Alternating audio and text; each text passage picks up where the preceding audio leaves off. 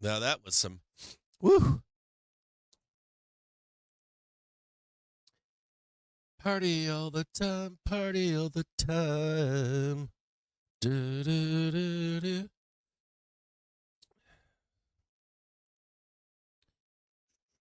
I wonder if we take the money and run Friday, possibly.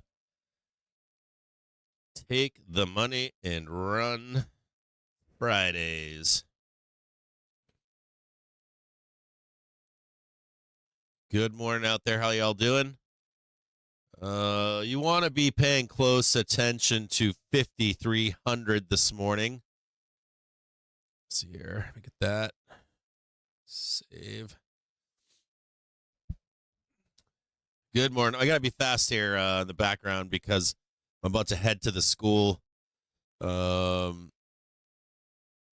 But this morning you're looking to find, there's two key things here this morning. Good morning, everybody. How are y'all doing? Good to see you out there. Jared RS, Brad, Mary Garrison, good to see y'all. So this morning, it could be like a take the money and run Friday. Key points here this morning would be, this is where the sellers are, okay? They're at 536. From your brief last night, we kind of hit this morning in pre-market the expectation. If you look at the brief from last night, we tagged 536 in pre-market. So if we were to come back up here and hit it again and then roll down, I wouldn't be shocked to see that. This is where the big buyers were, right in here, just so you can see this. Right in here, this is where the demand stepped in yesterday. 533.63, 532.72. So just pay attention to these levels right here. These are like the key levels for the day. These are where the buyers are, right where the green bar is. This is where the sellers are down below. If you want to move into a sell regime, it's right down in here at 531.33. So I'll leave that one right there for you too. And just don't forget your tools. Don't forget your tools. You guys know that you're looking for new highs. You want to get above this 536 on the morning. And I should be back early, like 11:30, 12 today. Yesterday was insane. It was like, get ready to go. We're leaving. Canceled. Come back. We got something else coming up. Then it was canceled. Then we had another thing. We had a barbecue last night at 6 p.m. was canceled at 4:50 or 5 p.m. or something due to this tornado that came through town. So I should be back this morning for you guys at a reasonable time. This morning I should be, but just take care on these levels right here. Make sure you're paying attention to gamma this morning. And you'll know if we break below 5,300, things can get ugly. They can. We'll trade that 525 like it's nobody's business. We could even trade lower. It's possible we could trade lower. Hang tight. We're gonna get some stuff going here for you. Otherwise, happy Friday. Hope you're all doing well. This could be a little bit of, Friday, take the money and run. It's an up week. It's Friday. Don't be fighting it today. You know what I mean? These aren't the days where we get our big moves. We can get big moves on OPEX days, stuff like that, but I would expect today that there's going to be some profit taking. And the other thing, too, is on Nvda, we never got a sell moment. So with that split, it wouldn't be a shocker to see it happen today. It usually happens like 7 to 9 sessions before the split effective date, or it happens the day before or of the effective split. But there should be a major down day is the point. Whatever that down day is, it should get bought up. And we should move higher, 25%, 35%, at least if you're looking at Aapl when it splits. So if you are a bull on Nvda, you just wait for a turnaround to the upside of Nvda. You should get at least 2 more big runs out of Nvda on the split. All right, I got this going on here. Turn that on right there. What else here? God, I don't want to put CNBC on. CNB bullshit. I really don't. I don't want to put it on this morning. Do you guys want CNBS on, or do you want Bloomberg on? We'll try. I think I still have the. I think the subscription is good for the rest of the month, even though I did cancel it.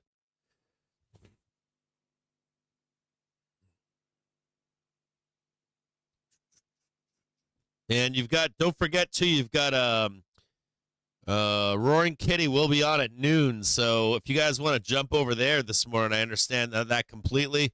If I get back early enough, I will play his. If I can, I'll play his audio in the background for you. Almost $30 million below what analysts had expected. So this. Yeah, see down here. So if you look closely on this is IWM. Does it say IWM here or no? And what's been happening quite lately. So this is IWM right here. We kind of tagged it. See it right here? Like there's a tick up here. So we tagged this in pre-market. And now we're down here, so oopsie. Not just across low-income consumers. Damn it. High-end consumers. We technically got the tag up here. We technically went up and tagged that, so to see us trade lower would not surprise me. Or retrace all this, then come back down here for a dip buy on IWM. SPY did that too this morning. SPY hit. Spoos ended up hitting the 536 in pre-market. Short-term analysts, including Jeffries, they see challenges coming from warm winter. All right. Hold on here. So I got that on for you. That capital investments will provide some growth for the company. And I will put the strategy a little bit because over the past 15 years, put the pivots up for you here this morning. But during the past, create the trigger pivots. 2 European. Bam. So maybe it will provide. 1 day pivots, 15. When it comes to Vail Resort shares, Natalia Konijevich, thank you so much. Let's turn now R1, R4, R5, S1, S2, S3, S4, S5. Proxy vote on its. And we are below the pivot point at this point. A $56 billion pay package for Elon Musk. Ed Ludlow has more, and let's. So we at least have the. Of course, that vote coming up next week. What's the expectation rate? At least have S1, S2. We are below the pivot point at this point.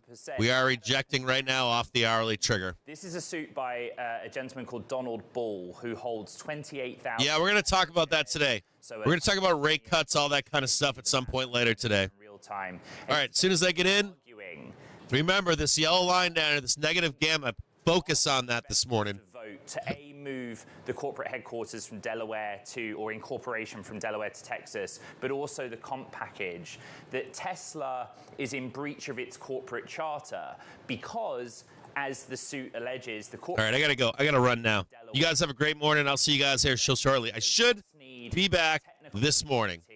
There shouldn't be any delays this morning. I think everything's happening this morning finally. And I'll talk to you about what happened, all that other kind of. Maybe I'll have my daughter come explain it all to you. What took place with her school and her friends and stuff. I'll see you guys shortly. Of course, we have the annual shareholder meeting next Thursday, 4:30 p.m. Eastern Time. I won't be here. I'll be on a beach in the Mediterranean, such is the stress of covering this company. But I'd observed that a very large number of institutional investors, and particularly retail investors, have come out in support of Elon Musk's pay package. So this suit is an interesting development, but it's just the latest twist or turn. There are those that have come out against it. I guess highest profile, the CalPERS CEO saying that as it stands, they wouldn't vote in favor of that pay provision. But interesting trading this Friday. The stock. Yeah, my puts still aren't green right now. I bought puts. Heading for our second week. I bought puts at the top, like literally top ticked puts on 2 days ago on Wednesday close. 29% year to. I was just up just now. I think 21%. I'm still down 8%. Now I'm down 5%. I was up plus 5% yesterday, but I've got these things for a while. I'm trying to hold these bad boys into the rate decision next week. So we'll see how they print. Reapproval of the pay package. What if actually the vote says no? What does Elon Musk maybe do? Yeah, I mean, this is a factor of the suit, and it's the idea that Musk has threatened to go and take his focus on artificial intelligence elsewhere if he's. No, I think I've got. Let me check right now and see what I have. of voting rights. It's not necessarily the pecuniary or I've got side of this. He just wants greater control to. I think I got the 14th. For the company. I've got June 14th, 5:15 Ps. Putting that to investors. I wish they were closer in the money, but I wasn't willing to pay that much. But many investors back him on that. You know, many investors come out. I wanted him way outside the money. I need a directional move to the downside. I need a big directional move to the downside. All right, well, pessimists might argue that his attention is already elsewhere, but Ed, I take your point there. We'll be catching up with you in just a couple minutes. But right now, let's welcome in Morgan Stanley's Andrew Sliman for some reaction to what we learned this morning. I need some blood. I think that it surprised But if I get some blood, I'm going to get paid big money. So I'm looking for like a 5, 6, 700% print off of this. A little bit. The S&P 500 still down about 0.3%, but holding up remarkably well. What do you make of that? Look, I would make the argument that strong economy is good for equity. So I would be, on a short-term basis, I'd be buying this dip. And the reason I make that argument is simply that if you think about this year, what has driven the stock market higher is that earnings have come in stronger than expected. Earnings estimates overall cumulatively are higher than they were at the beginning of the year. So if the economy continues to say it's strong, and that's what we're getting today, that's good for earnings estimates, and that's what's driving the market. So at least as it pertains to equities, I think the Fed pushing out when they're cutting is good news. Good news. I'm interested to hear that because a lot of people took the fact that you had 6 rate cuts priced in at the start of this year as really a bullish rallying cry. Why is it good news that maybe this is a Fed on hold? That's completely false. I mean, that narrative. And the reason why is when you think about to year end, okay, on December 31st, when we get to year end, where is the stock market going to be? It's going to be priced off of 2025 earnings because that's the next 4 quarters. And that started this year, at $275 a share for next year. We're now up to just below 280. If the Fed had cut 6 times, we wouldn't have gone from 275 to 280 because that would have been telling you economy weak, that's not good for earnings this year and certainly not next year.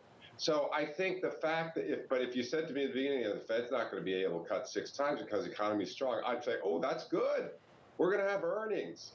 So I think that's why the 6-cut narrative, good for equities, was completely, flipped upside down. I don't think that's good news at all. Yeah, so point taken there. And I remember I was anchoring the last week of the year and we were talking about these 6 rate cuts. And 6 rate cuts, that seems like a recession, kind of like what you were saying. But even still, you think about the speculative fervor in this market, if you want to call it that. Of course, what we're seeing with meme stocks, I'll say it, what we're seeing with GameStop, does that give you any pause as to maybe things have gone a little bit too far?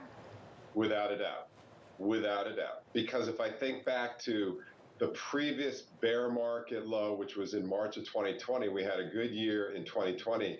And then 2021 was only the second year of that recovery, but boy, it was a frenzied year. We had meme stocks, we had SPACs, we had IPO, margin debt went through the roof.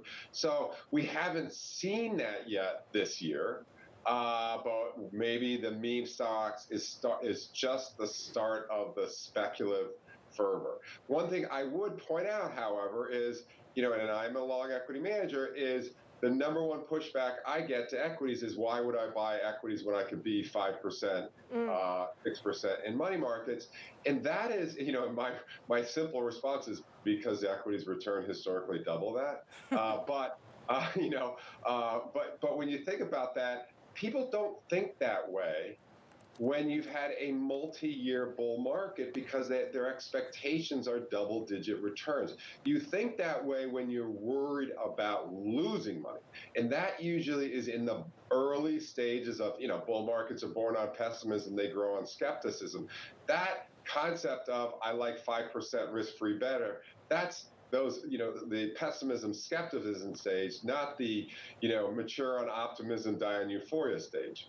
Yeah, it feels like for every active manager, whether you're in equities, fixed income, whatever you have it, cash is the stiffest competitor right now, even though, to your point, I mean, stocks usually return double that. But I want to talk about some specific names here, because you write in your notes that you take a look at Nvidia. That rally makes sense if you look at the fundamentals, but it's time to look beyond that. And you name a few names. You have Amazon, Google there, and then you have CRH. And that caught my eye because that's a building materials supplier, not exactly a big tech company there, Andrew.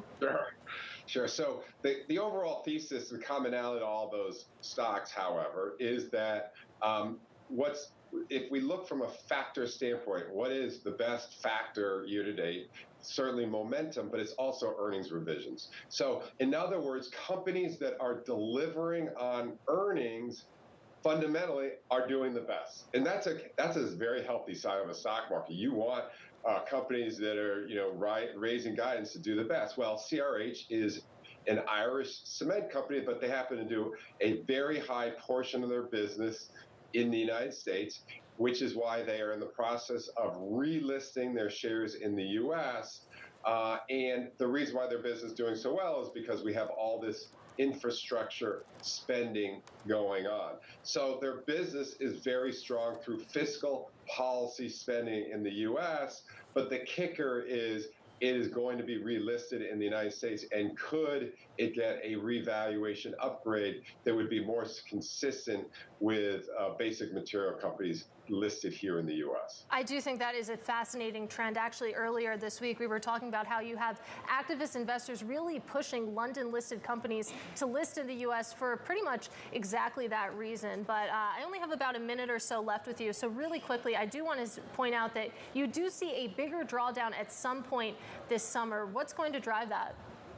Well, if you think about going back to what's worked this year, it's been earnings have been stronger and PEs have lifted. So the very bearish scenario is a whiff of stagflation, because stagflation, means, economy slowing, and maybe that 280 number for next year is too high, and inflation is higher rates, which means PEs are too high. So that's the double whammy that would hurt equities. I don't think that will be the case this year, but I'm very wary of the fact that we're going in the summer, the market's strong, and could we get maybe some CPI prints that are too strong, or we get some weak economic data, certainly not today. That would be the scenario where you get a more of a substantial cut than pullback in the market than we saw March, April. And, we tend to get 10, 15% pullbacks once every, year to 18 months. And the last 10% pullback was in September of last year. So we'll probably due at some point.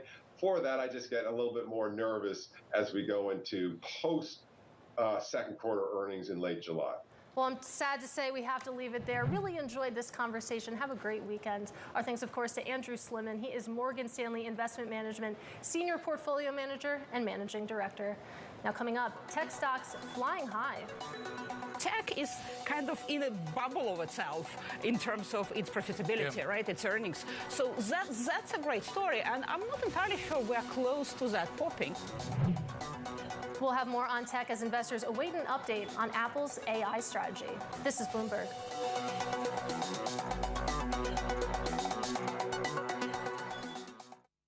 With ServiceNow, AI can transform your business by helping your people work better. Because when your people work better, everything works better. So, let's get to work. Idris Elba works here? Yeah, he's super nice.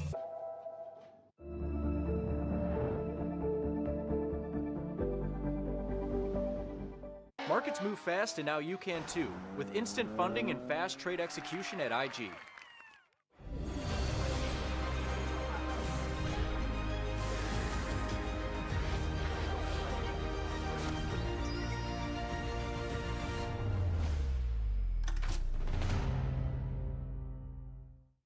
If you listen carefully,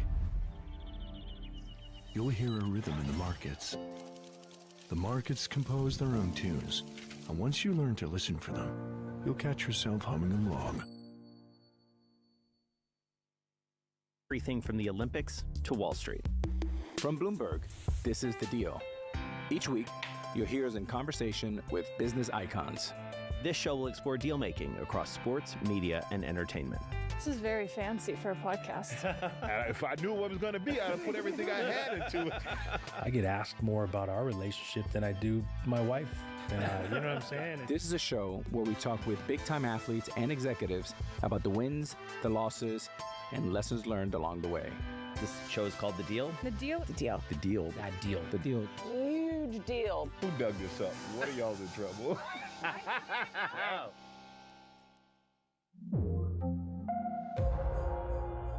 The top names at the Fed are on Bloomberg. The way I look at it is, we have a restrictive monetary policy in place. It has shown up in terms of moderating the labor markets. They're becoming better balanced. I do think that our new steady state is likely to be higher than what people have known over the last decade. I think that it will take quite a while for us to get all the way to 2%, but I do think we'll get there. Nobody covers the Fed like Bloomberg. Context changes everything.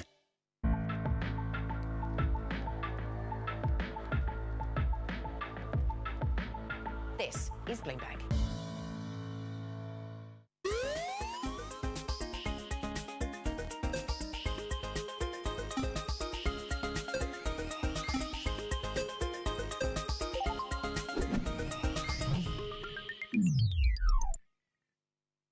People ask me all the time, what is the key to being a really good investor? And I tell them it's to surround yourself with and work with the best investors you can find. On Bloomberg Wealth, I'm going to take you to meet the greatest investors in the world, the people that I would like to have managing my money. Go figure out how to get exposure to hyperscalers, which we think will be the biggest winner in what AI and data storage will do for the world.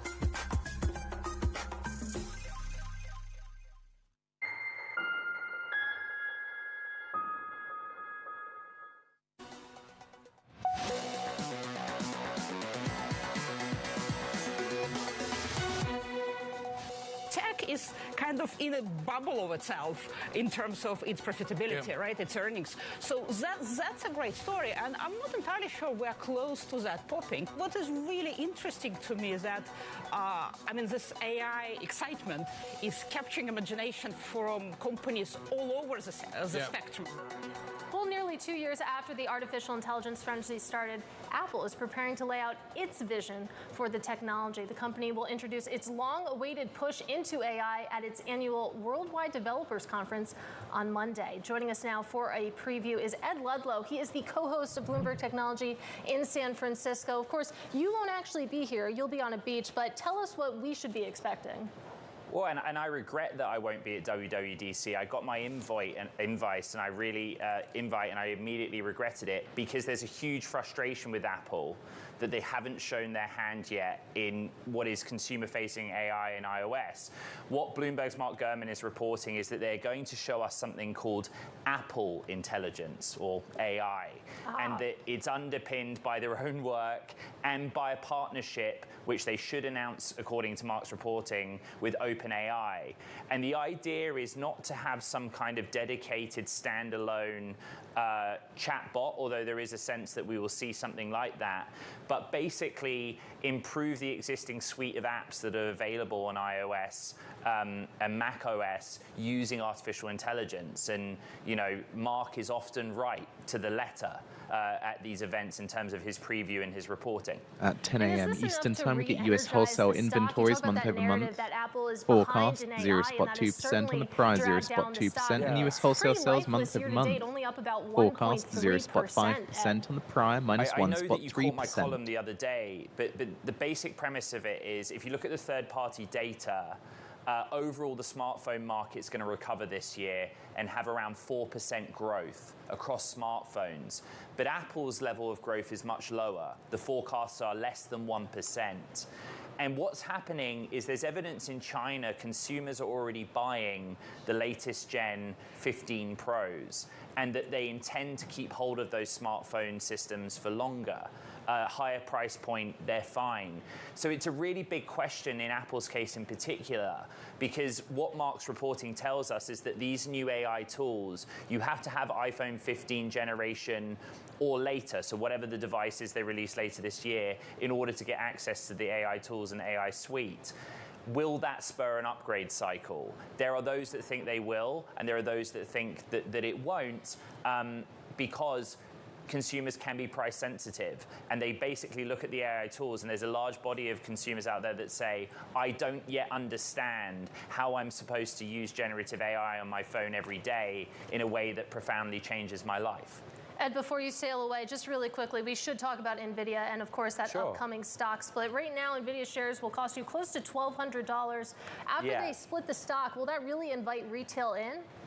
It really will, and a stock split simply works this way. Fantastic explanation in the quick take. It's like swapping a $10 bill for 10 singles.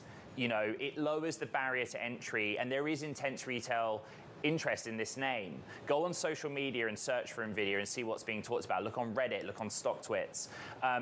It's just been an astonishing run, and it does not have a dilutory effect. So let's see how it goes. Look at comparisons. Tesla did a stock split. How did that go for Tesla? It went pretty well in terms of the immediate upward trend in the days and months that followed. So definitely one that you guys can be watching for next week. Ed, we will certainly miss you next week. Have a great vacation. Our thanks, of course, to Ed Ludlow in San Francisco. And for some of the sector price action this morning, let's get to Bloomberg's Simone Foxman.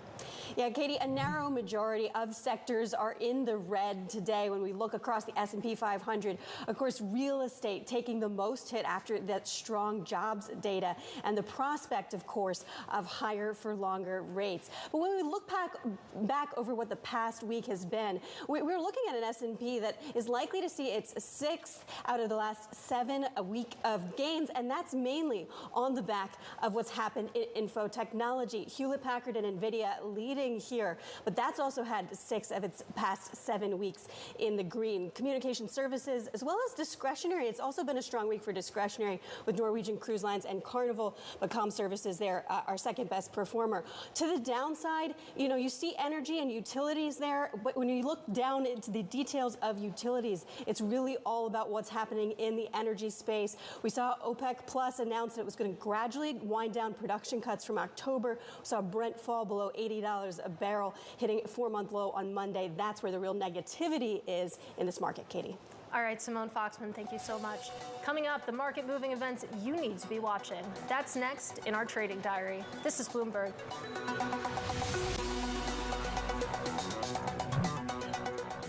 AI can help your customer service people resolve issues faster so their customers are even happier. Another thank you for you. Thanks. Those macaroons? Don't even think about it. Nope, I'm not thinking about it. Is there anything else I can help you with today? Markets move fast, and now you can too, with instant funding and fast trade execution at IG.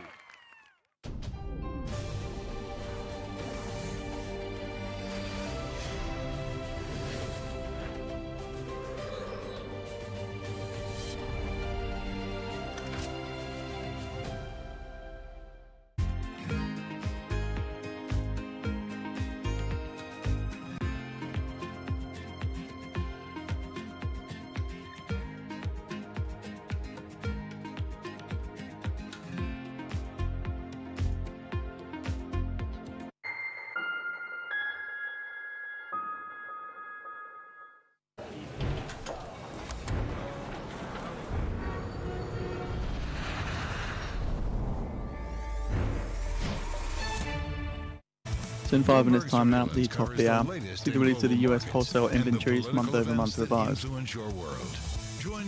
Forecast 0.2% on the prior 0.2%, and the wholesale sales month-over-month forecast 0.5% on the prior minus 1.3%. What data is important? What would it take to reintroduce the rate cut conversation? It's the labor market cracking that's going to allow the Fed to really enact some of its easing. Trust Bloomberg to bring you the fastest coverage and exclusive analysis, including Do you want to stay up to date with the latest and be on the bleeding edge of news for non-farm payroll? They believe that then sign up today and get our special offer of Financial News Pro for a year's worth of our service for the price of 1 month. Starting at 1:30 p.m. Eastern.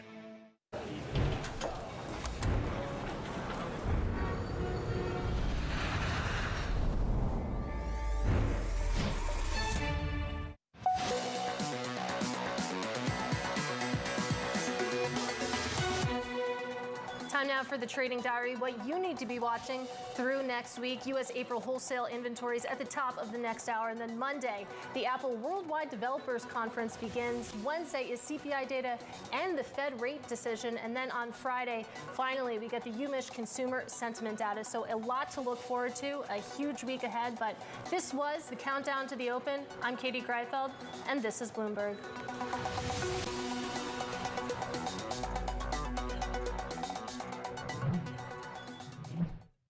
With ServiceNow, AI can transform your business by helping your people work better. Because when your people work better, everything works better. So, let's get to work. Idris Elba works here? Yeah, he's super nice. Trains. Trains that use the power of Dell AI and Intel. Clearing the way so you arrive exactly where you belong. Markets move fast, and now you can too, with instant funding and fast trade execution at IG.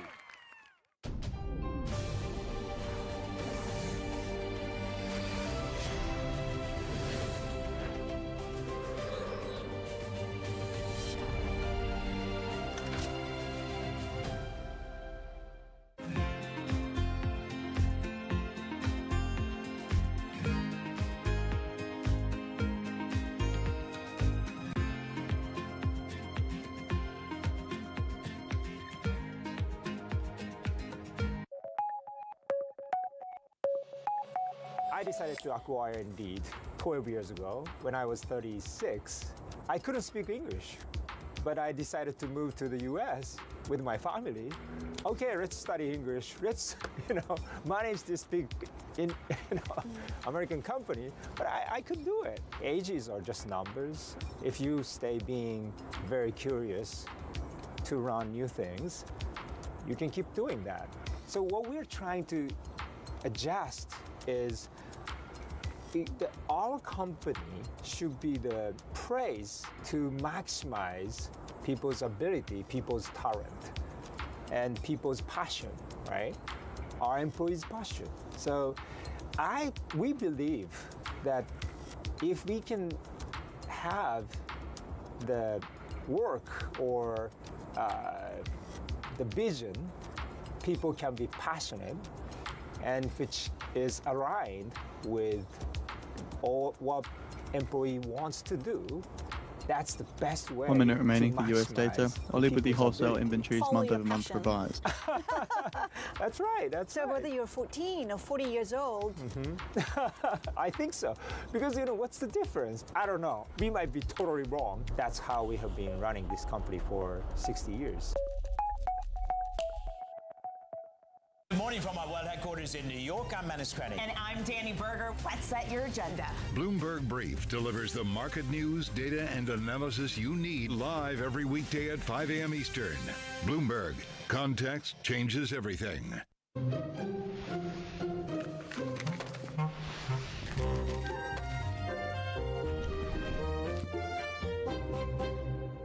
10 seconds. We are 30 minutes into the U.S. trading day on this Friday, June 7th. Here are the top stories we're following. Still going strong. U.S. payrolls added 272,000 jobs last month, rising 0.1%, 0.1%, lower than forecast, 0.2%. Wholesale sales month-over-month at 0.1%, 0.1% as well, lower than forecast, 0.5%. What's in store for the fashion rental company? And a revival in Michigan. Ford CEO Jim Farley talks the automaker's efforts to revitalize Detroit's business environment.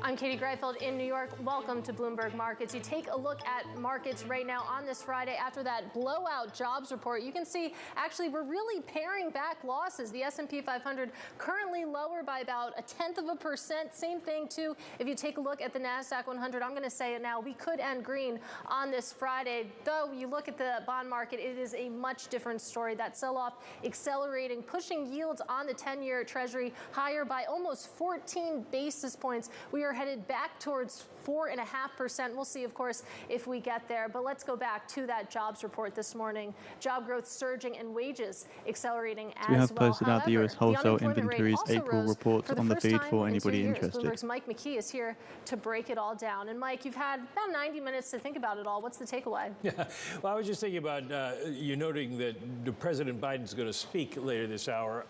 Not hard to guess what he's going to be touting.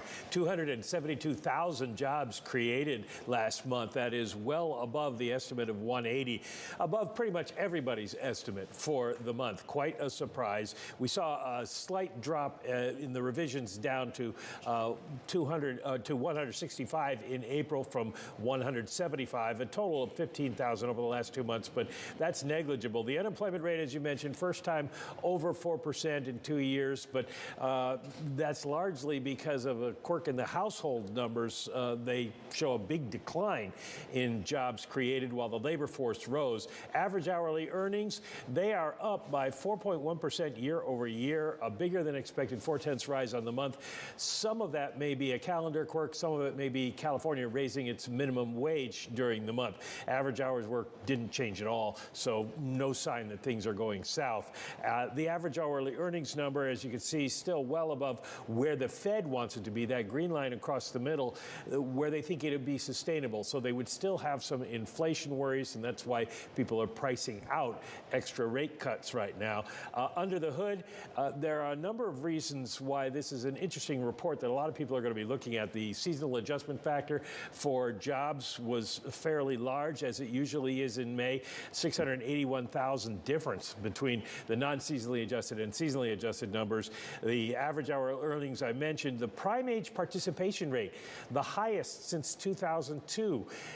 We did see a decline in the overall participation rate because teenagers left the labor market while they were getting ready to get summer jobs. And the household numbers versus the establishment numbers, that's going to have some people talking the big difference there. But overall, a strong report. Overall, basically, Katie, until next Wednesday when we get CPI, the onus is going to be on the Fed to maybe start thinking about when it or even if it wants to cut.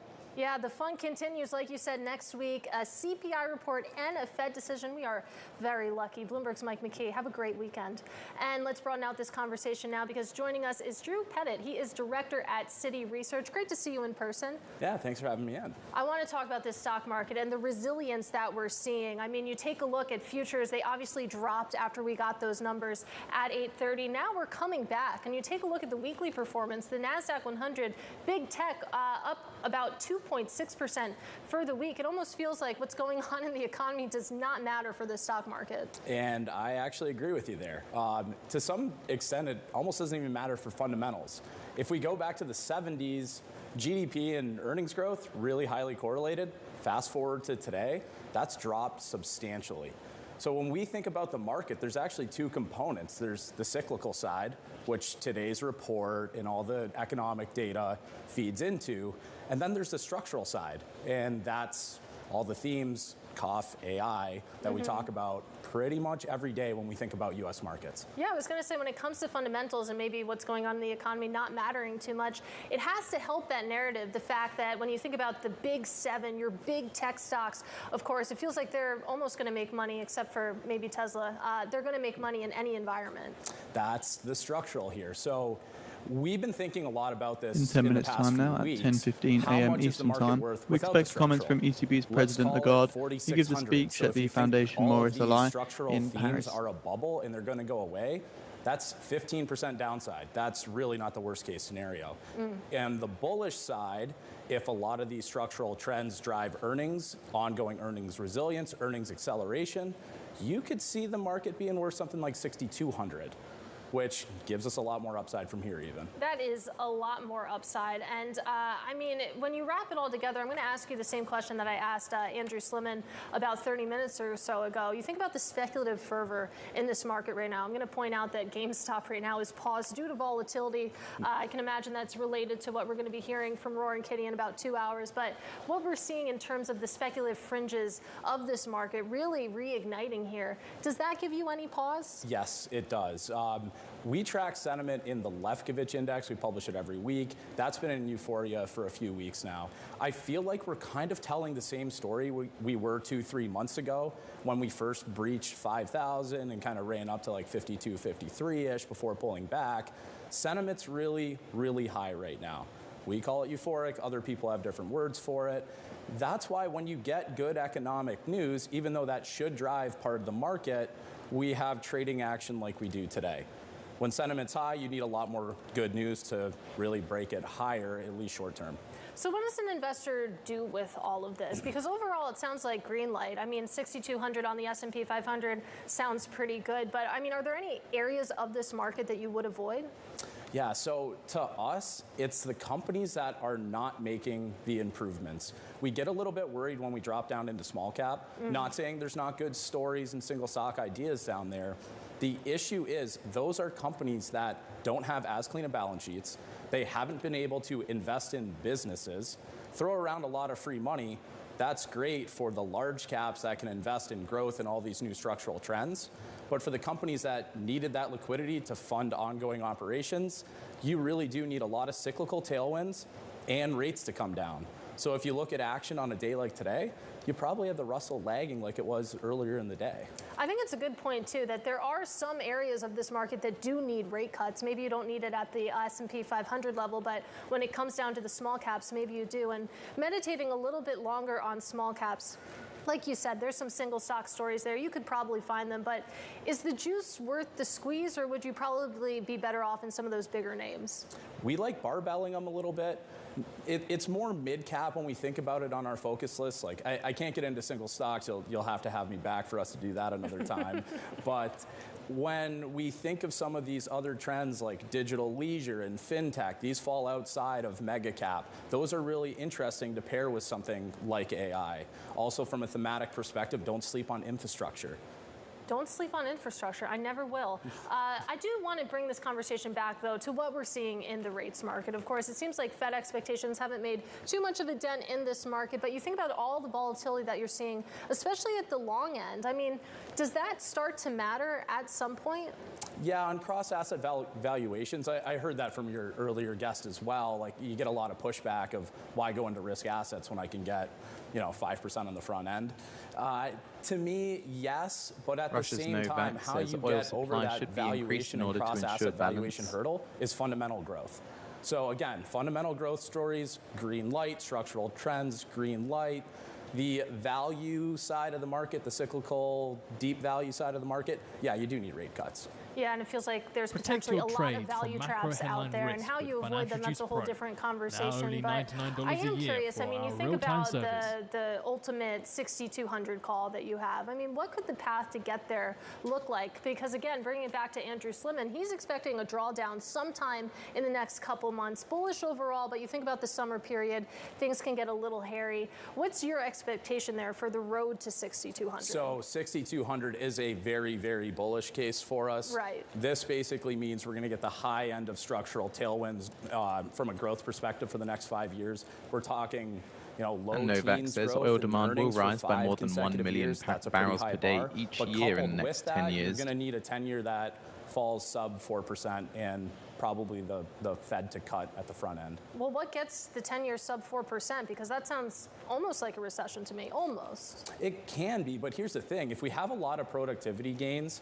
and that's what drives inflation down to more normal levels, you can see Fed cuts. Really, that's the ultimate soft landing scenario. I think more fair value for that structural trends, if we're not going to have massive cuts, is 5,500. So you could buy some pullbacks in that scenario. Again, the market doesn't really scare us because the fundamental trends are intact, and that's really what drives equities long term. Well, Drew, it's great to see you. Have a great weekend when you get there. Our thanks, of course, to Drew Pettit of Citi Research. And let's take a look at what's moving underneath these markets right now with Bloomberg's Denitsa Seikova. And moving once again, unpaused, is GameStop. Yeah, GameStop is back trading again. What a roller coaster ride today. Now it's down around 20%. Earlier in pre-market trading, it reached around $64. So really big durations, which kind of makes sense because if we look at the option pictures, the call and put options, really extreme buying and selling, and the range of outcomes are really big. The big surprise, of course, is GameStop shares were swinging after the company unexpectedly released their earnings. And of course, the big part is a plan to sell up to 75 million of additional shares. A lot of the hype about the stocks is, of course, everyone is expecting the YouTube stream Roaring Kitty today. There are around 20,000 people already commenting, and the stream is not up for another 2 hours. There is definitely a lot of volatility in markets. Everyone is expecting this call today. So we're yet to see if we're going to remain into deep negative territory, or in fact, we're going to see another double-digit gain today. I am so excited. I'm going to be on my couch watching that live stream, not on live television myself. In any case, before we get there, let's talk about Lyft. On the heels of its first investor day. Yeah, Lyft is having a great day. A lot less volatility, but definitely a positive reaction for the stock. It has been underperforming the S&P this year, so this is a very much needed relief. The company saw a couple of analysts boosting their ratings. It affirmed quarterly and annual outlook, expecting gross bookings to grow about 15% over the next 3 years. Bank of America upgraded the stock to buy, saying Investor Day provides good targets above what the street is expecting. It increases confidence. And of course, everyone is placing a lot of hopes on their rideshare services and the demand for them. So that's kind of the big boost to sentiment that we have seen today. That said, the stock is up around 3% today and has significantly underperformed the S&P this year. So the company may need a lot more to really see big gains this year. Yeah, definitely. A little bit of relief today, but still a long way to go. But certainly having a better day than DocuSign. Yeah, DocuSign is having another difficult day after a very tough year. The company is down 16%. Obviously, it was like a pandemic favorite. The company was doing so well. And ever since, it has struggled. We had news about layoffs. And the latest earnings report is actually a good earnings report on its own. But expectations about the future are not providing too much relief for investors. The forecast for the second quarter fell short of the average analyst estimate. Some analysts are saying that the quarter was fine, but the expectations are high and it's not enough to support the stock. As we said, the company is down 16% this year. So investors really need a big shift in the narrative to pop up the stock. All right, Denise Sekova, thank you so much for that roundup. Now, coming up, more insight into that strong payrolls report. We'll be speaking to Constance Hunter. She is Macro Policy's Perspective Senior Advisor. Next, this is Bloomberg.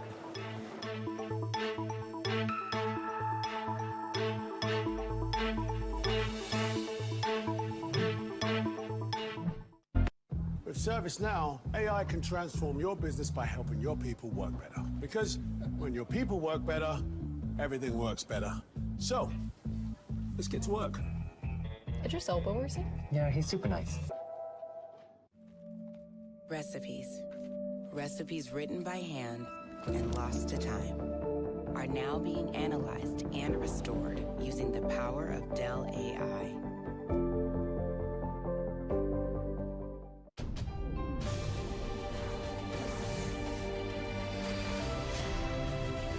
So shortly expecting comments from ECB's President Lagarde. Just under 1 minute's time now.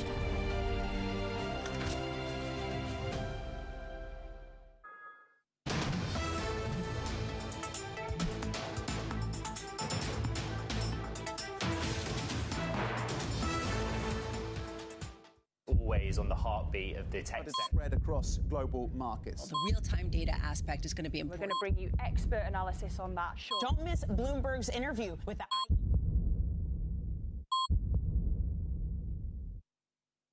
The names that move markets are on Bloomberg. It is President Biden's top priority to bring down the cost of living. The United States' ability to spend without constraint is not unlimited. We're in a very unusual time, and so the adjustments are taking place, and it's running through the economy. We do need more innovation, more investment, single market and capital market union, and a relevant trade policy. Bloomberg. Context changes everything. The dollar extending gains, hitting 157 against the yen, has last up 0.9%. They're currently on track for its biggest daily percentage rise since late April. 24 hours a day. Bloomberg. Context changes everything.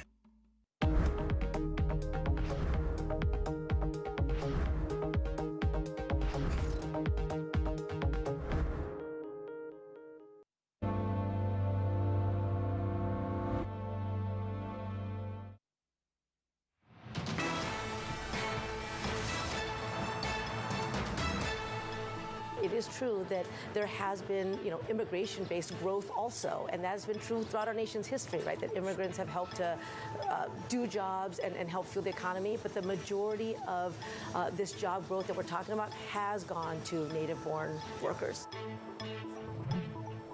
And that was Acting Labor Secretary Julie Su speaking to Bloomberg in the last hour. And let's get more now on that hot jobs number, because joining us now is Constance Hunter. She is Macro Policy Perspectives Senior Advisors. 272,000 jobs. That is blowing past every estimate in the Bloomberg survey. I'll ask you an easy one to start. Were you surprised? Because I was certainly surprised. Look, we were expecting a number closer to last month, but I will say this. When we look at our models, they are still being impacted by the distortions of COVID.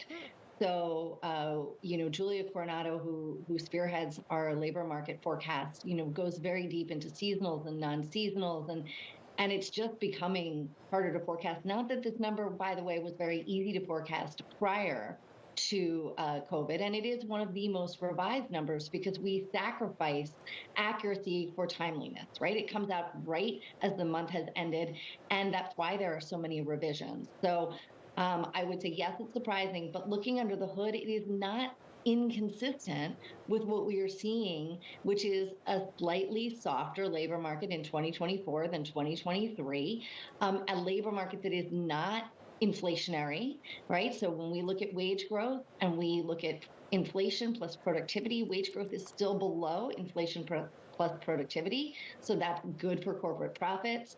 And this report suggests that we are still in a situation that supports continuing productivity gains, because the longer people are employed and the more broadly the whole economy is employed, the greater that is for productivity. And I mean, let's stay under the hood, because you take a look at all the different components. You have the headline number, you have the unemployment rate, you have labor force participation, and of course, wages. What's the most important part of this specific report? I know the answer is probably a combination of all of them, but where's the biggest signal in your eyes? Yeah, well, so first, I'll preface this by saying that the jobs data is at best a concurrent indicator, is likely a lagging indicator. And so we're looking at things like hours worked, which did tick down slightly. Now, the question is, what is that signaling? Is that signaling that employers are still hoarding labor? Probably not if they're all continuing to add at this pace. And when we compare that with, for example, the diffusion index, which was positive, and interestingly, positive in the manufacturing sector, despite what we saw. Well, actually, the most recent ISM number did show a rise in manufacturing employment. So those things add up, and they show that there is breadth to this hiring. And that is also a very good sign for the economy. There was some concern as we were ending 2023 that breadth was really narrowing. That seems to have broadened out, and that is a good sign for the economy. Well, let's talk about. So when I look at, yeah, go ahead. No, you go on. No, I'd say when I look under the hood, it looks solid. Now, we have to also look at what's happening in the household survey, and that divergence between the household survey and the establishment survey continues. So then let's look at the JOLT survey. If we look at all these surveys together, what we see as employment is slowly increasing at a lower pace. So we have posted our ECB's Lagarde's full speech on the feed for anyone interested. There doesn't seem to be many mentions of monetary policy in here. If we do that, we see a gently softening labor market. And what does that sort of remind you of? A soft landing. Yeah, I mean, it's good perspective, too, that you think about what we heard from JOLTS, what we saw in ADP. Maybe it takes some of the edge off of what we learned from NFP. But I want to talk about what this all means for the Federal Reserve. You actually have some news coming out of Citigroup economists changing their first rate cut forecast to September. They had been calling for July, no longer. And I'm sure there's plenty of people asking right now, Constance, how does the Fed cut at all this year when you take a look at this labor market? Yeah, so Citi was forecasting a recession, and that's why they were forecasting a July rate cut. And this jobs report is not recessionary. It is soft landing. And we were at September already. And the reason we think the Fed is going to be able to cut in September and December is because we think that inflation is going to proceed with moderation. So it's going to keep increasing at a slower pace. We see the beginning of the year as some one-off adjustments. We're going to see some feed through from real-time rent indices into that housing component. We don't expect that super core services are going to keep increasing at the same pace. We think they're going to keep increasing, but not at the same pace. And we think that goods disinflation is going to continue. So when you wrap all that together, it points to a moderation in inflation. And ultimately, as long as the labor market is not overheating, which this report does not suggest an overheating labor market, then we're in a good place for the Fed to have confidence cutting rates, so long as inflation continues to moderate as we expect. And Constance, I only have about 30 seconds left with you, but that piece on inflation, of course, this requires inflation moderation when it comes to your September call. What odds do you assign to the Fed not moving at all this year? I'd say it's about 15 to 20%. We did some analysis about the possible no landing scenario and played with different aspects of inflation. And even there, for that to work, you'd need an acceleration of supercore, which we just don't see that significantly accelerating. And you would need shelter not to reflect what's happening in real-time rent. And that just seems very highly unlikely. So it would seem that, a December rate cut might be the no landing scenario. And of course, we'll get more information next week. The inflation data has confounded us. I say us, broadly, economists, the Fed. And so, we're just going to have to take it data point by data point. Yeah, definitely stay tuned on that front. Constance, really appreciate you making time for us. Our thanks, of course, to Constance Hunter of Macro Policy. Now, still ahead, we're going to take a look at the companies making the most social buzz today in our Social Climber segment up next. This is Bloomberg.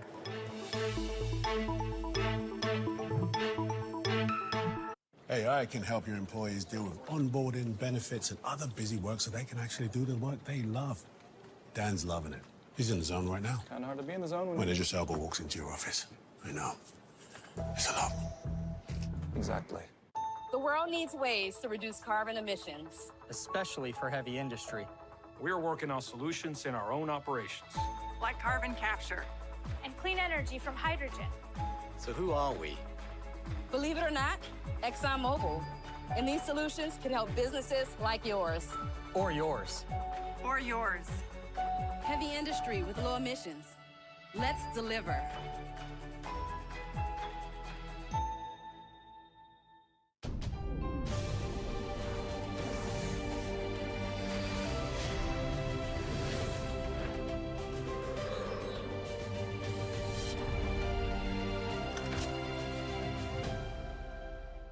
IG pairs award-winning technology and education. Join IG today. From the beating heart of global finance, economics, and politics, and wherever newsmakers are moving markets, Bloomberg brings you conversations that allow for deep discussions and important insights. How has that shaped your strategy for the bank? Is this a new normal? Is this like a catalyst? Do you think we're in a new phase for dividend policy overall? That's a great question. I'm Francine Lacroix, and this is The Pulse, every weekday at 9 a.m. only on Bloomberg.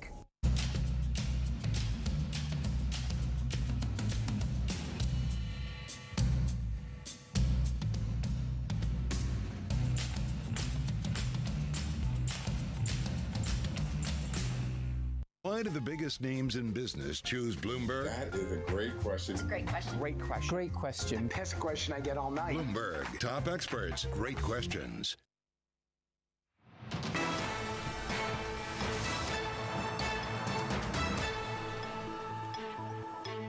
All right, it's time now for Social Climbers. A look at the stocks making waves on social media this morning. And first up, Netflix getting hit with a defamation lawsuit from a woman who claims to be the inspiration behind a main character in the hit series Baby Reindeer. Fiona Harvey is suing the streaming giant for at least $170 million, alleging that the show's creators exposed her identity and ruined her life. Netflix, for its part, says it stands by its content.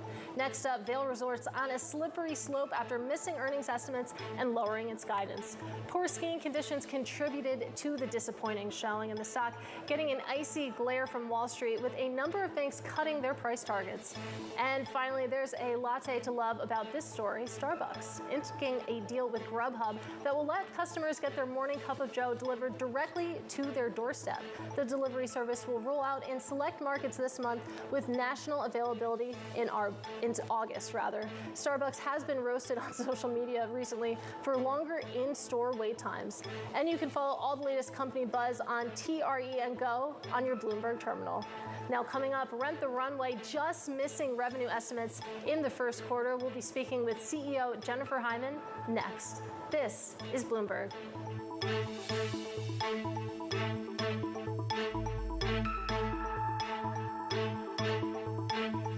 AI can help your employees deal with onboarding, benefits, and other busy work so they can actually do the work they love. Dan's loving it. He's in the zone right now. Kind of hard to be in the zone when Idris Elba walks into your office. I know. It's a lot. Exactly. I get to help the community by making sure that they have clean, safe drinking water. My favorite part is the variety. I'm making an impact on the community. Salary and benefits are good. Got a family member that's super ill, and it's really helped out with the benefit package. It's a good industry to be in. I mean, the demand is always going to be there. The biggest thing with these type of jobs is the job security. I'm outside every day. It's been a really good experience. I love it. If someone were thinking of starting a career in the water industry, I would say absolutely do it.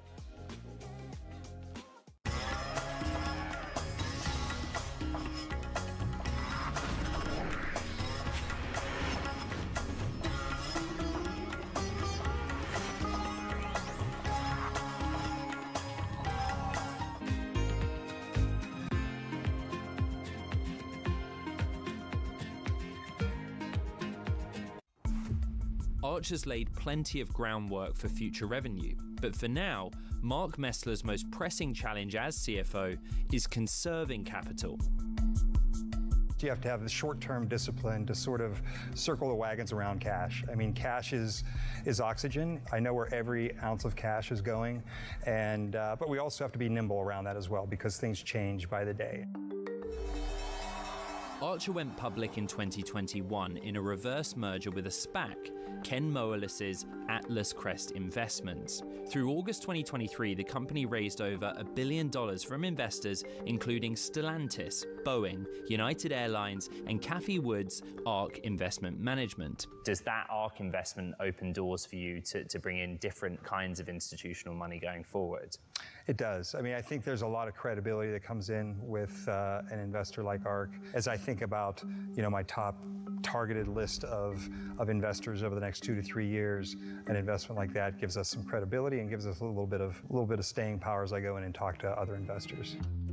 With the SPAC pipe now closed, Archer's facing a new phase of raising capital. I know the folks who aren't willing to invest right now may have large pockets of investment in the future. So I want to be in front of them. I'm wanting to show them progress. I want to create credibility with them that we are marching towards our goals of commercialization.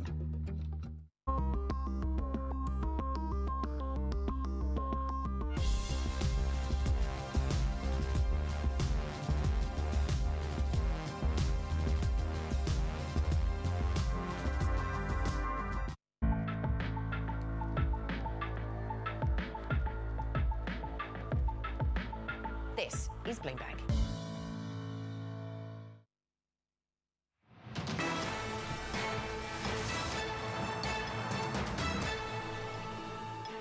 Rent the Runway out with first quarter results this week as it focuses on brick and mortar stores. Here to unravel all the details, I'm pleased to say we have co-founder and CEO Jennifer Hyman. Jennifer, great to speak with you again. I want to talk about cash flow. Of course, your goal is free cash flow break even for the full year of 2024, and you reported first quarter free cash flow burn was just $1.4 million. That is a record low for you. Could that number be positive for the second quarter?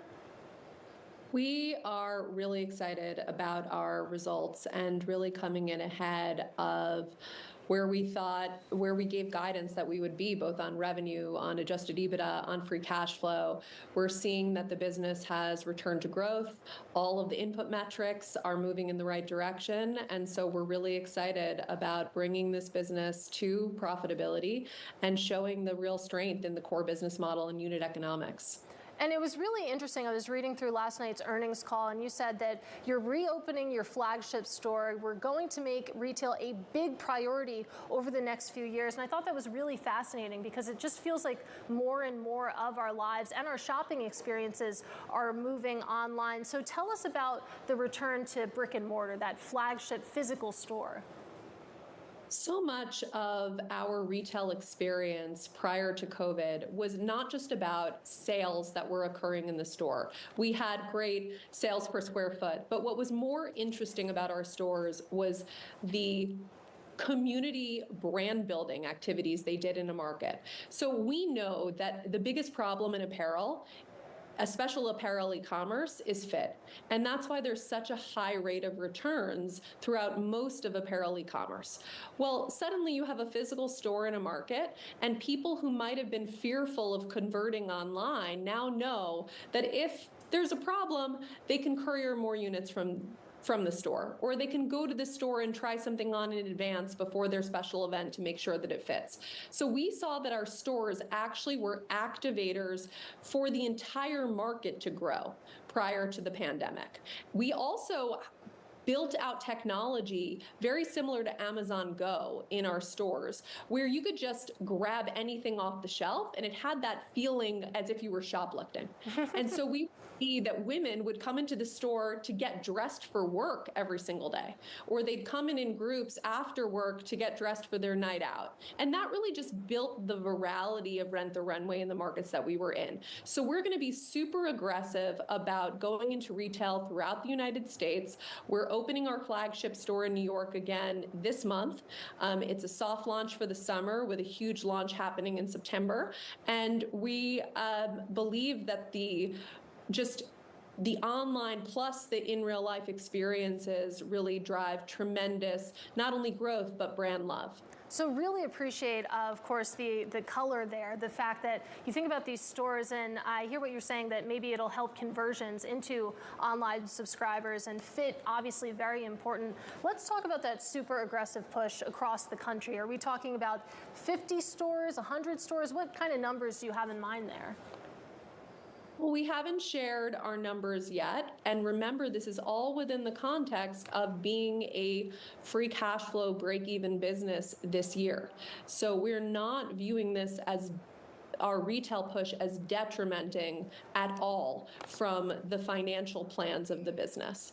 But we see that our charge and what we talked about yesterday is we are refocusing all of our resources within the company on marketing or consumer product growth.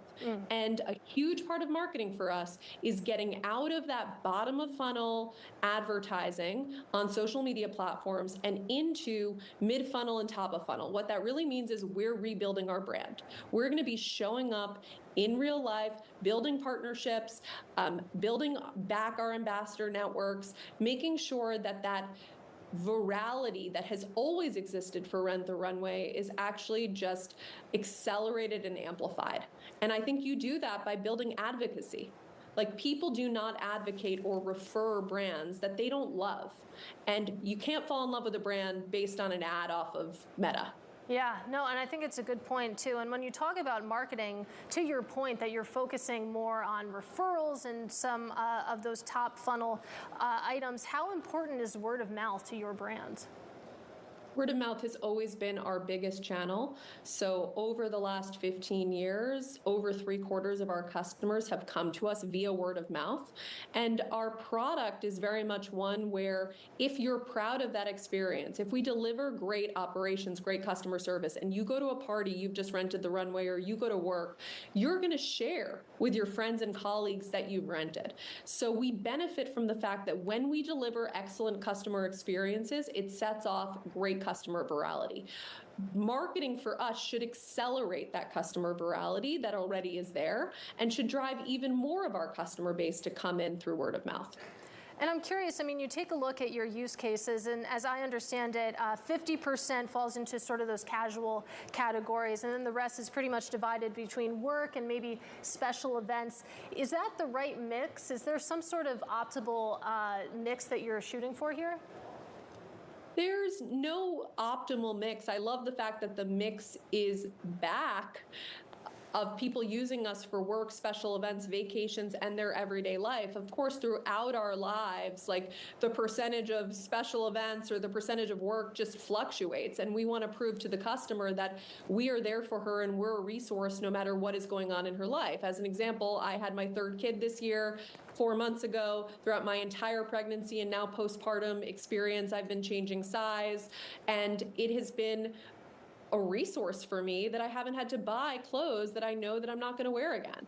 And so no matter what's going on in her life, we want her to feel that we have the selection for her. We made significant improvements in our inventory depth and selection throughout 2023.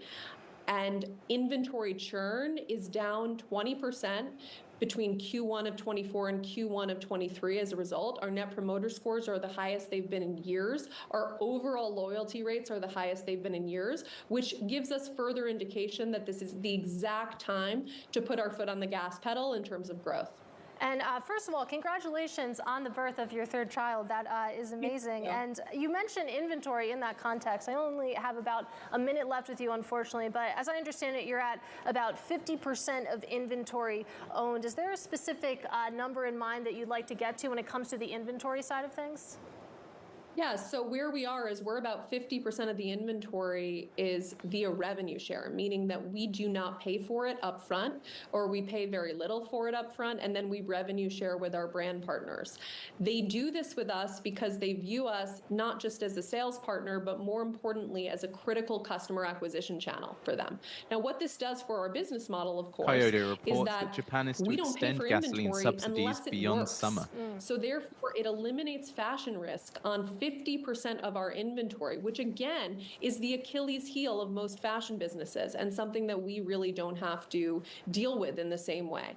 That percentage of revenue share has gone up tremendously over the last few years. So in 2019, less than 10% of our inventory was on revenue share. Now it's 50%. Do you want to stay up to date with the we're latest working and on a be on the revenue share bleeding edge basis of with news for hundreds of non-farm the top payrolls? designer brands. Then sign up all today over and the get world. our special so offer it's a of very Financial Use exciting Pro component of for our a year's business worth of model our that service makes us for the price capital of 1 light, month. but also and save removes risk 92%. from the model, which I think is one of the most underappreciated components of the Rent the Runway story.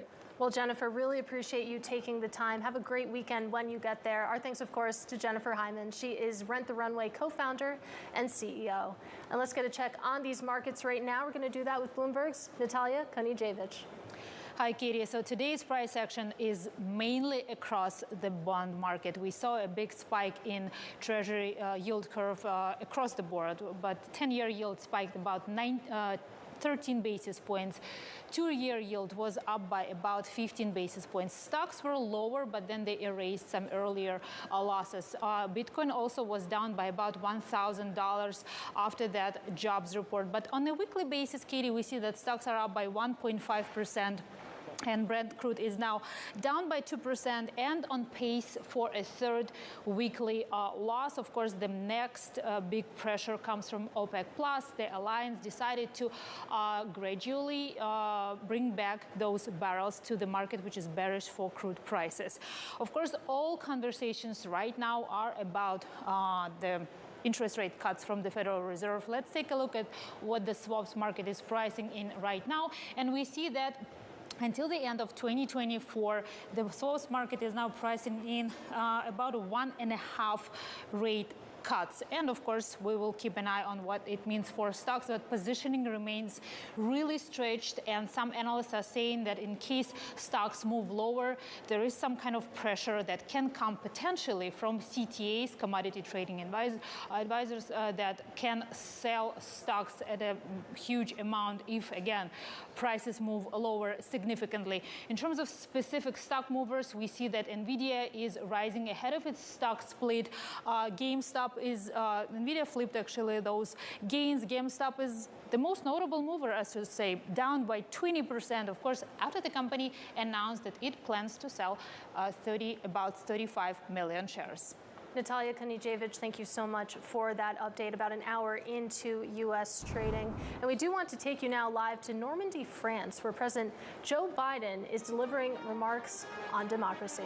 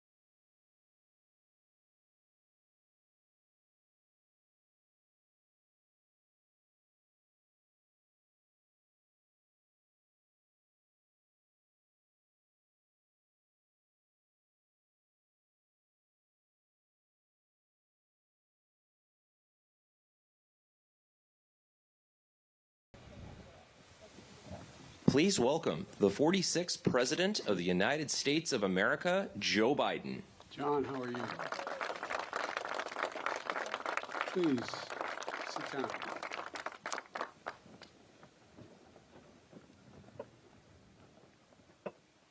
At last, the hour had come. Dawn, 6th of June, 1944. The wind was pounding as it is today, and always has, against these cliffs. 225 American Rangers arrived by ship, jumped into the waves and stormed the beach. All they could see was the outline of the shore and the enormity of these cliffs. And I'd like to look, I know I'll get in trouble with the Secret Service if I go to the edge and look over, but think of those cliffs as my host just showed me. That's what we're standing on top of. They could hear, all they could hear was the crack of bullets hitting ships, sand, rocks, hitting everything. All they knew was time was of the essence. They had only 30 minutes to eliminate the Nazi guns high on this cliff. Guns that could halt the Allied invasion before it even began. But these were American Rangers. They were ready. They ran toward the cliffs and mines planted on the beach by Field Marshal Rommel exploded around them, but still they kept coming. Gunfire rained above them, but still they kept coming. Nazi grenades thrown from above exploded against the cliffs, but still they kept coming. Within minutes, they reached the base of this cliff. They launched their ladders, their ropes, and grappling hooks, and they began to climb. The US index has turned positive. It's the S&P up 0.2%, Nasdaq up 0.1%, and Dow is outperforming, up When the Nazis cut 0.5%. the ropes, the Rangers used their hands, and inch by inch, foot by foot, yard by yard, the Rangers literally clawed their way up this mighty precipice until at last they reached the top. They breached Hitler's Atlantic Wall, and they turned in that one effort the tide of the war that began to save the world. Ladies and gentlemen, yesterday I paid my respects at the American Cemetery just a few miles from here, where many of those Rangers who died taking this cliff are buried. I spoke of what the fallen had done to defend freedom.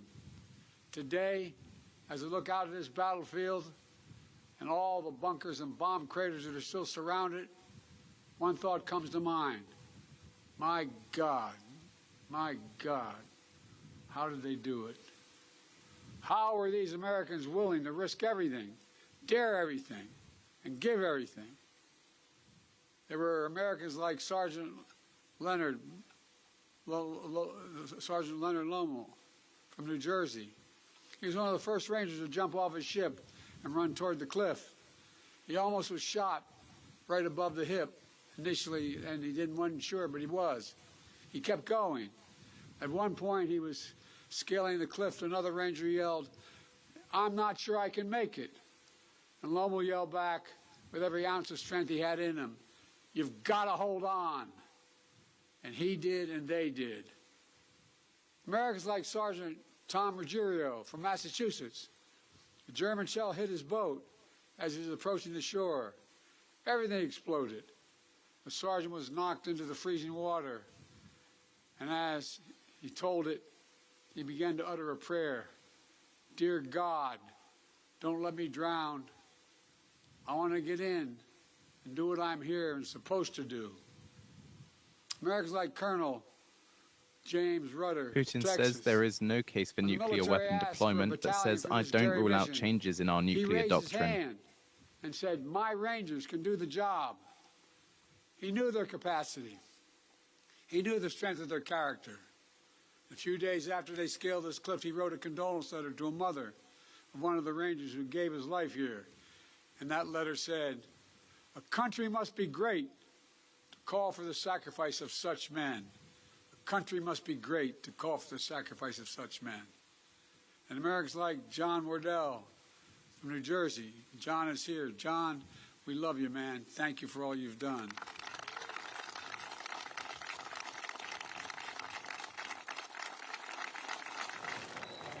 And that was President Joe Biden speaking in Normandy. And of course, you can continue to follow those remarks on your terminal on LiveGo.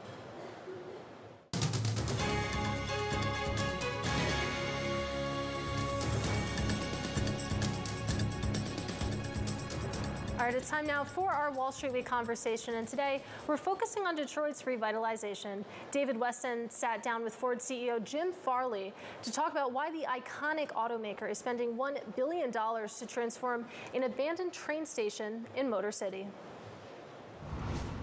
The train station is very much a symbol, a kind of a mark along our journey to create a great company. And we avoided bankruptcy, which was amazing in the early 2000s, mid-2000s.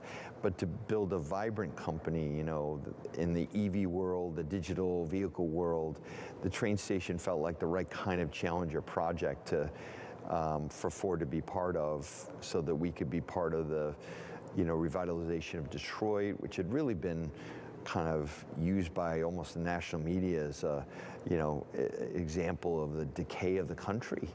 And this felt like the kind of project that would be emblematic of our recovery as a company. As we look at this sort of glorious building as it now is renovated, we're reminded of a time in Detroit history when it was a very proud city. Yes. A lot to be proud of. Yes. Describe how Michigan Central represents that pride in Detroit. I think if you go back to the origins, you know, the architect was the same, I think, as Grand Central Station. Detroit was really the most prosperous city in the country. It had very progressive leadership.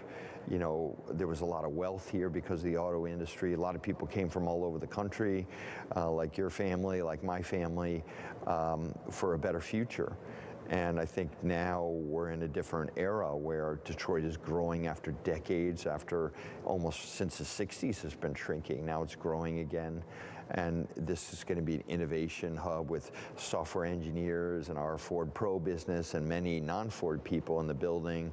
I think it's a good example of what can be done after a lot of hard work. When you go back and look at the time that this building was built and when it was really thriving, Ford Motor was at an apex as well. Yes. I mean, your grandfather worked at the Rouge plant, for goodness sakes. Yes. Take us through what Ford Motor was back in the 20s and the 30s. It was like working at Apple. You know, you couldn't find a better job than Ford. You know, the $5 wage had transformed the middle class. My grandfather's a good example. You know, he was an educated man, but he had a great job at Ford and built his family. His kids went to, you know, college eventually, and just like your family, you know, there are millions of people around our country, around the world that have been affected by Ford. And at that time, Ford was the pinnacle. We had 80% market share globally of the car business. We were working on our second vehicle called the Model A, built at the Rouge. We're going from, you know, the moving assembly line, but basically buying our parts from other people to a completely integrated plant at the Rouge, where we brought in iron ore from the Great Lakes and made our own steel, made our own glass. We had our own, you know, lumber farms where we created used all the wood for the cars and the packing of the cars. It was a first integrated assembly plant in our industry, and everyone copied us. Fiat copied us. You know, where I worked at Toyota, everyone copied Ford because of what we did in the 20s and 30s. It was the pinnacle of efficiency. Maybe not the easiest place to work. So what happened? And when did it happen? When did we lose that luster? Yeah, I think, you know, World War II was a big challenge for the company. And when Henry Ford II led the company back to a revitalized state, you know, through the whiz kids, we hired all these logistics experts from the Army after the World War II, and they really created this kind of bureaucratic but incredibly efficient machine. And the company was back in the 60s. And then the energy crisis came. The company didn't have efficient vehicles. It wasn't competitive on quality, and it really lost its way in the 70s, as well as the city of Detroit after the riots. And you know, we were lost. And during the 80s, we had a huge revitalization of the company, largely through our European leadership. We got serious about job, you know, quality was job one, all those things you can remember when I was a kid. You know, the company really found its way again. And then it happened all over again. And I think where I worked at Toyota, a young person with my family from Detroit, you know, that was the best car company when I graduated in business school. You know, efficient and really focused on the customer. And I think along the way, we found out what we were really good at. And now we've restructured the company and we're very profitable, looking at maybe our record year this year. But it's been a journey. It's a very American story, really, of starts and stops, of great leadership at moments, but at other moments, a loss of focus on the customer. Is it possible that Ford became too proud in what it accomplished in the 20s and 30s and was really not paying attention to the Toyotas of this world? Yes, of course. And today we have the same competition again, global, from the Chinese, who are incredibly efficient. I mean, this is the truism of an industrial company. And that was Jim Farley, who, of course, is the Ford CEO, and Wall Street Week host David Weston.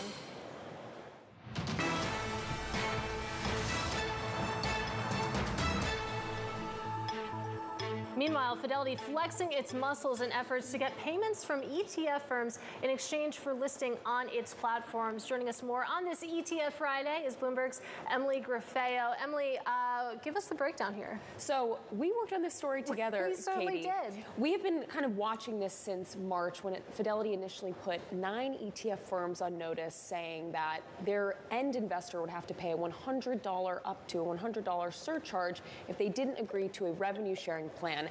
Fidelity has now negotiated essentially with those firms, but they're targeting a broader swath of ETF issuers. And one of the things we've learned is that they have told these issuers if they don't agree to a revenue sharing plan, they will bury their ETF funds in the Fidelity search bar. So an end investor, when they log onto the platform, won't really be able to easily search for these funds. So these are ongoing, and we're still kind of wondering which other firms will be put on notice or whether Fidelity is going to be able to essentially come to an agreement with a number of ETF firms. Well, but we're also wondering, of course, what Schwab is going to do. And in 30 seconds or less, I mean, what do indications suggest? That's the big question. Will Schwab use this as an opportunity to say, hey, you know what?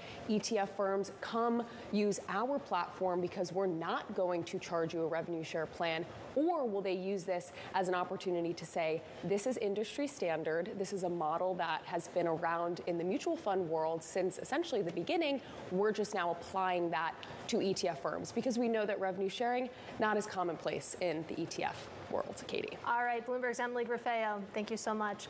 Coming up, the CEO of Lyft joins Bloomberg Technology next, but that does it for Bloomberg Markets. I'm Katie Greifeld, and this is Bloomberg.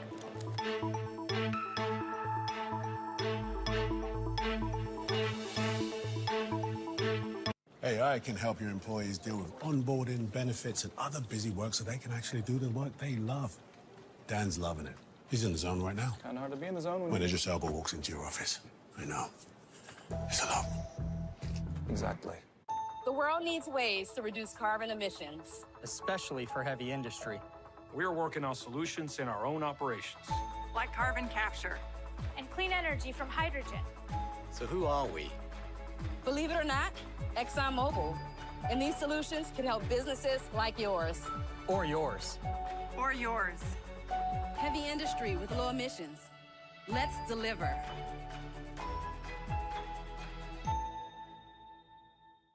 I get to help the community by making sure that they have clean, safe drinking water. My favorite part is the variety. I'm making an impact on the community. Salary and benefits are good. Got a family member that's super ill, and it's really helped out with the benefit package. It's a good industry to be in. I mean, the demand is always going to be there. The biggest thing with these type of jobs is the job security. I'm outside every day. It's been a really good experience. I love it. If someone were thinking of starting a career in the water industry, I would say absolutely do it.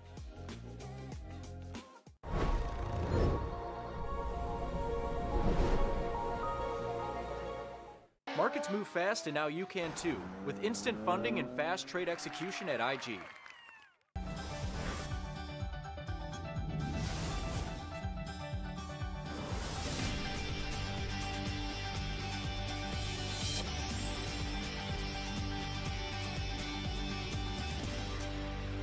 And it was set up to study, conserve chimpanzees and other animals and educate. And it's developed since then. So it's, you know, we've got 27 Jane Goodall institutes around the world.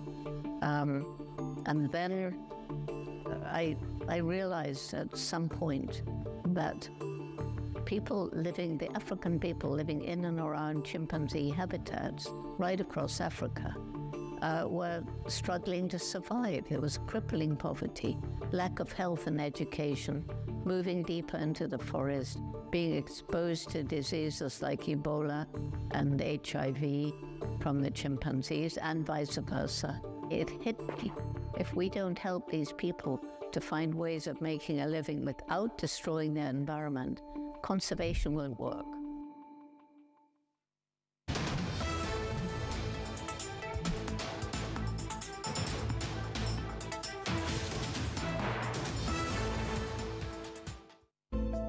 Bloomberg covers the world with unmatched reach and resources. From more than 120 countries, the moment news breaks, 24 hours a day. Bloomberg, context changes everything. From the heart of where innovation, money, and power collide in Silicon Valley and beyond, this is Bloomberg Technology with Caroline Hyde and Ed Ludlow.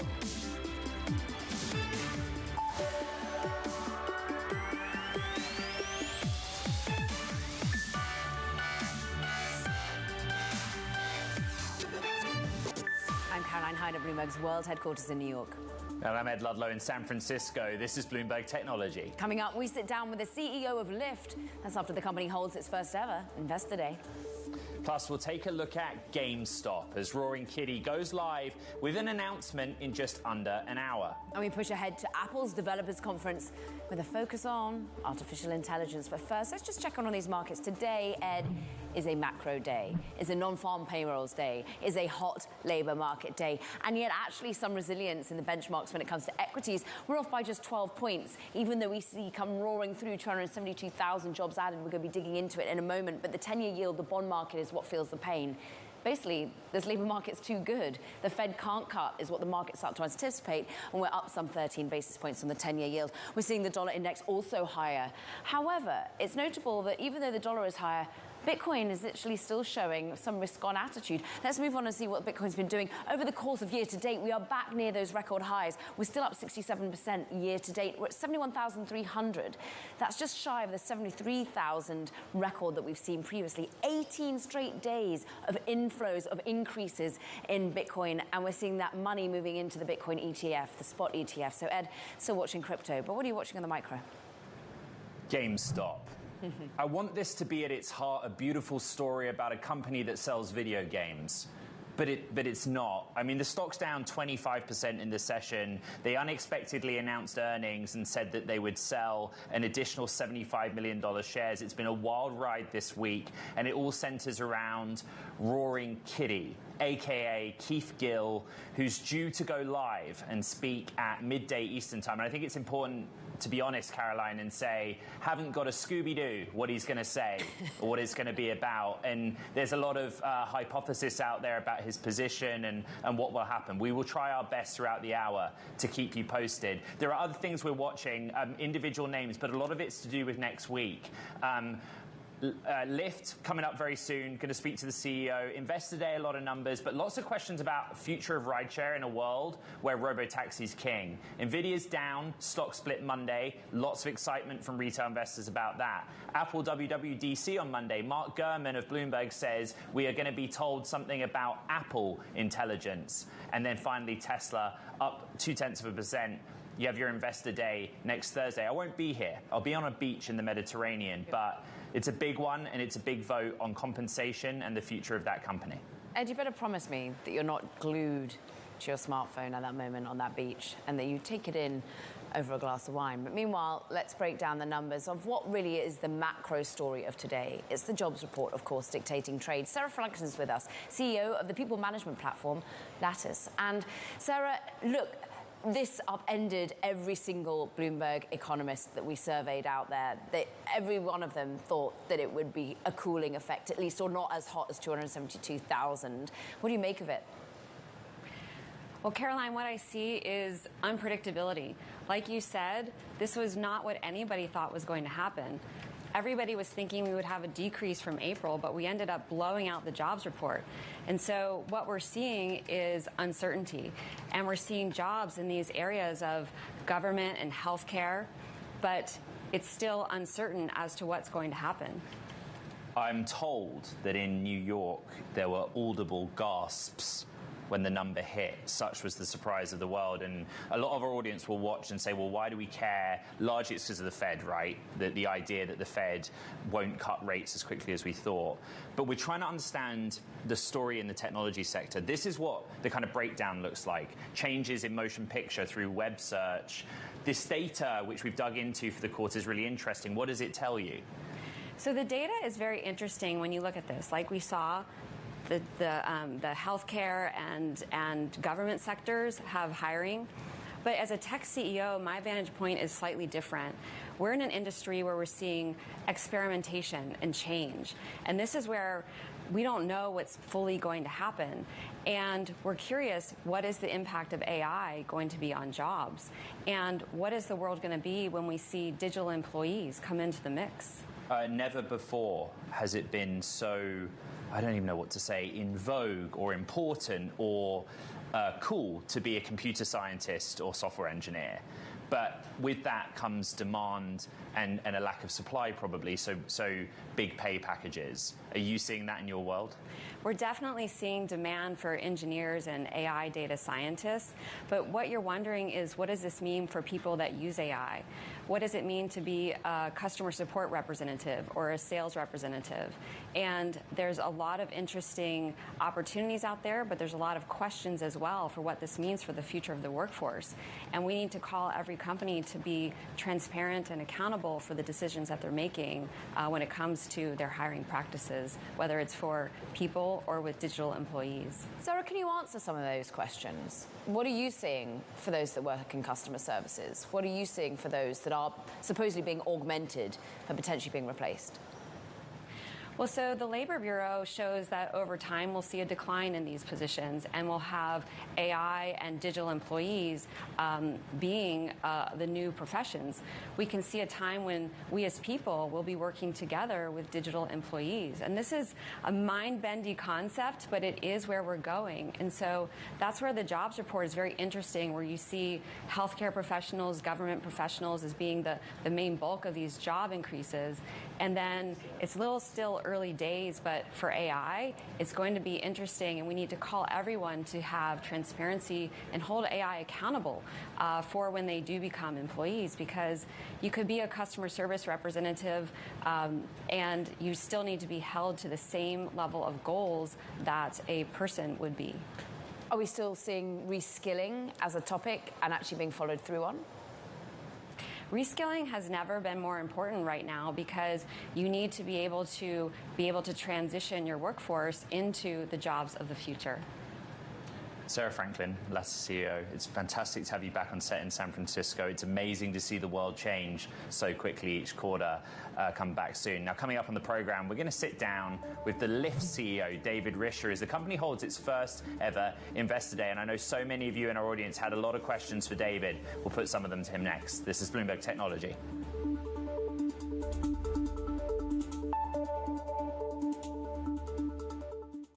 With ServiceNow, AI can transform your business by helping your people work better. Because when your people work better, everything works better. So, let's get to work. Idris Elba works here? Yeah, he's super nice.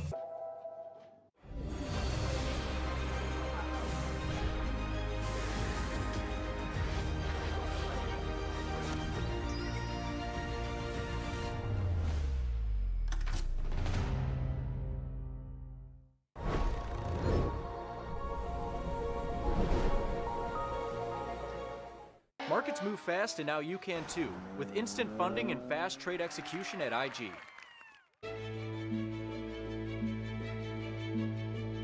I've seen firsthand how some fashion businesses make women feel. And I think there's one thing, you know, being really vocal and being an Instagram activist and talking about something, there's a difference than putting natural gas futures extend gains. Prices really at the highest since January this year. And that's what I did with that business. It was about how do I take everything that I know and I've learned and actually do the opposite. And I think that as a young black female entrepreneur, the only thing that I could do was what I know from my experience. And the honest truth is, I didn't set out to create a company that was like deeply rooted in the principles of inclusivity and diversity. I set out to make a company that was right for me and my friends, and I knew that if I had a problem, chances are somebody else does. And I think that's where so many businesses are, you know, created, when you're solving a problem that's real for you and therefore real for the consumer.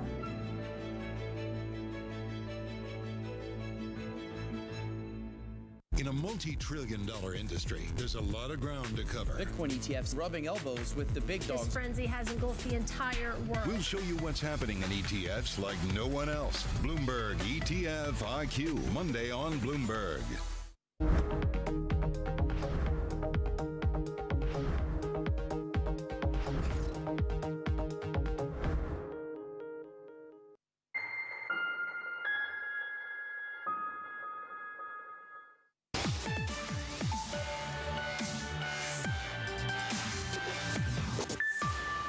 Lyft has been holding its first ever Investor Day this week, with the company projecting gross bookings to grow about 15% at a compound annual rate over the next 3 years. Investors liking that clarity. Let's dig in a little bit more with the Lyft CEO, David Risher, who's here in New York City. It was a big event. It was. And lots of musical performances, and then the serious matter of numbers, of margin.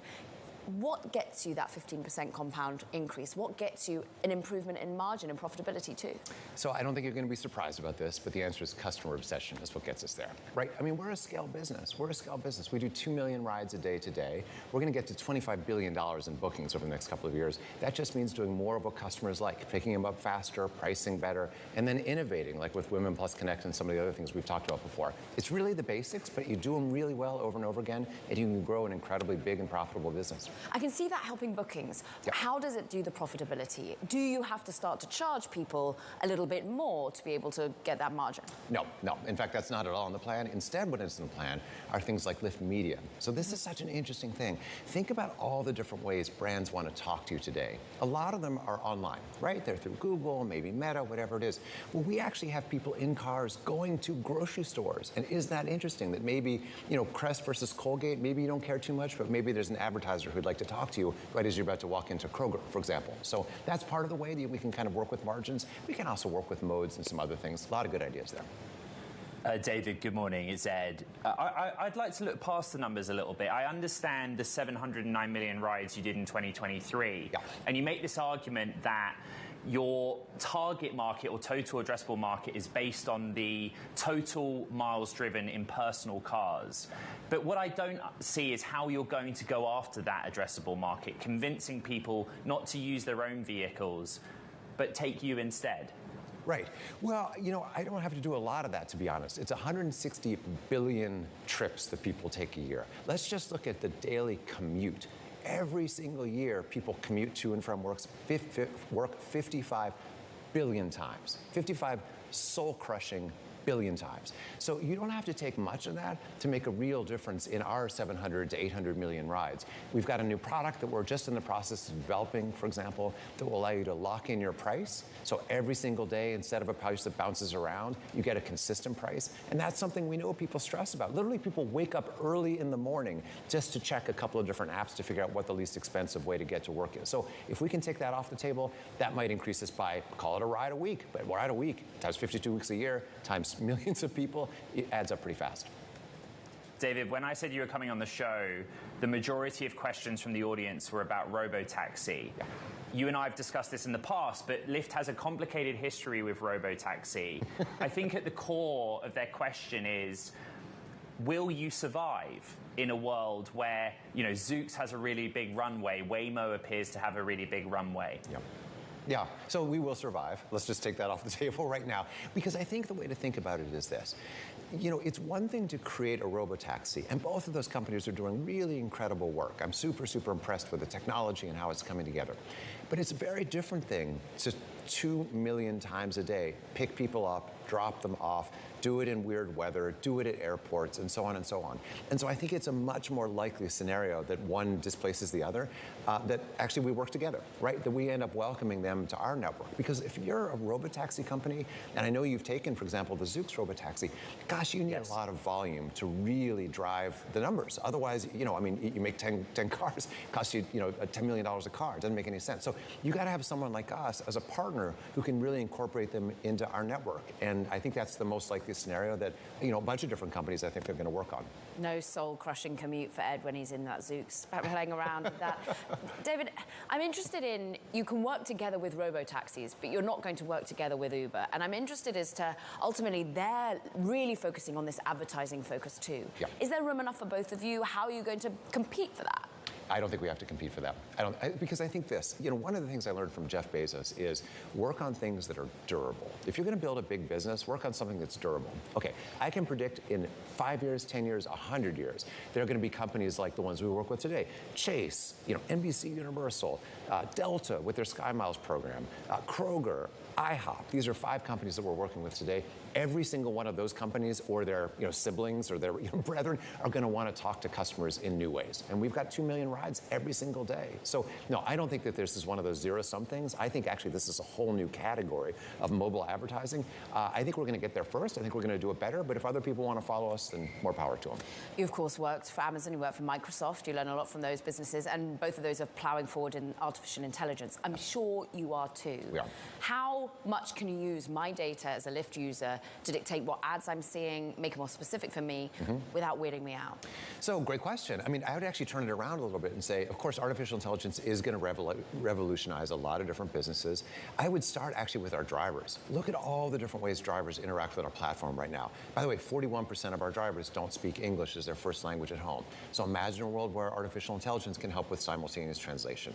Every single one of our drivers wants to earn more on our platform. Imagine a world where drivers can use an intelligent assistant to help them figure out how to spend their time so they can earn even more on the platform. And then you get to the targeting side. And our goal is going to be to make the targeting so seamless, you think of it as a benefit. You're like, oh, wow, this is fantastic. I'm literally getting a coupon off of my favorite. What's your favorite toothpaste, out of curiosity? Do you have one? I'm using some weird one made in India that doesn't have fluoride in it. I've like gone into that big rabbit hole. You're one of those people. Okay, fair enough. Well, you know what? I use a product called David toothpaste. I don't know if they're on the line now. I hope they become a sponsor. Sorry, you've got a personalized. It's not personalized. It's just pure coincidence. But they're also, I think they have a different formulation than fluoride. I don't know. I'm not so focused on that. But it's a very nice tube. I can tell you that. So imagine I'm going to CVS and I get $5 off my my David's toothpaste instead of the big, long, ridiculous thing that you get after you check out there. I think it's a better experience. David, on the AI note, I got a very specific question from an audience member on X. How is Lyft leveraging AI? Is it truly a buzzword for them, or are they really making use of it in a meaningful way? And you gave the example, or a couple of examples there from the driver's perspective. What about the rider's perspective, and what about your internal use? Sure. So all three, right? So internal is really about productivity and quality, right? We use AI to check our code. We use AI to come up with different ideas sometimes as kind of idea starters. Anyway, a lot of interesting things there. For drivers, I just mentioned a great way, I think, to sort of maximize earnings as an example. And I think for riders, imagine a world, here's a scenario that I bet has never happened to anyone listening. You ever leave your iPhone in the car? And how fun is that experience? Just, 2 minutes later when you realize you don't have it. Well, AI is pretty good at detecting patterns and understanding that, gosh, the car is moving one way, you've just gotten out of the car. What's going on here? Maybe you can reroute the driver back to drop the phone off for you. So I think, look, you can overhype AI. Maybe it's not going to cure cancer tomorrow. Probably isn't, to be honest. But I do think that every single day, if we're customer obsessed, and that's going to be our focus, customer obsessed AI, we can use it in really innovative ways.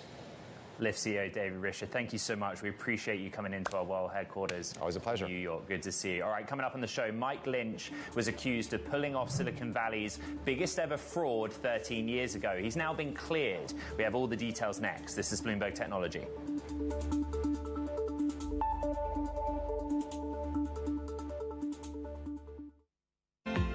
AI can help your employees deal with onboarding, benefits, and other busy work so they can actually do the work they love. Dan's loving it. He's in the zone right now. Kind of hard to be in the zone when Idris Elba walks into your office. I know. It's a lot. Exactly. At KPMG, we make the difference. It's not just something we say, it's what we do. By developing brighter insights, bolder solutions, and better outcomes, it's how our people make the difference.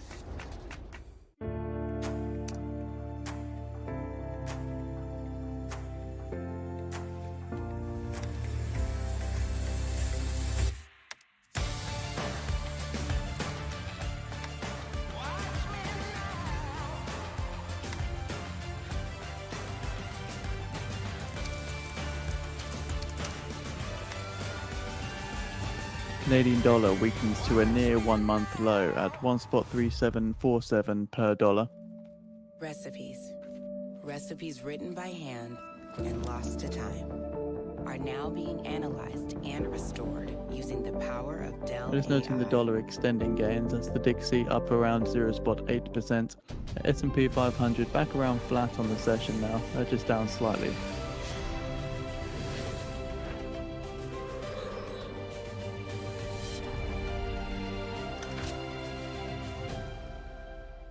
IG pairs award-winning technology and education. Join IG today. Context changes everything.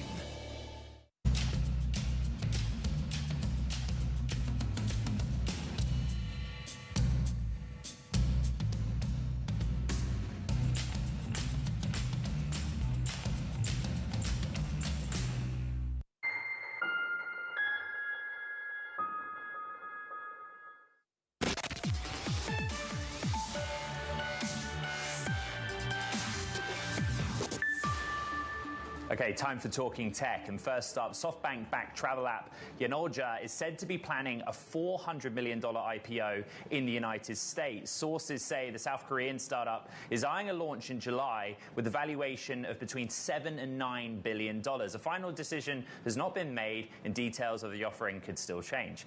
Plus, AI startups in Silicon Valley are stepping up efforts to stop a California bill that would place public safety guardrails on AI, saying it would curtail innovation. The bill aims to mitigate catastrophic risks posed by future AI models, such as weapons development. The measure awaits action from the State Assembly, which has until August 31st to pass the measure.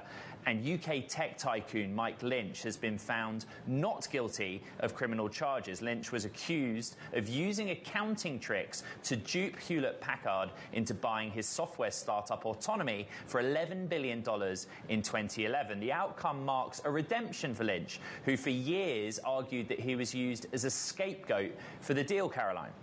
Extraordinary, particularly anyone who's reported on the UK tech scene, such as both of us have. Let's talk to Rachel Graff about this, because, Rachel, here's a man who advised several prime ministers in the UK, was a pin-up for what entrepreneurship could be, and then he completely fell from grace. Is this the redemption? I think it is. He was found guilty in a civil case in the UK. He's still facing potential monetary fines for that. So he's not completely off the hook, but it's a stunning victory for him in the US. What did the judge say? What was the legal reasoning that came to the conclusion of not guilty? So it was actually a jury here in San Francisco, and after the verdict, the jury said they didn't find a whistleblower at Autonomy who says that he alerted Lynch to the fraud and was then fired in retaliation. They didn't find him to be particularly credible, and they didn't think that the government proved beyond a reasonable doubt that Lynch was directly involved in any fraud. When I was reading your reporting, Lynch and his legal representation team said, well, the first thing I'm going to do is go back to the UK. Mm-hmm. Do we see the prosecution try and do anything as a next step, or? The judge yesterday, after the verdict, held another hearing saying that Lynch he's free to go home, basically. He was under house arrest and 24-hour supervision here in San Francisco during the trial. The judge lifted those restrictions, and so he's free to go. So, too, was the VP for Finance as well, who's also cleared, who said basically he'd been robbed of 10 years of his life. Audible gasps, crying when the judgment was read out, Rachel. Ultimately, what does this mean for HP as well, when basically put on them as to what happened with the unraveling of Autonomy's market capitalization? Yeah, so HP was not a defendant in this case, but one of Lynch's arguments all along has been that HP made a bad deal, and they've been trying to scapegoat him. I mean, it was an $11 billion deal. They had an $8.8 billion write-down the year later, and he says that's on them. It was a bad deal. It's not his fault, and so it's not good for HP. Bloomberg's Rachel Graff. Great job. Terrific reporting. Thank you very much. Let's get to another important piece of Bloomberg reporting and Bloomberg's Brody Ford. And this is a really interesting one, mate, because you have lifted on the lid on a company I find quite mysterious, Oracle, and their contract with the U.S. Department of Veteran Affairs. Just explain the basics of your reporting. This is one of the biggest federal IT tech contracts ever. $16 billion to modernize the Veteran Affairs, back-end medical records system. Huge undertaking, lots of money involved, was given to a company called Cerner, now acquired by Oracle. And this contract has had a lot of controversies. They've had a lot of difficulties implementing it. They've had some highly publicized patient deaths, outages. And Oracle has said that, hey, look, you're renegotiating it, but we can handle it fine. We're improving things are going well. What we found in these documents is that satisfaction rates among users of this new system are lower than any other system they have data on. I think it's like 19% of doctors and nurses are happy with the system, say it can provide high quality care. And so these numbers reveal to us that, again, one of the largest tech contracts in government history is really going much worse than we realized. You've actually been relentless on this reporting, Brody, in terms of highlighting that this Cerner part of the business is just not going as well as many would have anticipated. They're losing market share, was one of your reports, and ultimately the way in which they sort of adopted the business. Last thing we knew, Larry Ellison was going to be moving to Nashville because it's becoming much more of a healthcare company, but this doesn't seem to be in line with that. It's a long history of tech companies thinking they can break into the health market, right? When Oracle bought Cerner, they said that we're going to be able to expand our earnings massively. Reporting we have shows that a couple years out, the revenue is down in large part because of this VA contract that's been on pause. So yeah, I mean, this is a classic tale. Amazon's been there, Google's been there, Apple's been there, where healthcare is a hard nut to crack, and folks continue to learn that. Does Larry refocus, therefore, on the gift that keeps on giving, which is artificial intelligence, and repivot away from being all things digital health? Well, one thing is that when it comes with this digital health system, a lot of data. And so a lot of people figure that all of the patient data in here, this could make a really good AI system at one point. We don't have it yet, but 5 years from now, I mean, their long-term vision for modernizing Cerner is genuinely compelling, and obviously we know that the health system is not doing well. I mean, we could certainly use a better solution. So I think, as you say, with all the data, the long-term vision is compelling. The near-term difficulties have been much more than it seems they anticipated. Brody, great reporting. Thank you. Always on Oracle. Thanks for coming in and talking us through it. Brody Ford there. Meanwhile, coming up, there's some great reporting to be had on GameStop too. Shares absolutely slumping. Why? Well, actually, on their fundamental part of the business, the earnings, they dropped them today, surprisingly, worse than expected. And we're awaiting all-important Roaring Kitty's appearance on YouTube. That's less fundamental. We'll have all the details. There's a Bloomberg Technology.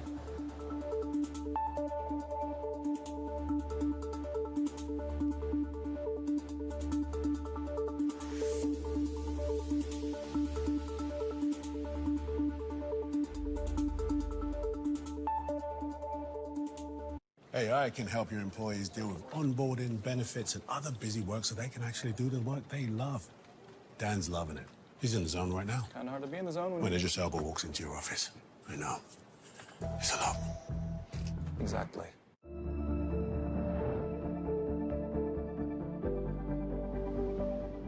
Stop paying commissions on your Forex trades. Join IG today.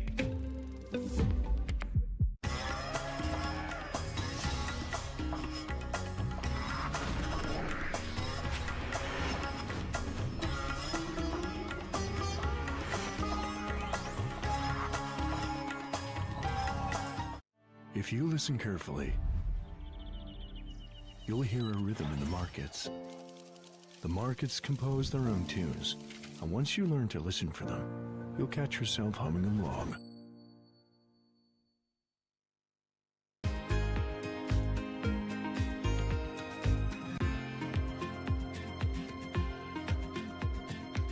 I'm Alex Rodriguez. I'm a former New York Yankee and played professional baseball for over 20 years. Almost that entire time, I was thinking about business. And I'm Jason Kelly. I've been a business journalist at Bloomberg for more than 2 decades. And across my career, I've covered everything from the Olympics to Wall Street. From Bloomberg, this is The Deal. Each week, you'll hear us in conversation with business icons. This show will explore deal-making across sports, media, and entertainment. This is very fancy for a podcast. If I knew what it was going to be, I'd put everything I had into it. I get asked more about our relationship than I do my wife. You know what I'm saying? This is a show where we talk with big-time athletes and executives about the wins, the losses, crude oil exports from and lessons learned along the set way. at 19.19 million barrels in July versus 18.4 million barrels in June, according to a schedule. One of y'all's in trouble.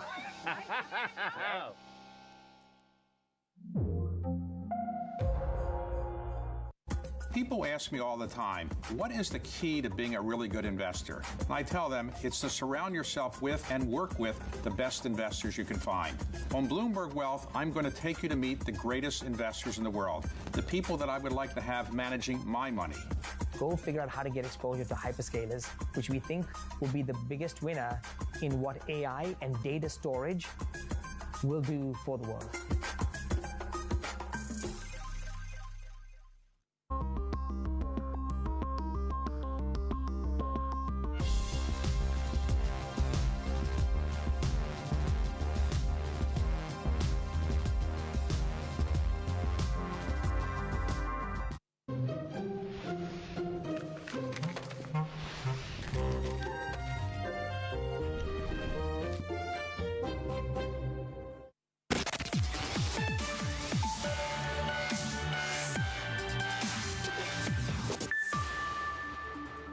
Welcome back to Bloomberg Technology. Ed Ludlow in San Francisco. Caroline Hyde in New York, digesting a very strong jobs report. Let's get to the markets quickly, because there's a macro kind of a day when you have 272,000 jobs added, much higher than any of the economists we surveyed thought.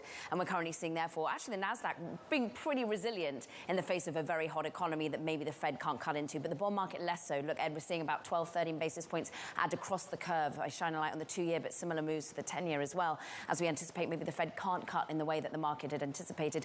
I'm looking, though, at Bitcoin also shaking off some of this worry that good news is bad news, because we are risk on. Once again, 18 straight days of gains for Bitcoin. A phenomenal run streak that we've seen at the moment. We're up another 0.5% near that all-time high.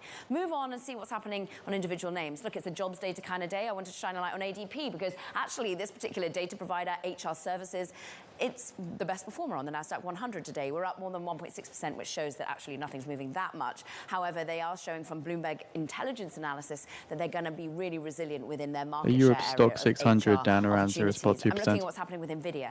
After the bell today, that is when you suddenly see your one share divided into 10. We've still got the same overall value of the company, and maybe retail investors get back into the name, but we have had such a run in this. Of course, we know that it's up near $3 trillion. Maybe we're just taking some profit ahead of that retail event. And I'm looking at what's happening with the retail frenzy that is GameStop. We are down, down, down today. Look at it, down by 19%. That on the basis of fundamentals. Let's also then dig in a little bit more on the fundamentals, the fact that their numbers are not living up to those two analysts' expectations. But actually, there's a lot more than fundamentals on this particular company, Ed. Is it fundamentals? GameStop is a company that sells video game stuff and memorabilia in physical stores, and haven't got a clue really what's going on. One person who does is Bloomberg's Bailey Lipschultz, the GameStop meme stock czar of the Bloomberg newsroom. So Caro's right. They surprisingly release earnings. They do an equity offering, and Roaring Kitty is going to speak in 28 minutes' time. Explain what's happening, please. And so much is going on. So we'll start from the top. The stock was up double digits overnight and into this morning after rallying about 50% yesterday, as Keith Gill teased a return to YouTube for the first time in 3 years. We then saw GameStop pull forward earnings. It was scheduled for Tuesday. They surprise released them this morning, and then quickly announced that they will launch an at-the-market offering that could sell another 75 million shares, which on current levels for that stock could raise close to $2.7 billion. Again, they did this back in May, raising almost $1 billion after Roaring Kitty made a return to X. So all eyes and ears will be glued, as you mentioned, in 28 minutes, 27 minutes onto Roaring Kitty's YouTube page to A, confirm if it's still him, and B, try to get some sense of what's going on with his investment, which he's touted on Reddit and also has really posted over the last 4 weeks, pretty nonstop on X. And that could be worth almost $500 million now, according to your maths, when you're looking at the overall holdings of shares and options. There's so many directions to go here, Bailey, because we could focus on the fact on whether GameStop itself is exploiting this moment and shareholders by diluting them yet further, or whether they're being savvy. We could also dissect the fact that here is Keith Gill potentially, even manipulating the market. That's something that we're starting to hear talked about. Yeah, that's a concern. We've seen the Wall Street Journal reporting that E-Trade is considering banning him from their platform, which makes me feel a little bit better if they're in fact actually can confirm that he is taking these stakes and making these investments in the company. But Caroline, the main thing that stands out when you look at kind of the concern around market manipulation, when I talk to securities lawyers, you need to be able to prove an intent to manipulate the market and follow through on that. So far, he hasn't sold the stock, as far as we know, according to those screen grabs. He hasn't done anything with those options. So it's really a weird area that has not really been discussed in the past. But one thing that did stand out when I was talking to an investor this morning is he said back in 2021, a lot of us thought it was funny. No one's laughing right now. The SEC seemingly is investigating, and E-Trade, obviously, and Morgan Stanley are looking into it. I actually get all of that. I think it's worth a bit of a history lesson here. So, I joke, but GameStop is a physical retailer of video game stuff and associated memorabilia. And, as depicted in the film Dumb Money, when Roaring Kitty, aka Keith Gill, started all of this, his explanation was, as Caro pointed to, like he believed in the fundamentals of the business. Just give us that historic context, Bailey. Yeah, if you go back to 2020, Ed, sales were slumping. There was a lot of uncertainty around what the fundamental argument for GameStop in a world where people are increasingly downloading video games is, and how the COVID dynamic would actually shift that, because if you play a video games on your PlayStation or your Xbox, you don't have a need to go into a physical store to buy those games anymore. His argument was that the stock was so beaten down that there was an opportunity. He also was the first to call out the fact that about 140% of shares were sold short. So a short squeeze had kind of been ripe for the opportunity. He also kind of tailed the investment from Ryan Cohen, who's now the CEO, that he took in late 2020 and then added to in 2021 when he ultimately took over the board. So when you look at the history of Keith Gill's position back to 2020, when people really were ignoring him because the stock was going down and he was just someone on YouTube talking about investing in the stock, some of those aspects did kind of come to fruition. The main thing that analysts and investors point to now, though, is the stock right now was trading with a north of $15 billion valuation. So the argument that his deep value analysis that played out is kind of potentially overdone, just given the fact that the fundamentals of GameStop, as we saw with the quarterly results, are not improving. We do not have a real argument for what the path forward looks like from Ryan Cohen. And when you look at it on a fundamental basis, which analysts prefer to do, there's a lot of uncertainty in just how you could get to a $16 billion valuation given drying and slowing sales in a market that seemingly is continuously squeezing GameStop out. A whole 2 market analysts rate this stock, I believe, and it's currently trading at a forward PE of 3,695. Go figure. Bailey Lipschultz, no one's laughing this time, especially, well, it wasn't the hedge funds last time either, was it? We appreciate it. Meanwhile, Apple, let's talk about that, because they're introducing a new homegrown app next week called Passwords. Look, it's an effort to make it easier for customers to log into websites and software that's according to sources. Let's bring in Bloomberg's Mark Gurman for more on this. And look, plenty of people out there use LastPass, 1Password, and it's clunky, but it kind of makes us feel satisfied we've got enough protection. What is Apple offering here? Yeah, so as part of the company's next operating system updates, they're going to launch a whole load of new features, from AI to new types of emojis to new texting features. But one new application, at least, will be part of the story. That's Passwords. It's going to be a competitor, like you said, to 1Password and LastPass. It'll be a dedicated app where you're able to store all your login information for websites, secure Wi-Fi passwords. You'll be able to use passkeys, which is a new initiative from Apple, Google, and a few other tech companies, where you use Face ID or Touch ID in lieu of a password. And it's sort of this encrypted phrase that's stored directly on your devices, so it'll support that as well. And the idea here, like you said, is going to get more people to securely encrypt and store their passwords. And this is going to be stored using a service called iCloud Keychain. This has existed for some time on Apple's devices. Before, to access your passwords, you had to do so from an interface within the Settings app. Now it's a standalone dedicated app, and that's probably going to boost usage quite considerably of their password storage service. Mark, Apple WWDC on Monday, you've reported that we will get something called Aapl intelligence, and finally Apple will show its hand in the generative AI era. Give us your preview, please. Aapl Intelligence, that is going to be the core element of WWDC on Monday. Obviously, the passwords thing I talked about is only going to be a small bit of that. Aapl Intelligence is Apple's push into artificial intelligence. The plan is to add AI everywhere, infuse it with all of their core applications, messages, Safari, mail, notes, calendar, voice memos, reminders, music, pushing AI everywhere in a very privacy-conscious way. Now, in terms of Apple's own in-house tools, there's not going to be a ton of generative AI. For the generative AI component, that's where they're going to be really focused on a partnership with OpenAI, having a generative AI chatbot, basically a bespoke version of ChatGPT within the iPhone on-device Spotlight search engine, right, and components of Siri. So you're going to get in-house, on-device, large language models from Apple to power the AI within applications. You're going to have an iCloud-based infrastructure using Mac chips to power more components of the AI initiative. And then you're going to have OpenAI to power the generative AI part of the initiative. So this is a three-pronged approach. Apple believes it has a strong story to tell. Personally, I think they're playing a lot of catch-up here with their AI initiative.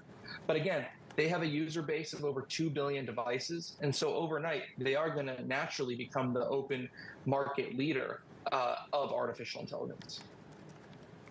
Bloomberg's Mark Gurman, an absolutely astonishingly detailed WWDC preview, and you're often absolutely spot on. We look forward to it. Coming up on the show, we're going to bring an end to our New York Tech Week coverage and sit down with one of the city's most valuable startups. The president of Data IQ joins us next. This is Bloomberg.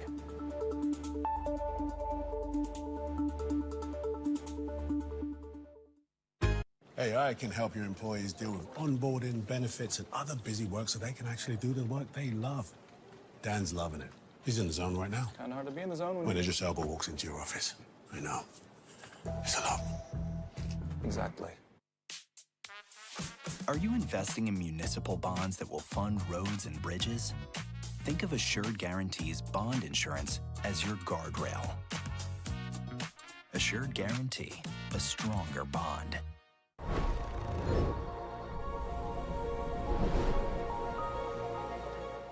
Start trading Forex with IG for up to $10,000 in bonuses.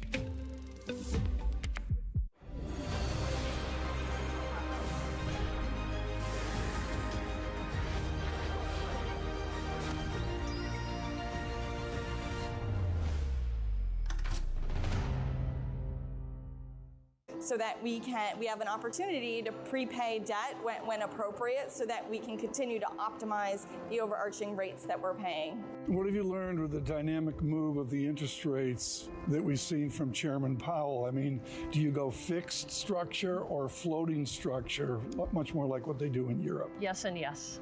We have a mix currently. It's a little bit of a different model than what I was used to in the public company space. Say in some ways we provide ourselves with a natural hedge, leaving some of our debt floating and some fixed.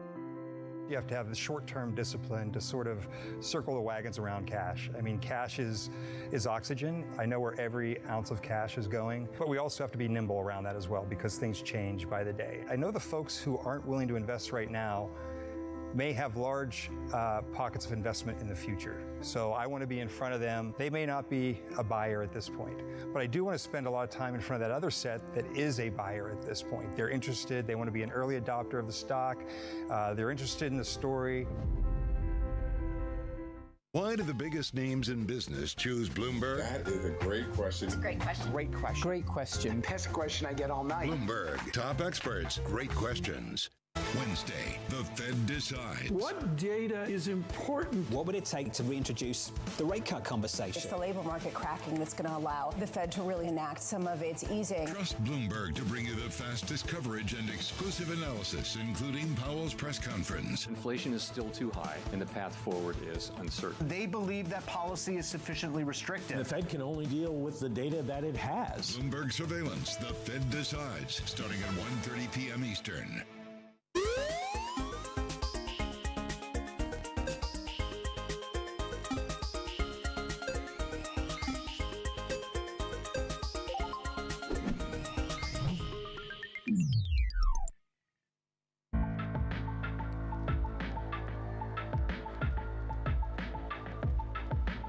This is Bloomberg.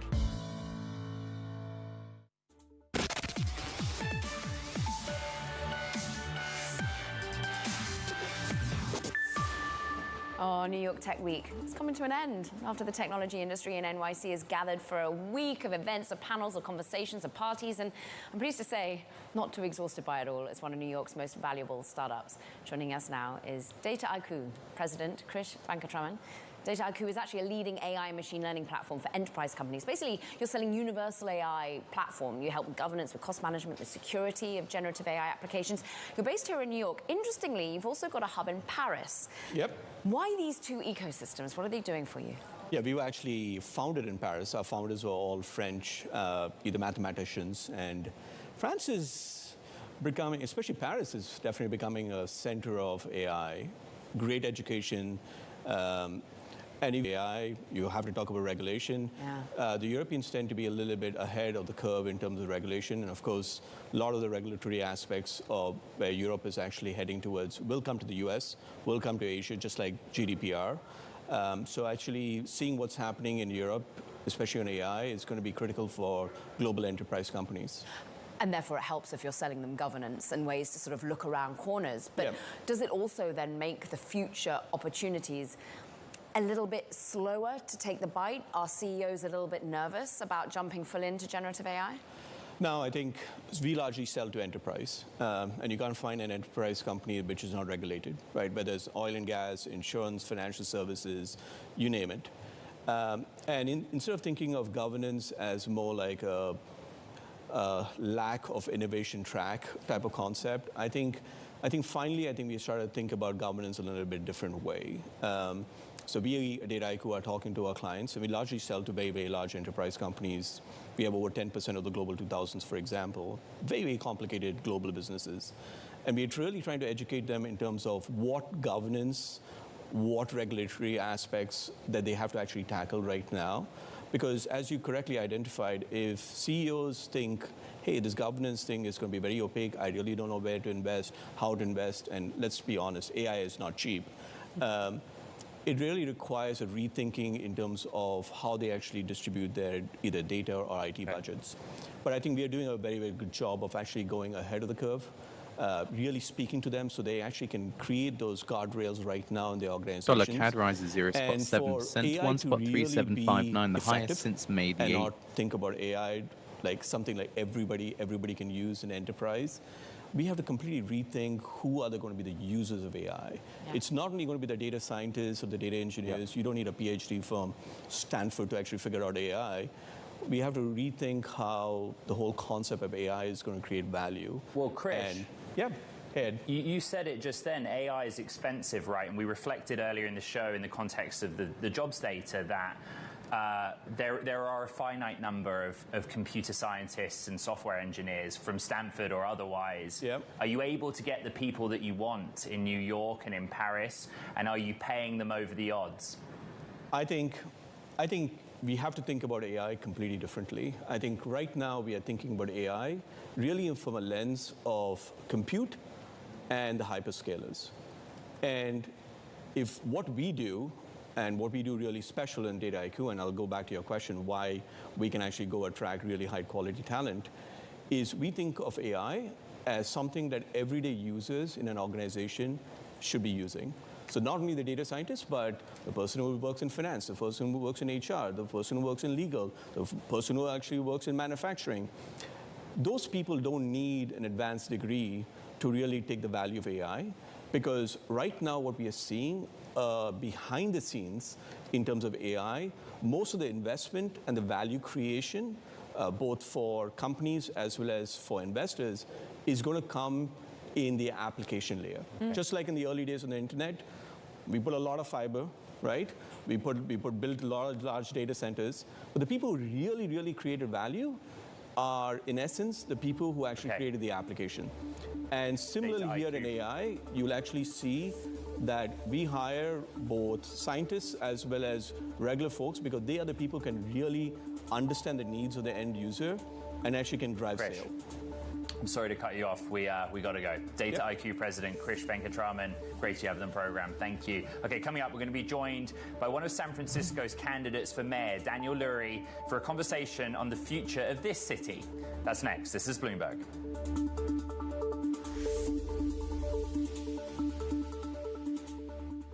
With ServiceNow, AI can transform your business by helping your people work better. Because when your people work better, everything works better. So, let's get to work. Is your elbow worsen? Yeah, he's super nice. The world needs ways to reduce carbon emissions, especially for heavy industry. We're working on solutions in our own operations, like carbon capture and clean energy from hydrogen. So who are we? Believe it or not, ExxonMobil. And these solutions can help businesses like yours. Or yours. And according to a program, BTC Azeri light crude loading set at 619,000 barrels per day in July. I think all Michiganders and people that live in Southeast Michigan have a connection to the water. Conservation starts with a caring, committed community. Every facet of what it is that we do requires us to be good stewards of this and protect the quality of that water.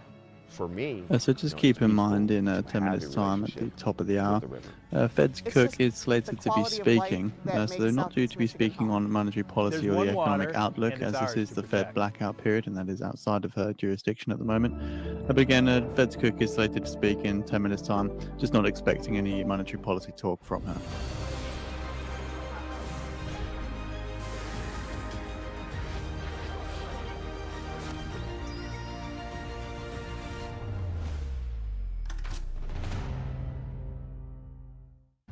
New episodes this summer, only on Bloomberg.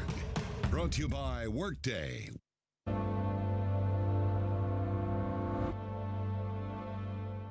The names that move markets are on Bloomberg. It is President Biden's top priority to bring down the cost of living. The United States' ability to spend without constraint is not unlimited. We're in a very unusual time, and so the adjustments are taking place, and it's running through the economy. We do need more innovation, more investment, single market and capital market union, and a relevant trade policy. Bloomberg. Context changes everything. Bloomberg Surveillance covers the latest in global markets and the political events that influence your world. Join Jonathan Farrell, Lisa Abramowitz, and Anne-Marie Hordern only on Bloomberg. Context changes everything.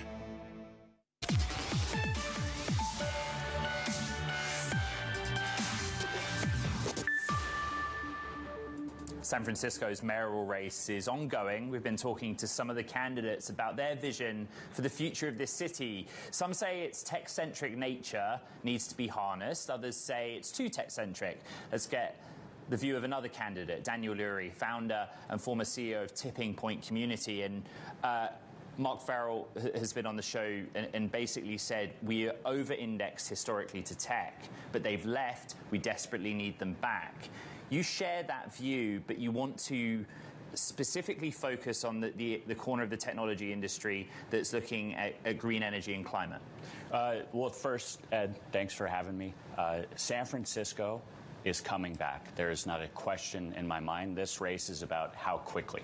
I'm running against a number of City Hall insiders who, frankly, got us into this mess, and it's not going to be done by anyone from inside that building. It needs accountable leadership. It needs new ideas. I'm excited today to talk to you about my proposal to bring a climate innovation hub here to San Francisco.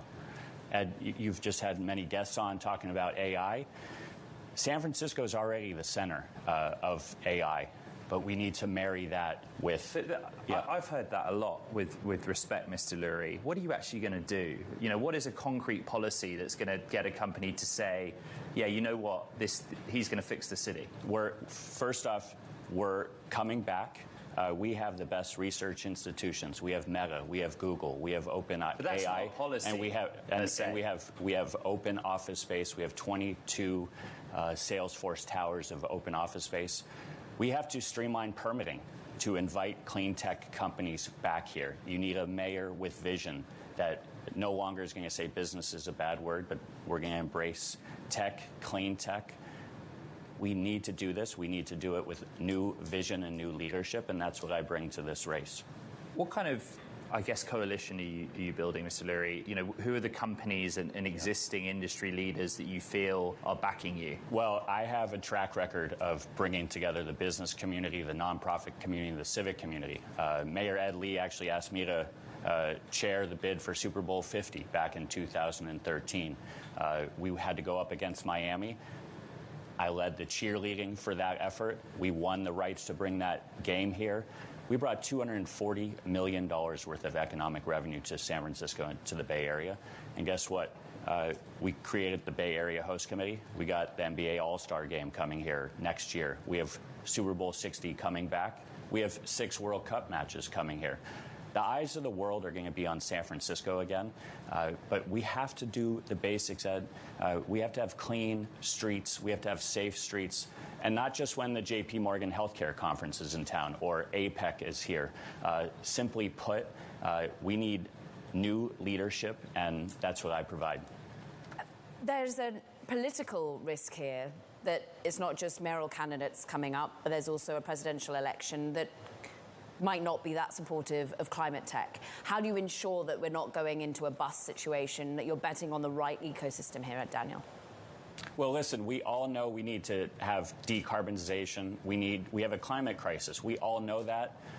When you're looking at companies like Meta, Google, they need more energy, they need more power, and they have their own climate goals. And so this is a technology that is just getting started.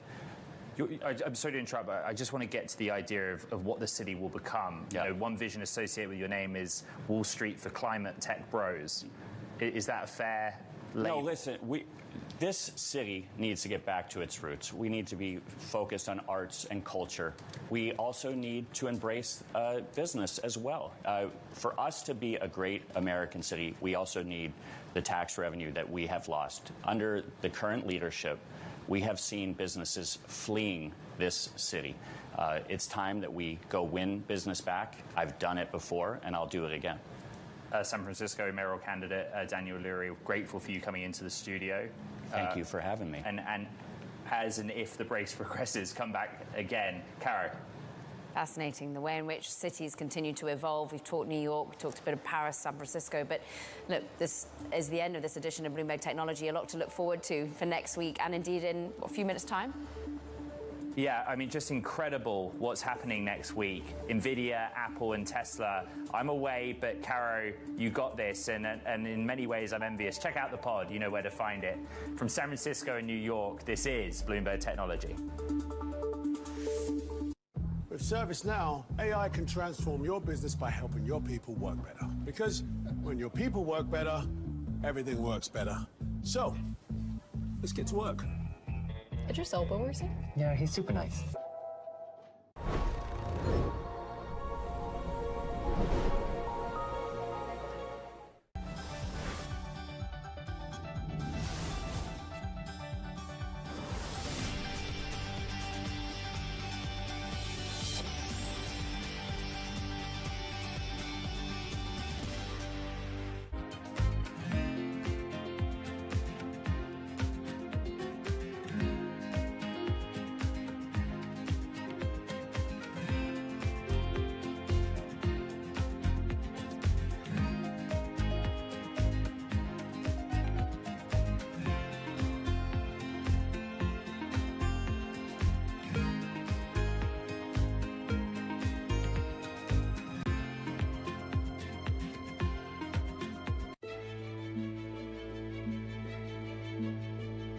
I've seen firsthand how some fashion businesses make women feel. And I think there's one thing, you know, being really vocal and being an Instagram activist and talking about something, there's a difference than putting your money where your mouth is and really trying to do something about the problem. And that's what I did with that business. It was about how do I take everything that I know and I've learned and actually do the opposite. And I think that as a young black female entrepreneur, the only thing that I could do was what I know from my experience. And the honest truth is, I didn't set out to create a company that was like deeply rooted in the principles of inclusivity and diversity. I set out to make a company that was right for me and my friends. And I knew that if I had a problem, chances are somebody else does. And I think that's where so many businesses are, you know, created, when you're solving a problem that's real for you and therefore real for the consumer.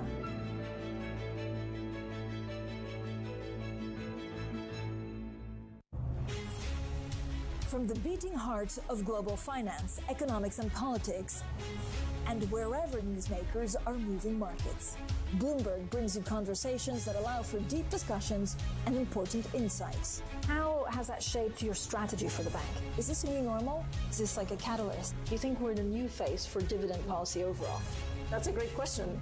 I'm Francine Lacqua, and this is The Pulse, every weekday at 9 a.m. only on Bloomberg. Good morning from our world headquarters in New York. I'm Menace Credit. And I'm Danny Berger. Let's set your agenda. Bloomberg Brief delivers the market news, data, and analysis you need live every weekday at 5 a.m. Eastern. Bloomberg. Context changes everything.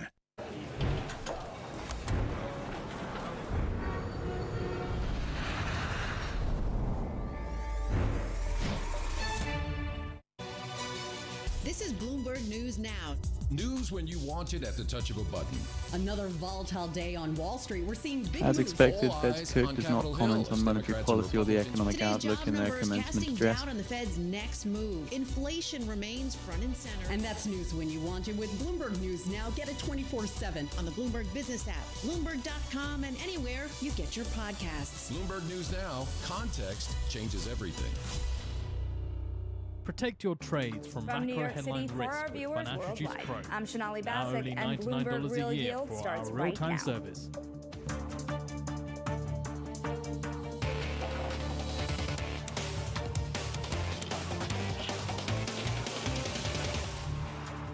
Coming up, U.S. payrolls coming in stronger than expected. Traders pushing back their bets on a Fed rate cut to December. And thanks to the data, Treasury yields surging across the curve. But we begin with the big issue. Payrolls change the conversation.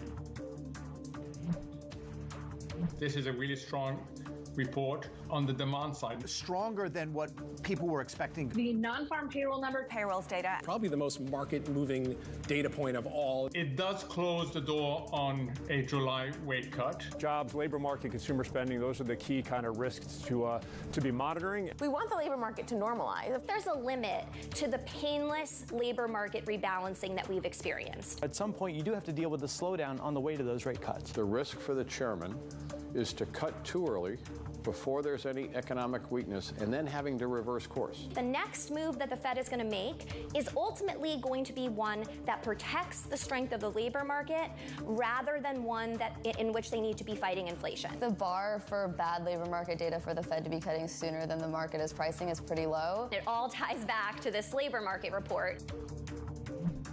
Now let's start by looking at treasuries across the curve because, of course, when we've seen that stronger than expected payrolls data, you just saw an absolute surge from the 2 years to the 30s. And you look at the 2-year, you're now standing at 485, 13 basis points higher.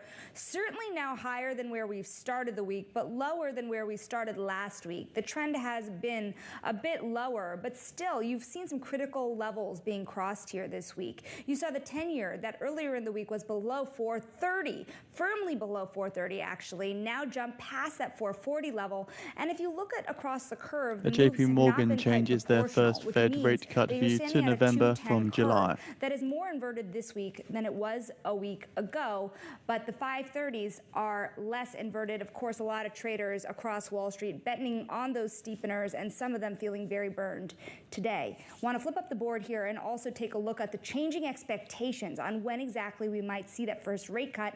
And that top line there is that expectation for as early as September. And you saw in the middle of May, it was almost a sure thing. You saw more than a 50% chance, at least, that a September rate cut would materialize. And you now see that if September through November, those chances are still very much wavering here. And the December rate cut is the only one that is seen as more of a sure thing by the market.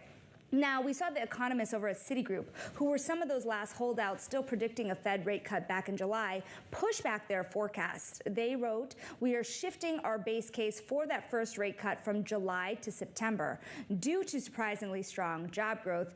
We're going to see now what our guests think. Joining us now is Matt Dzak of Bank of America and Gargi Chowdhury of BlackRock. And Matt, you had written over to us that really it's about not just inflation here anymore, but the idea of what jobs can mean for the Fed's picture, and of course the market seems to agree.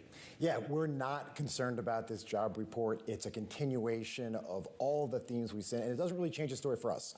Full credit to my friend and colleague Mark Cabana, our head of rate strategy. He's been saying we think the cut comes in December and not sooner. And again, if we were talking in January, it was 6 to 7 cuts, then 5, then 4, then 3. So it's been moving in that direction. And again, we feel that from a high-level perspective, we are where we need to be. The Fed is where they need to be. quickly. Rate hikes will work if you give them time. There's a monetary policy lag. We're not even through that lag yet. Once we get through that, once deficits come down a bit, they continue to take out liquidity, rate hikes are going to bite. We feel we're in a good zone for the Fed right now. Another bank, as we're speaking, really throwing in the towel here, JP Morgan crossing the wire, changes the first Fed rate cut expectation from July to not September like Citigroup, but November. Gargi, when do you think that we can see the first one actually happen here? Shanali, good afternoon. It's so great to be here, and thank you for having me. I think that what the data today made us realize that July is definitely out of the picture. There's just not enough time for the Fed to gain that confidence that they're looking for. And as for the rest of the year, I think, both September or December are still probable. And I think they are going to be very data dependent. Chair Powell has told us that the data is going to direct them. And I think we just have to wait and see what the inflation data gives us over the next couple of months. And obviously, that'll start with next Wednesday. We're all looking for the CPI to continue to show a little bit more progress coming down gradually, especially on the services front. And if we continue to see that deceleration in inflation, I think 2 rate cuts starting in September is still possible. But as of right now, too early to tell. How do you think of this trading strategy here, Matt? Because there are a lot of people who started this year getting into duration. And of course, you see what happened with the 10-year alone this week. So how much confidence do you have in terms of advising people to deploy across the curve when even the short term is so uncertain? So we feel fairly confident that we want to be in a slightly long duration position right now. And to be fair, we've been that way for a while. We got that 4.5% to 5% range October, November last year. We liked duration. We had a massive rally as Powell got dovish to 3.8 on 10s. Now we got back to that 4.5 to 4 5/8 range. We're still positive on that. The way we look at it is that the Fed, we do believe, is restrictive. Let's assume, actually, that the Fed doesn't even hit 2% PCE. Let's assume they only 2.5. Let's assume they hit 3% PCE. Even at that point, the Fed funds rate of 5 3/8 is more than 2 3/8 over an inflation target well above the Fed's target. Give the rate hikes time. The 10-year just peaked in October, November. The Fed funds rate just peaked in July. Rate hikes take 12 to 24 months, come back to us in 2025, tell us they're not working. We do believe they're working. We're seeing it in the data, not as strong and as swiftly as some expected. But again, we always expected rate hikes to be back into this year. Hasn't really changed the story for us. Gargi, how do you feel about the trading strategy right now, given what we know today? Yeah, Shanali, the thing that we've been talking about pretty much from the start of the year is the fact that we do like fixed income here, but where you own duration is really important. So keeping that duration contained in sort of the belly of the curve, the front end to the belly, right around that 4-year point perhaps, and then recognizing that this is an environment not for owning duration, but for clipping coupon. So really allocating across IG, across EM, across high yield with active strategies that can clip coupon at these extremely attractive levels that, you can build a portfolio earning 6.5% yield, which normally you would look at a much riskier, much higher volatility portfolio, but you don't have to do that anymore. So fixed income makes a lot of sense, but stepping too much out in duration, I think you don't have to do that right now, given the shape of the yield curve and given the attractiveness of the front end. Now, there's an idea brought forward this week by PIMCO that has been getting a lot of attention. I want to get both of your thoughts on this. We spoke earlier this week to PIMCO's Richard Clarida. He says he sees a generational reset on yields that will spur a bond revival. Take a quick listen. Investors can get an equity-like return, 6 or 7%, without a lot of volatility or interest rate risk. So that's why our subtext is seize the yield advantage. Now, it's interesting, you've seen the yield move significantly higher, but you're also seeing it's certainly a reset. How do you play that reset, Matt? And again, we've had Dr. Clarida on calls. We agree with him generally speaking. This is a massive reset. If we were talking back in 2021, real yields were negative 2%. For the privilege of giving the government your money, you'd lose 2% in real wealth a year. $100 now is $80 of purchasing value. We're in the exact opposite direction now. It's 2 to 2.5% real yields across the curve on governments. This is an opportune time to make sure you have a robust fixed income portfolio. And because investment grade, high yield are basically pricing at a 0% chance of recession, we don't think a recession is likely, but we wouldn't say 0% chance. We're favoring rate risk because you don't have to take a lot of credit risk to get decent yields right now. How do you feel about this, Gargi? Do you think that this is a generational opportunity, or is this a moment in time? Absolutely. This is an excellent opportunity, but I think, again, like I mentioned earlier, where you play that opportunity is really important. So I think if you look at the very long end of the curve, and Shanali, you and I have talked about this before, if you go out 10, 15, 20 years out the curve, I think that there isn't enough of a term premium being priced in, given everything that we know around fiscal deficits, given the stickiness of inflation, given the uncertainty around elections. I think that, again, looking at the shape of the yield curve, being able to clip coupon in the 5-year part of the yield curve, and to Richard Clarada's point around building a high-quality portfolio with 6 to 7% yield, that is an amazing opportunity for investors, especially, now that we know investors are sitting in cash and we know rate cuts are coming, whether they come in September or whether they come in December, they are coming, and this opportunity to step out of cash to clip that coupon with fixed income, with ETFs or with active management makes a lot of sense. Matt, what happens if the Fed does not get the opportunity to cut this year? What's the ripple effect? So that's an interesting point. We've always said we believe we're at or near the end of the rate hike cycle. Even though we believe one cut's coming and more cuts are coming next year, we wouldn't take one hike off the table. But look what happened today. Strong jobs report. But did the 30-year sell off? Did the curve get steeper? No. The curve inverted slightly more, right? The 30-year was the least worst performing. So the Fed actually did have to hike. We're still not that concerned about longer duration. That would just be them getting ahead of inflation, trying to slow the economy. That really doesn't change our view on being so long duration because, again, you saw it today. Strong data was worse for the short end of the curve, not as bad for the long end of the curve. Again, look across the curve, 2 to 2.5% real across the curve. We're not that afraid of duration risk at this level right now. Gargi, is there a risk that the Fed can't cut or even have to hike?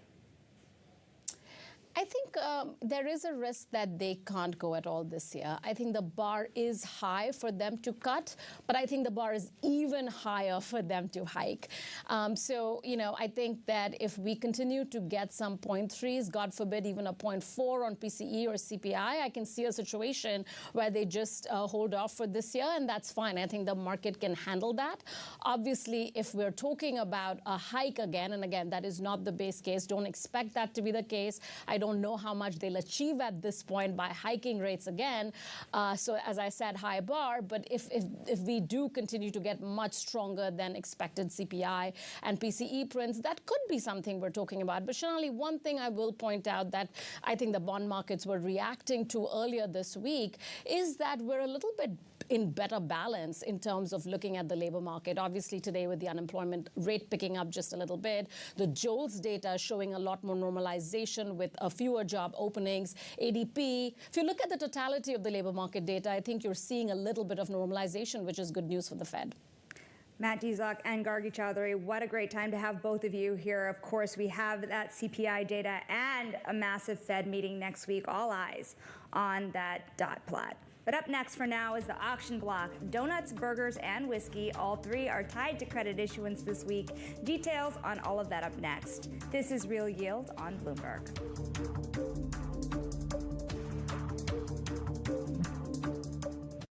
With ServiceNow, AI can transform your business by helping your people work better. Because when your people work better, everything works better. So, let's get to work. Idris Elba works here? Yeah, he's super nice.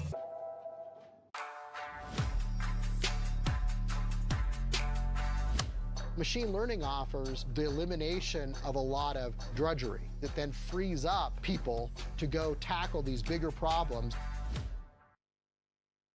The world needs ways to reduce carbon emissions, especially for heavy industry.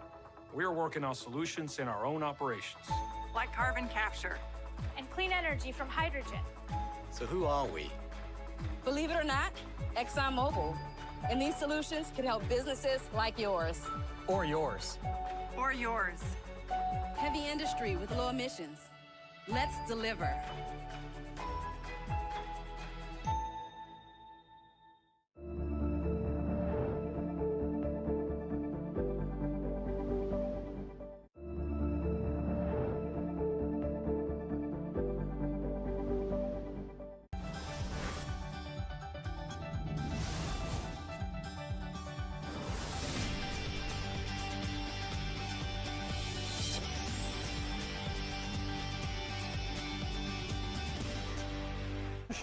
This is a tsunami, Ed. This is a tsunami of change.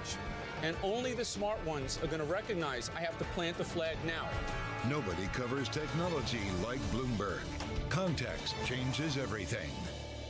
The top names at the Fed are on Bloomberg. The way I look at it is, we have a restrictive monetary policy in place. It has shown up in terms of moderating the labor markets. They're becoming better balanced. I do think that our new steady state is likely to be higher than what people have known over the last decade. I think that it will take quite a while for us to get all the way to 2%, but I do think we'll get there. Nobody covers the Fed like Bloomberg. Context changes everything.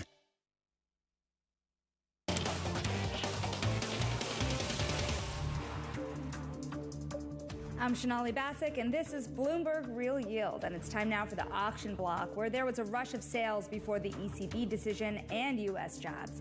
We'll start in Asia, where dollar bond sales climbed for a third consecutive month in May, with new offerings since March up 50%. With the strong demand, spreads tightened to an unprecedented low of 141 basis points. And Japanese dollar debt sales have not been a part of this rush so far this year, but Suntory was part of U.S. high-grade sales this week, and the deal helped push weekly issuance to around $33 billion. And in U.S. high-yield, issuers bought more than $8 billion worth of deals. Notable names include restaurant brands and Brinks. And when it comes to credit, Invesco's Matt Brill says returns will come eventually. We came into this year thinking it would be the year of the bond, and here we are 5 months in, and returns are basically flat on the indices, which they were down, so flat is starting to look like a little bit of a win. Going forward, we do believe there's significant money to be made within fixed income. So with signs like that cuts are on the way, I think it's sort of a wake-up call to everybody that this is actually going to happen. The soft landing can occur globally as well as domestically, and when that occurs, you're going to start to see all-in yields go lower and the total returns pick up. Now let's bring in Sonali Pierre, Portfolio Manager for High Yield and Multi-Sector Credit at PIMCO, and Michael Kontopoulos, Head of Fixed Income at Richard Bernstein Advisors. First question's got to go to the Sonali, because we are the Sonalis on this show. What do you think about this idea of valuation here, this worry about you're not getting compensated really for the risk you're taking on, given how much money has flowed into credit right now? Yeah, so spreads really have compressed. At this point, it's more of a yield story. So yields are still compelling overall at nearly the 80th percentile versus history. And if you look at the yields, they're a pretty decent indicator of forward potential returns. And then in an active context, being able to add value through alpha with being selective, whether it's by regional selection, industry selection, security selection, and of course, asset allocation.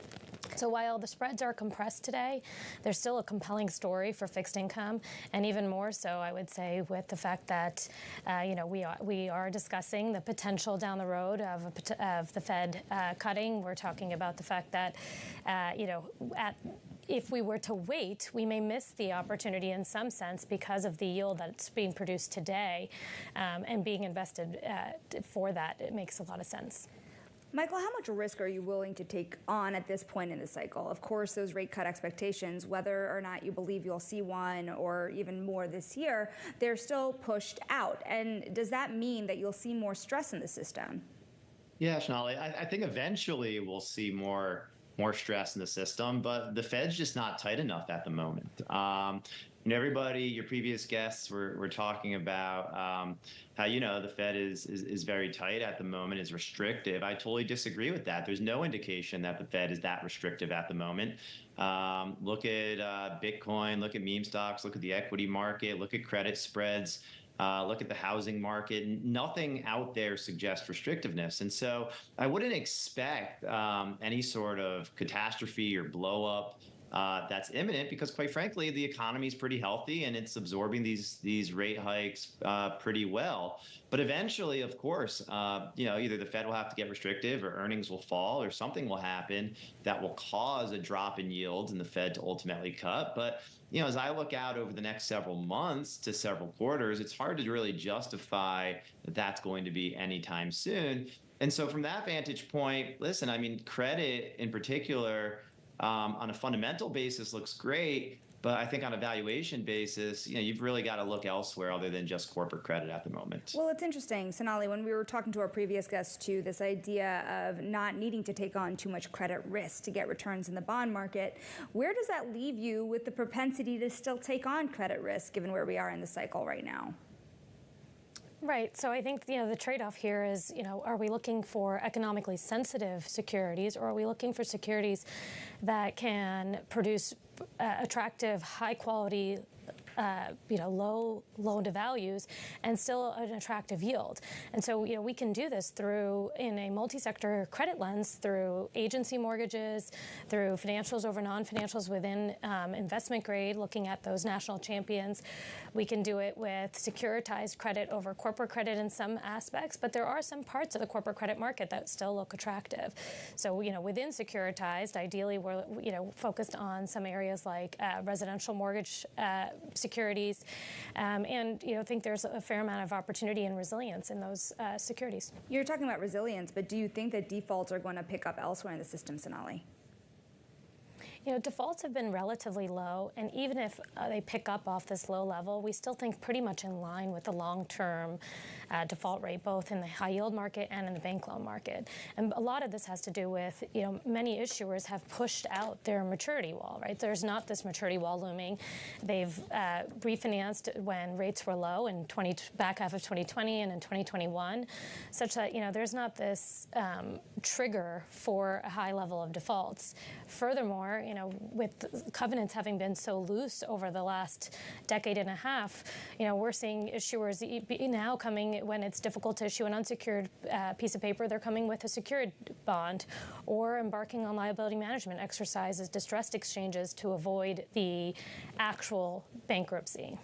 Now, Michael, if you could take a look at just how much money has poured in, including into credit risk, do you think that people have maybe gotten in a little above their skis, or do you think they're safe, just given that people don't think the economy is going to turn this materially so quickly? Yeah, listen, I think it's a little bit of both, quite frankly. It doesn't make for great television, but I agree very much with Sonali. This isn't necessarily a fundamentals story. And so is there an imminent catalyst to significant spread widening and price loss in corporate credit? Maybe not, although one could argue that there's a huge correlation between rate volatility and equity volatility to credit spreads, and credit spreads, any sort of increase in either one of those types of volatility will cause spreads to widen, and that can happen for all sorts of reasons. But generally speaking, listen, it's not a fundamental story here. It's really a valuation story. And so from that vantage point, I very much agree with what Sonali said before. Securitized products, and I'll throw in there, in addition to residential mortgages, agency-backed securities, but also CLOs. Why go and buy a 5% investment-grade corporate bond when you can go and buy a 6 to 8% yielding either AAA or BBB CLO with AA or better default risk? To me, that's a much better value proposition than owning just the investment-grade corporate bond market. You take less risk, you get more yield, and then you can use treasuries to manage your duration any way you want. Michael, real quickly here, you have about 30 seconds. What is your favorite trade right now, then? Well, I think I just mentioned it. I think looking at CLOs, collateralized loan obligations, and in the securitized market, definitely our favorite trade. You can take your risk there, and then you can modulate your duration using treasuries. And I think that's going to create a much better risk-return profile than just buying, run-of-the-mill investment-grade corporates or munis or anything of that nature. Oh boy, do I wish we had more time. Would love to talk about those leveraged loans that are feeding that CLO engine. Our thank you for now to Sonali's Pierre from PIMCO and Michael Contopoulos from Richard Bernstein Advisors. Certainly an interesting time right now in credit. Now, still ahead, the final spread, the week ahead, huge week. We're going to get a Fed decision and a CPI print. We'll talk about that next. This is Real Yield on Bloomberg.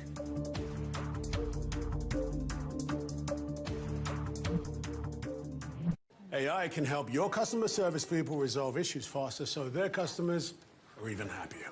Another thank you for you. Thanks. Those macaroons? Don't even think about it. Nope, I'm not thinking about it. Is there anything else I can help you with today? The world needs ways to reduce carbon emissions, Especially for heavy industry. We're working on solutions in our own operations. like carbon capture. And clean energy from hydrogen. So who are we? Believe it or not, ExxonMobil.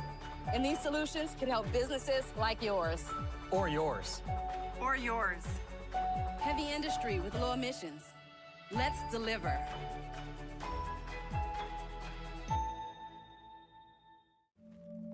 Recipes. Recipes written by hand and lost to time are now being analyzed and restored using the power of Dell AI.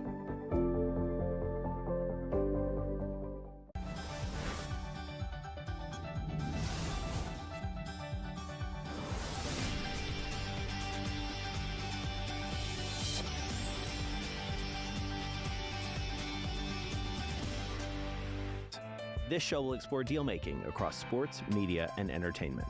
This is very fancy for a podcast. If I knew what it was going to be, I'd have put everything I had into it. I get asked more about our relationship than I do my wife. And you know what I'm saying? This is a show where we talk with big-time athletes and executives about the wins, the losses, and lessons learned along the way. This show is called The Deal. The Deal? The Deal. The Deal. That deal. The deal. Huge deal. Who dug this up? One of y'all's in trouble. Wow.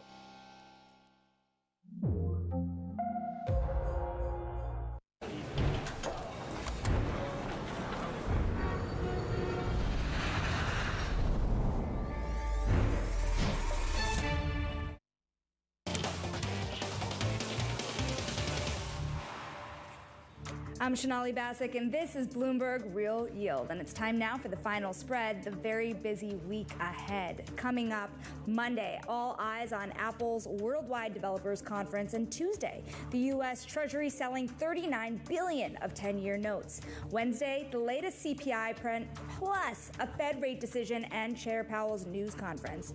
Thursday, the G7 summit kicks off in Italy, and more U.S. eco data rolling out, PPI and jobless claims finally Friday. It's the Bank of Japan's turn for a rate decision, plus UMich consumer sentiment. And for my final thought, closer look at those estimates for CPI.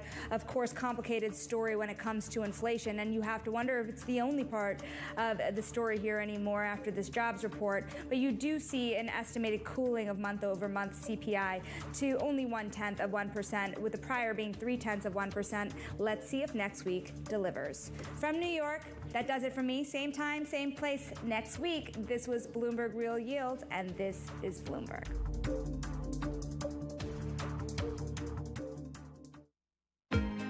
With ServiceNow, AI can transform your business by helping your people work better. Because when your people work better, everything works better. So, let's get to work. Idris Elba works here? Yeah, he's super nice.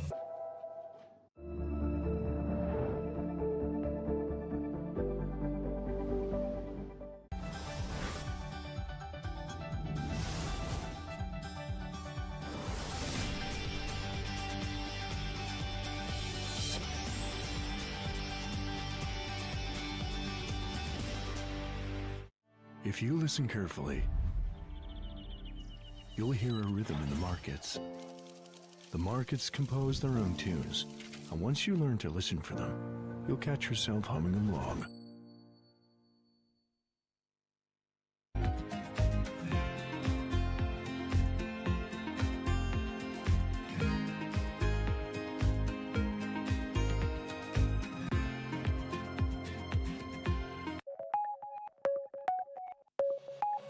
I decided to acquire Indeed 12 years ago when I was 36.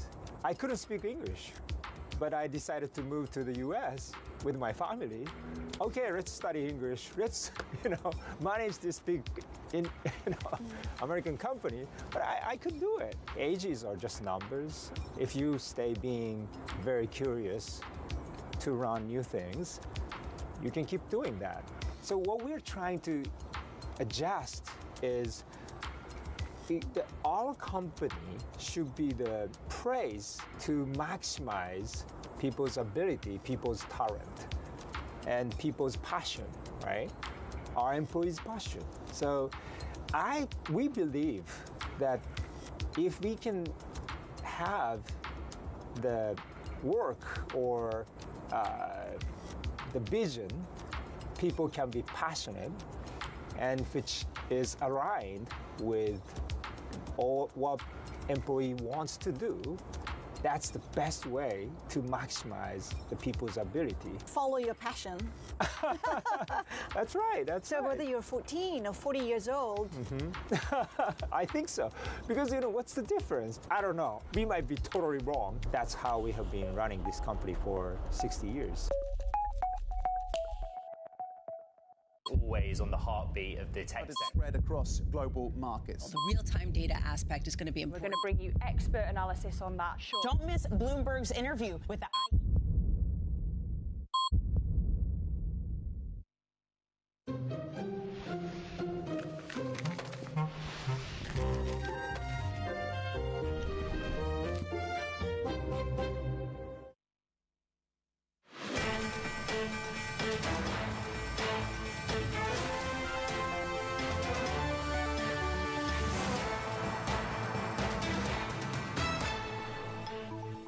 Welcome to Bloomberg Markets. I'm Shonali Bassick. We're looking at that May jobs report blowing past expectations as Wall Street is now quick to push back rate cut forecasts for 2024. Let's get a check on these markets because we are now watching the S&P 500 turning into the green and that bid in the bond market really still waning here. The 10-year yield 12 basis points, almost 13 basis points higher on the day, and a week that saw the 10-year float below that critical 430 level earlier in the week, that is now wiped out. You're back at 440 or higher. And again, you are seeing those yields move higher across the curve.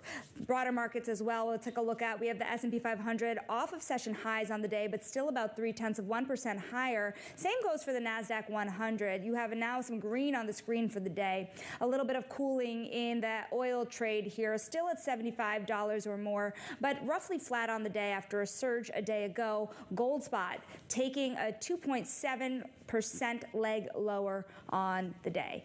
And looking at when traders are anticipating a move from the Fed, want to take a look here at expectations and just how much people are pulling back their expectations here. These are the Fed cuts that are priced in, and of course September was something that is now seen as a coin toss. Earlier in the week, expectations were a bit higher. Citigroup and JP Morgan now pushing back expectations away from July, closer to September or November. Of course, most of those expectations from the market in Fed swaps still back in December of this year now. Bloomberg opinion columnist Mohamed Al-Arian had this to say about the latest jobs report. Take a listen. This is a really strong report on the demand side, not on the supply side, on the demand side, but strong in terms of demand for employees, strong in terms of wages paid, etc. It does close the door on a July rate cut. I think that is it. No, almost regardless of what the CPI number says next week.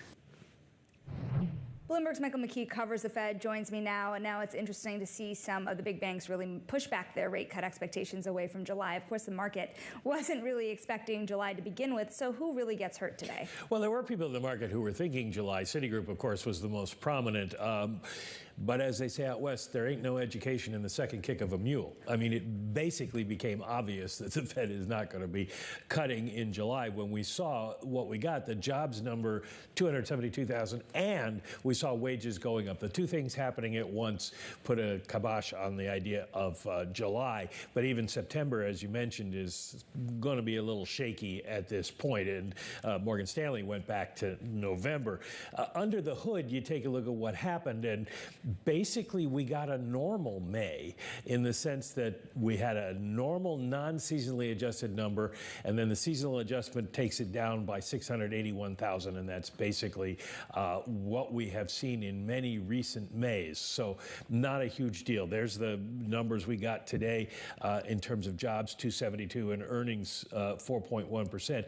The earnings thing is interesting because there's a bit of a calendar quirk in there in that this was a longer survey week that enabled an additional pay period to get into it. But also we had the California minimum wage going up for service industry workers in fast food and healthcare to $20 an hour, $4 more than their other minimum wage.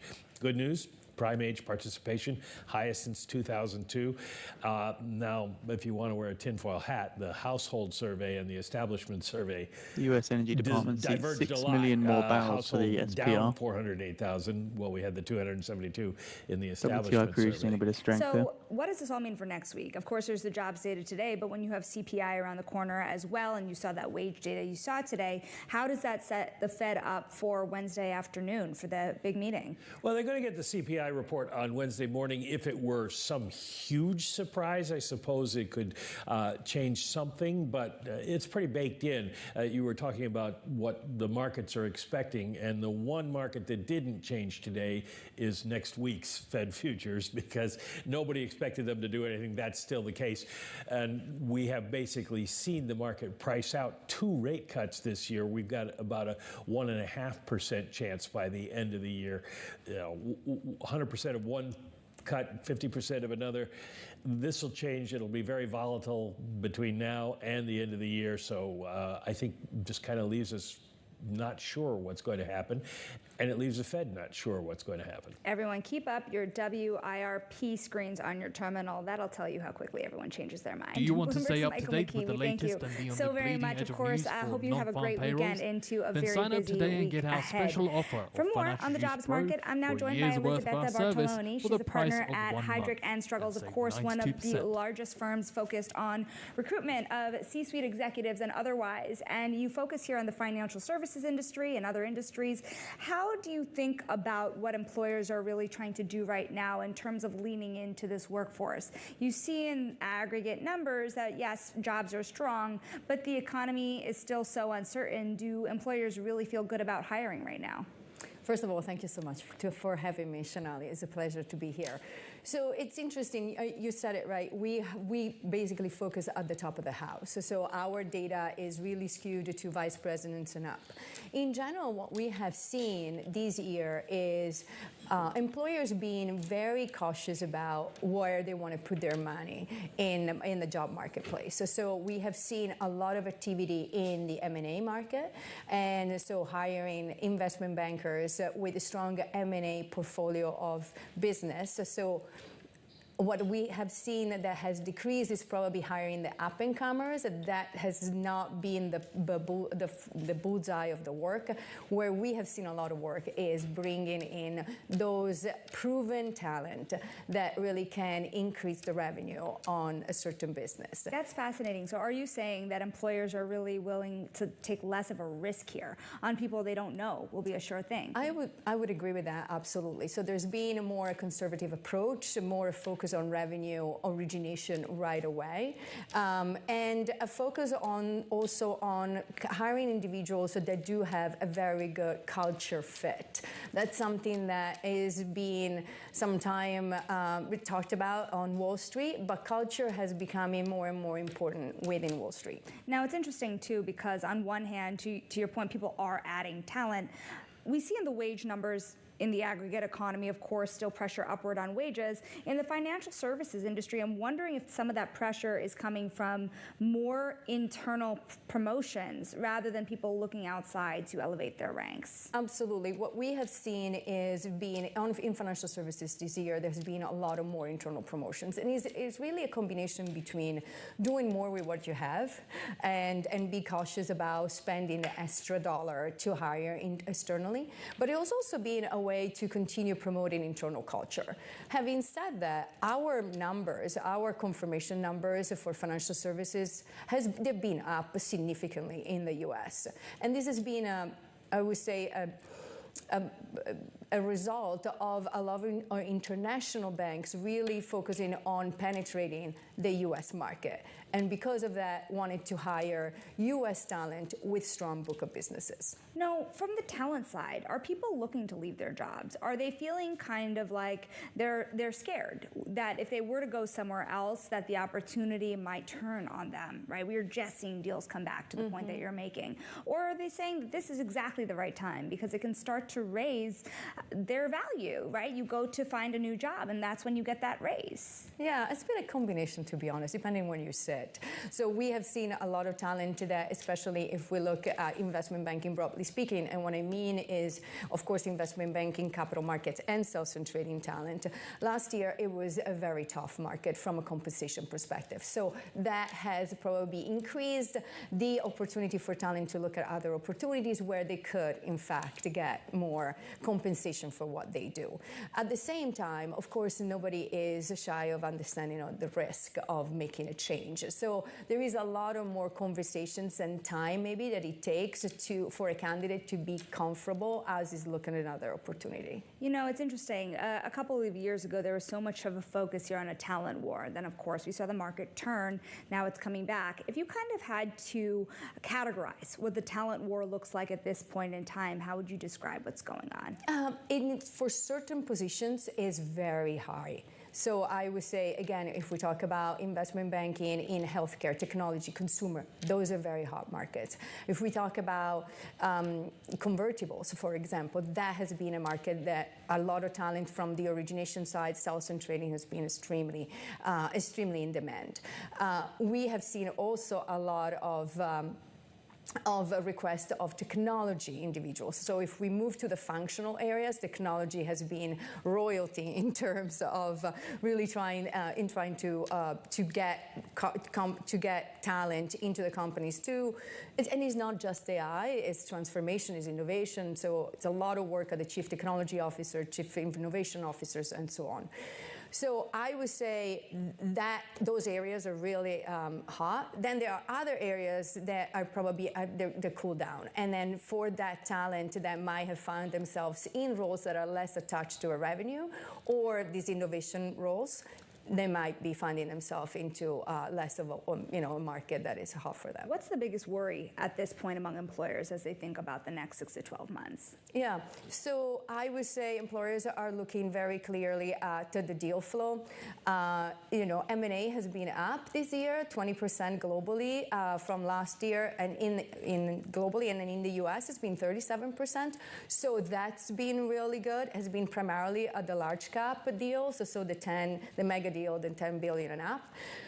So they're looking very closely at the deal flow. Is it going to continue? Is it not? Now, recruiting, however, and especially recruiting from our perspective at the C-level, is very seasonal. So we are very busy in the first 2 quarters of the year. The third quarter tends to be a little bit slower from a placement perspective because individuals start going on vacation. So the personal agenda gets in the way of the work agenda. And then the fourth quarter tends to be more of a strategy time for the year to follow. So I would say deal flow is what they're looking at very clearly, and I would say also there is a natural seasonality into the hiring during the year. And lucky for everyone, it is also the most volatile time with the U.S. election season ahead. That is Elisabetta Bartoloni, a partner at Heidrick & Struggles, of course, on what is a very complicated and mixed picture for the job market out there, especially on Wall Street. Now, coming up, we're watching shares of GameStop after pre-released earnings, and Roaring Kitty says he's been returning to YouTube. He started his live stream a few moments ago. The stock has been halted multiple times for volatility and is currently down around 30% on the day. We're going to talk about GameStop in our stock of the hour up next. Stick with us for all the details. This is Bloomberg.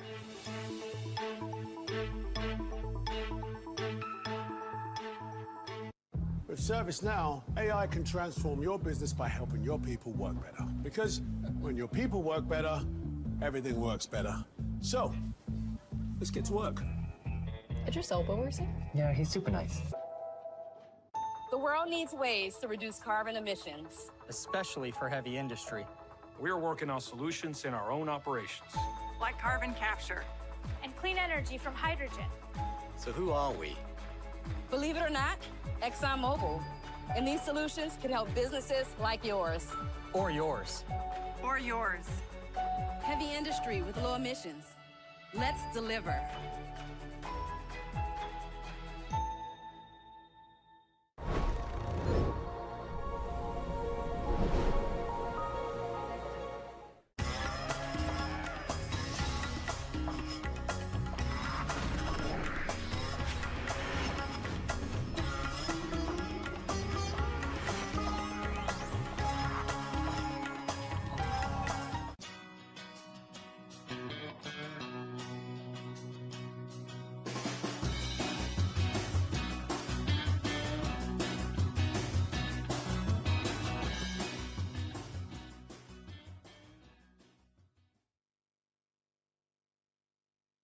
More than the profit today, it's building the future of tomorrow.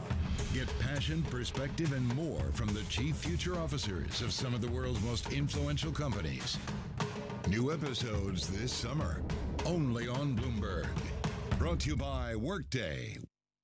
People ask me all the time, what is the key to being a really good investor? And I tell them it's to surround yourself with and work with the best investors you can find. On Bloomberg Wealth, I'm going to take you to meet the greatest investors in the world, the people that I would like to have managing my money. Go figure out how to get exposure to hyperscalers, which we think will be the biggest winner in what AI and data storage will do for the world.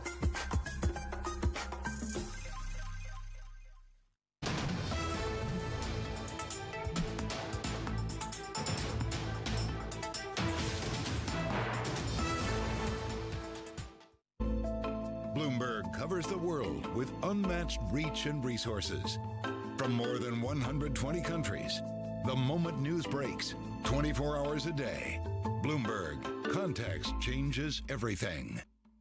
Wednesday, the Fed decides. What data is important? What would it take to reintroduce the rate cut conversation? It's the labor market cracking that's going to allow the Fed to really enact some of its easing. Trust Bloomberg to bring you the fastest coverage and exclusive analysis, including Powell's press conference. Inflation is still too high, and the path forward is uncertain. They believe that policy is sufficiently restrictive. The Fed can only deal with the data that it has. Bloomberg surveillance, the Fed decides, starting at 1:30 p.m. Eastern.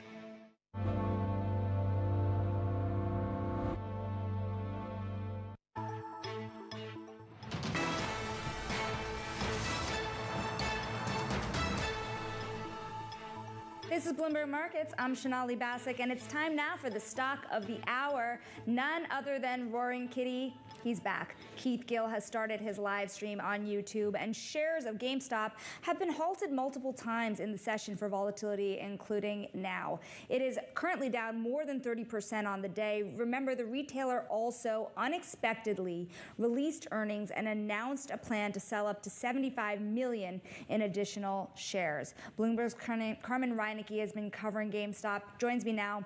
It's not the first time that we've seen GameStop turn around and sell shares on the back of increased excitement around the stock. Retail traders should have known. Yeah, I mean, this is a move from their game book, right? This is the second time that they've done it on this wave of the meme stock trading mania. I mean, GameStop is usually something that's a little bit of a sleepier stock when we aren't seeing this sort of meme frenzy. So yes, this is the second time that they have said that they would sell additional shares. The last time they raised, I think, about $1 billion. So that's obviously very significant for GameStop. Now, how did the live stream start today? When it came up that Keith Gill would be addressing investors, retail traders, people who have followed him very closely, what was the first thing he had to say? Well, we were really all waiting with bated breath for this live stream, which was supposed to start at noon, and he didn't come on until about 25 minutes later. So the comments section was a complete frenzy. There were over 500,000 people waiting for the live stream to start at one point. And then when he did finally start the live stream, he sort of did a bit where he was dressed in a bandage and with Band-Aids and being shocked by the comments. And he really just said, hey, I'm back, I kind of forgot how to do this, was one of the things he said. I think he said, I just wanted to pop in and see what's happening. So a very interesting return. Obviously, people have been waiting 3 years to see if he'll say anything, and this recent frenzy trading in GameStop and other meme stocks, AMC is also seeing a lot of action today, was really kicked off by his return to social media. We've been seeing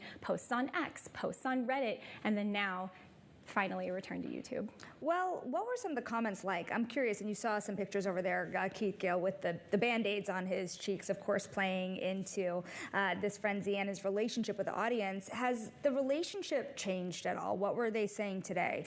Honestly, it seems like it's kind of the same. People were, really excited about hearing Keith speak again. A lot of, let's go comments, a lot of hodl. There definitely was a little bit of anxiety, I think, around the live stream starting so late. Again, everyone was sort of ready to go at noon Eastern. So there were some comments. I saw one saying, "Oh my goodness, if this were college, we would have left already. You know, where is the professor?" So. Yeah, and then once the live stream started and he made an appearance, the comment section went wild yet again. So I think that people are really excited about him being back. Well, excited about him being back, but of course we are also seeing the GameStop shares now actually halted again as we speak. So certainly people engaging with the stock as he is speaking to his audience here. Interestingly enough, remember we had reported earlier that Andrew Lyft went short GameStop. You know, do we know how this move is going to impact both Keith Gill and someone like an Andrew Lyft right now who bet against him? Right. I mean, well, it's really the long and the short side of the trade. I mean, obviously, if you're long GameStop and you're trading it, you know, short term, you don't want to see a 30% plus drop on the day. If you're a short seller, you might think that this looks great. It's actually down now almost 40%. I'm seeing on my terminal. Andrew Lyft was on CNBC saying that he thinks this time is different. You know, he has been you know, in this trade before, and yeah, we reported that he's 10 short minutes time now again. at the So, top of the hour. See the release of the weekly Baker Hughes really rig count interesting. It numbers. feels like a resurgence Oil of rigs, the prior was 496. with just a few Total slight rigs, tweaks. the prior was 600. Carmen, thank you so much for joining us on this. Of course, a lot of people will be watching that live stream as well, still ongoing. And as we've been saying, GameStop shares on and off halted throughout the day. That's Bloomberg's Carmen Reinecke. Thank you. Now, coming up, we're going to talk about wealthy families driving a resurgence in private equity buyouts. Certainly a hot story on the day. We're going to take a look at it on today's Wall Street Beat. Stick with us. This is Bloomberg.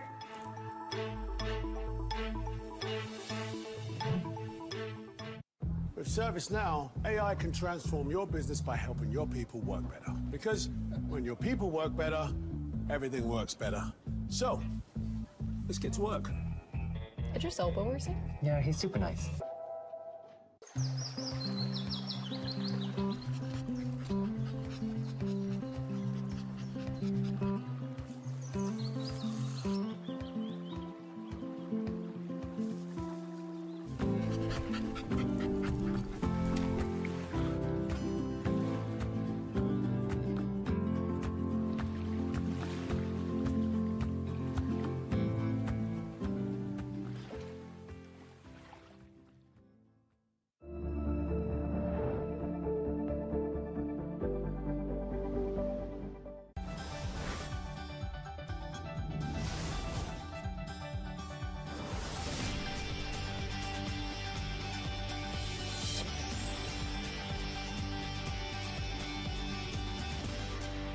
On Bloomberg. The names that move markets are on Bloomberg. It is President Biden's top priority to bring down the cost of living. The United States' ability to spend without constraint is not unlimited. We're in a very unusual time, and so the adjustments are taking place, and it's running through the economy. We do need more innovation, more investment, single market and capital market union, and a relevant trade policy. Bloomberg. Context changes everything.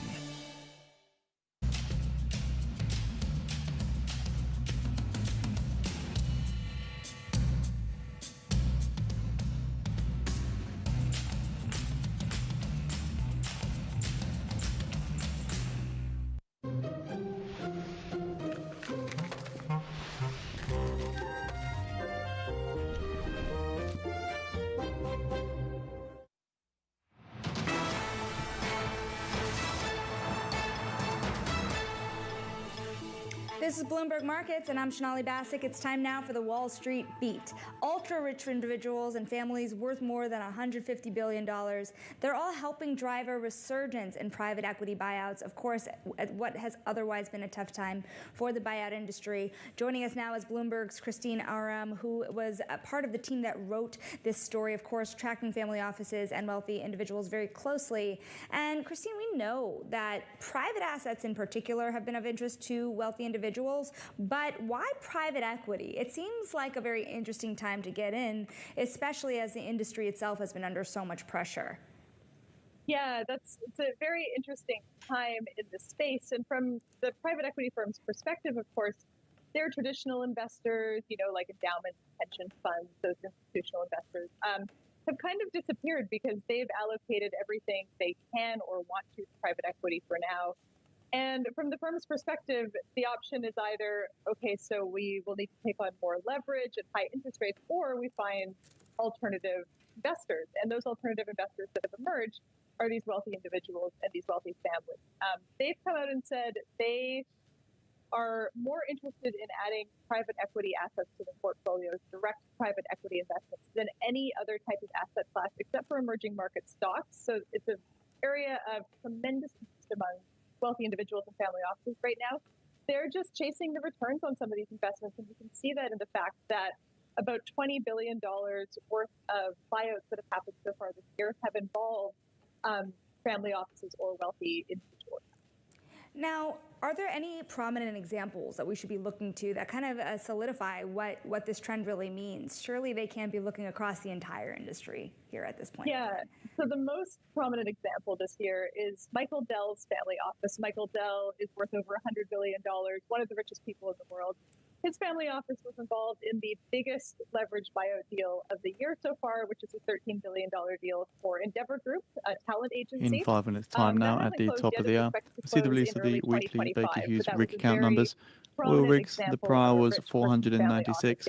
Total rigs, the prior was 600. Others out of Europe include Germany's Weissman family. They're not particularly well known in the U.S. They make household boilers, so not exactly a sexy industry, but they're worth almost $14 billion. And they were involved with a deal alongside KKR to take a renewables firm called Havas private. And then interestingly, the family behind Lego protect your trades from macro headline risk with Financial Juice Pro. Now only $99 a year for our real-time service. All over the world. It's involving some of the biggest PE names. It's involving fortunes on both sides of the Atlantic, and we're really seeing that trend spread across a variety of industries as well.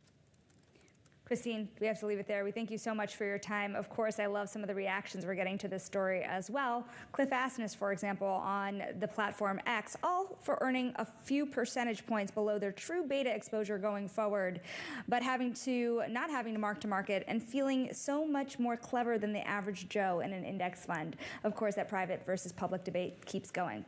Now, we're also watching the shares of GameStop. Keith Gill, aka Roaring Kitty, speaking right now on YouTube in a live stream, reminding you he started late, but since he started, the stock of GameStop has been halted, down more than 33% on the day. Mind you, more than 600,000 people are watching this live stream at the moment, and of course, a lot of questions about that potential share sale here, that planned share sale from GameStop. But for today, Roaring Kitty goes on, but I am heading out. I'm Shanali Basak. That does it for Bloomberg Markets today, this Friday. Stick with us through the close. Of course, a very busy day in markets after that jobs report. Very, very busy week ahead with the Fed next week. This is Bloomberg. AI can help your customer service people resolve issues faster so their customers are even happier. Another thank you for you. Thanks. Those macaroons? Don't even think about it. Nope. I'm not thinking about it. Is there anything else I can help you with today? The world needs ways to reduce carbon emissions, Especially for heavy industry. We're working on solutions in our own operations. like carbon capture and clean energy from hydrogen. So who are we? Believe it or not, ExxonMobil. And these solutions can help businesses like yours. Or yours. Or yours. Heavy industry with low emissions. Let's deliver.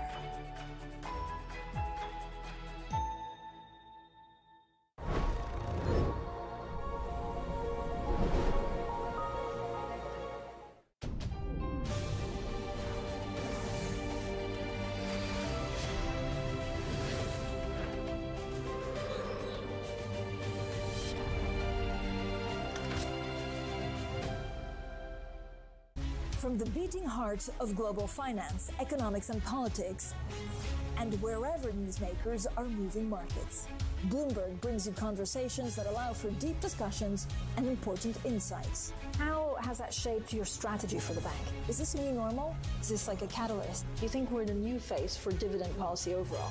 That's a great question. I'm Francine Lacroix, and this is The Pulse, every weekday at 9 a.m. only on Bloomberg.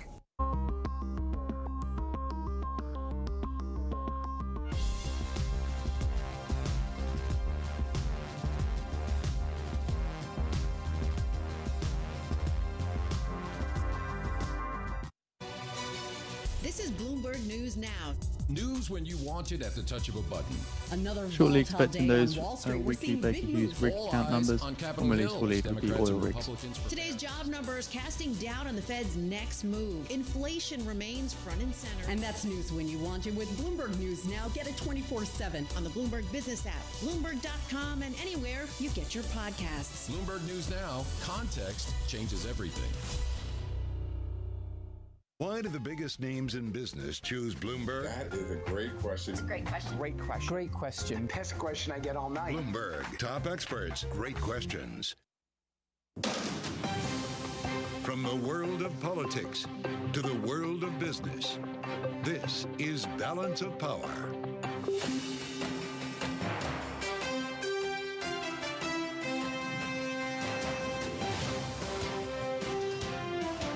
Live from Washington, D.C. The job market stays hot, but where's it going? Welcome to the fastest show in politics. With payrolls data out today, renewing the debate over interest rates. I'm Joe Matthew in Washington. Thanks for joining us on Bloomberg TV and radio. Coming up, our conversation with the acting labor secretary, Julie Su, and insights on the data from labor economist Catherine Edwards at RAND. It's all after a look at Wall Street. We start right there, right now on the markets with Charlie Pellet in New York. Hey, Charlie. Hi, thank you very much, Joe Matthew. And right now we are looking at the Dow Jones Industrial Average. It's been a volatile day. We do have the Dow moving lower now, down 16 points. Actually, the Dow, higher by 82, up 0.2%. The S&P 500 index up 16, up 0.3. NASDAQ up 48, gain there of 0.3%.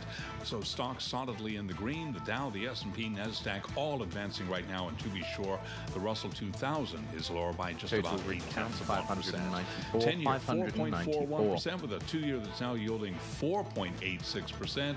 Spot gold today trading lower by 2.7%, 23.11 the ounce on the precious metal. And West Texas Intermediate crude up 0.2%, 75.69 for a barrel. And of oil WTI. rig count So 492, 492. the Dow, the S&P, NASDAQ very much in the green right now. S&P advancing by just about 0.3%.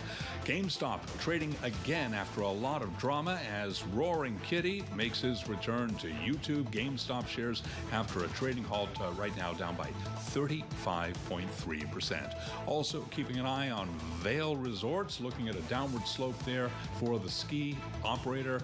Right now, Mountain MTN on the ticker there. Vail Resorts trading lower by 12% after earnings. So again, recapping the Dow, the S&P, NASDAQ solidly in the green. S&P up 13, up by about 0.3%. Balance of Power continues now. Back we go to Washington. Once again, your host, here he is, Joe Matthew. Charlie Pellet, thank you on this jobs day.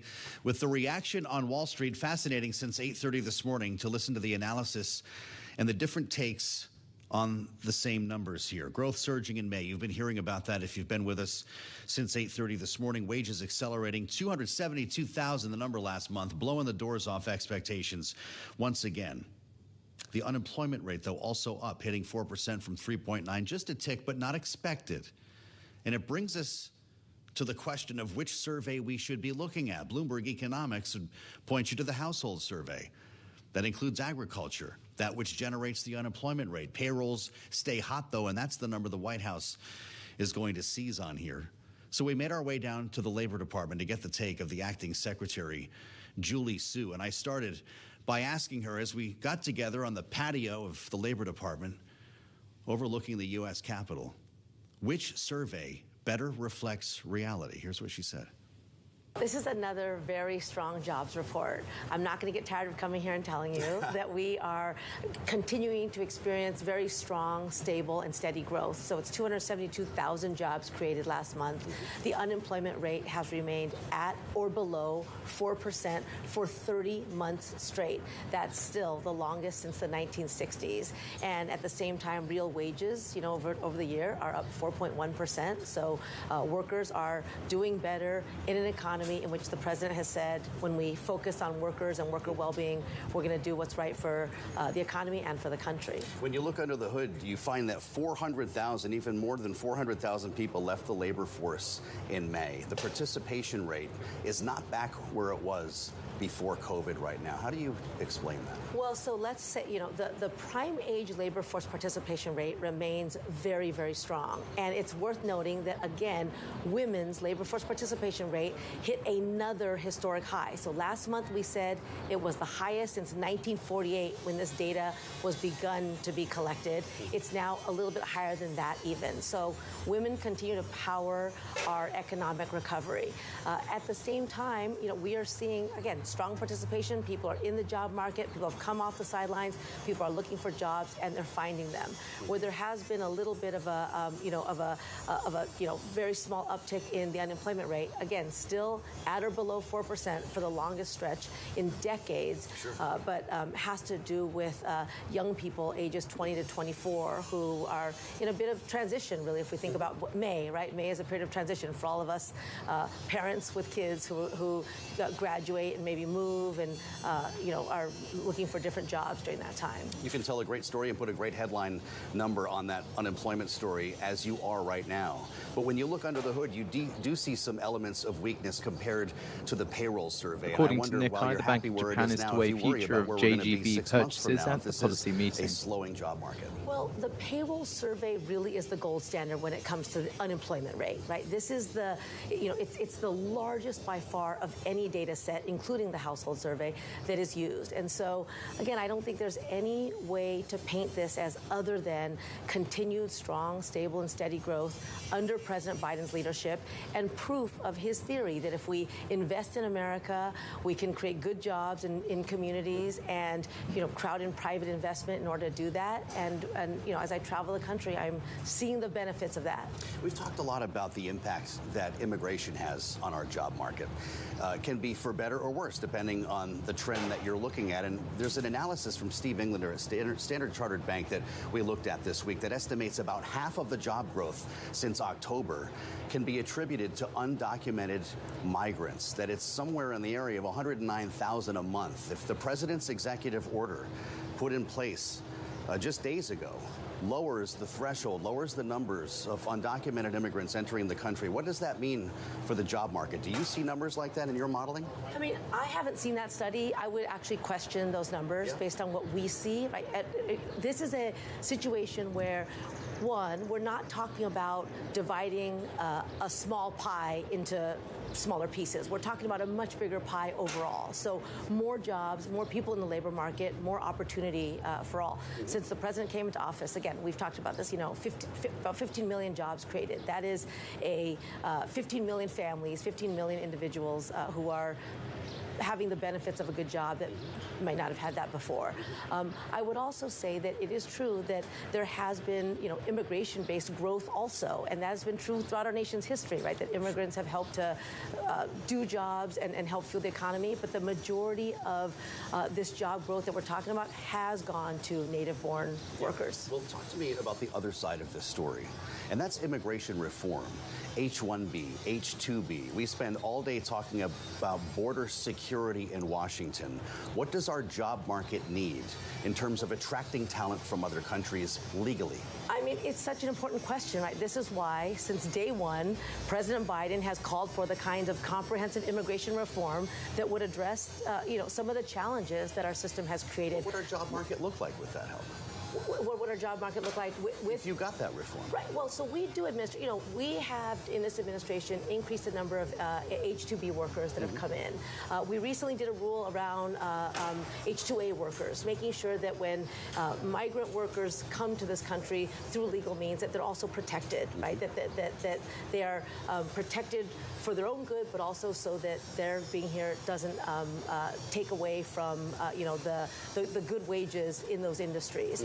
So we, but the bigger picture is that there does need to be comprehensive reform. The president has called for that, and frankly, Congress needs to do its job.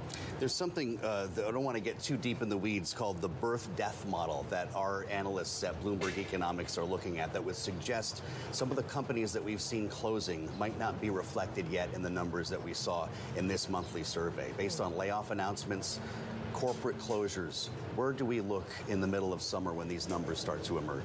Well, we will come out every month to report the data that we have, but everything that we have seen this past month, this past year, as well as the last year since President Biden came to office, is historic job growth. More jobs created during the same time period than any president in our history, and continued low levels of unemployment. Again, historic lows, and more opportunity to come, right? The investments in the president's Investing in America agenda, many of them are still coming out. And that's why this summer I'm going across the country talking about Good Job Summer and focusing on the importance of what a good job does for families. The Good Job Principles Summer Tour. You're like Beyonce. You're launching a national tour, and it's not a mistake. I see some of the states you're going to, like Pennsylvania and Michigan. What is your message to voters in those states?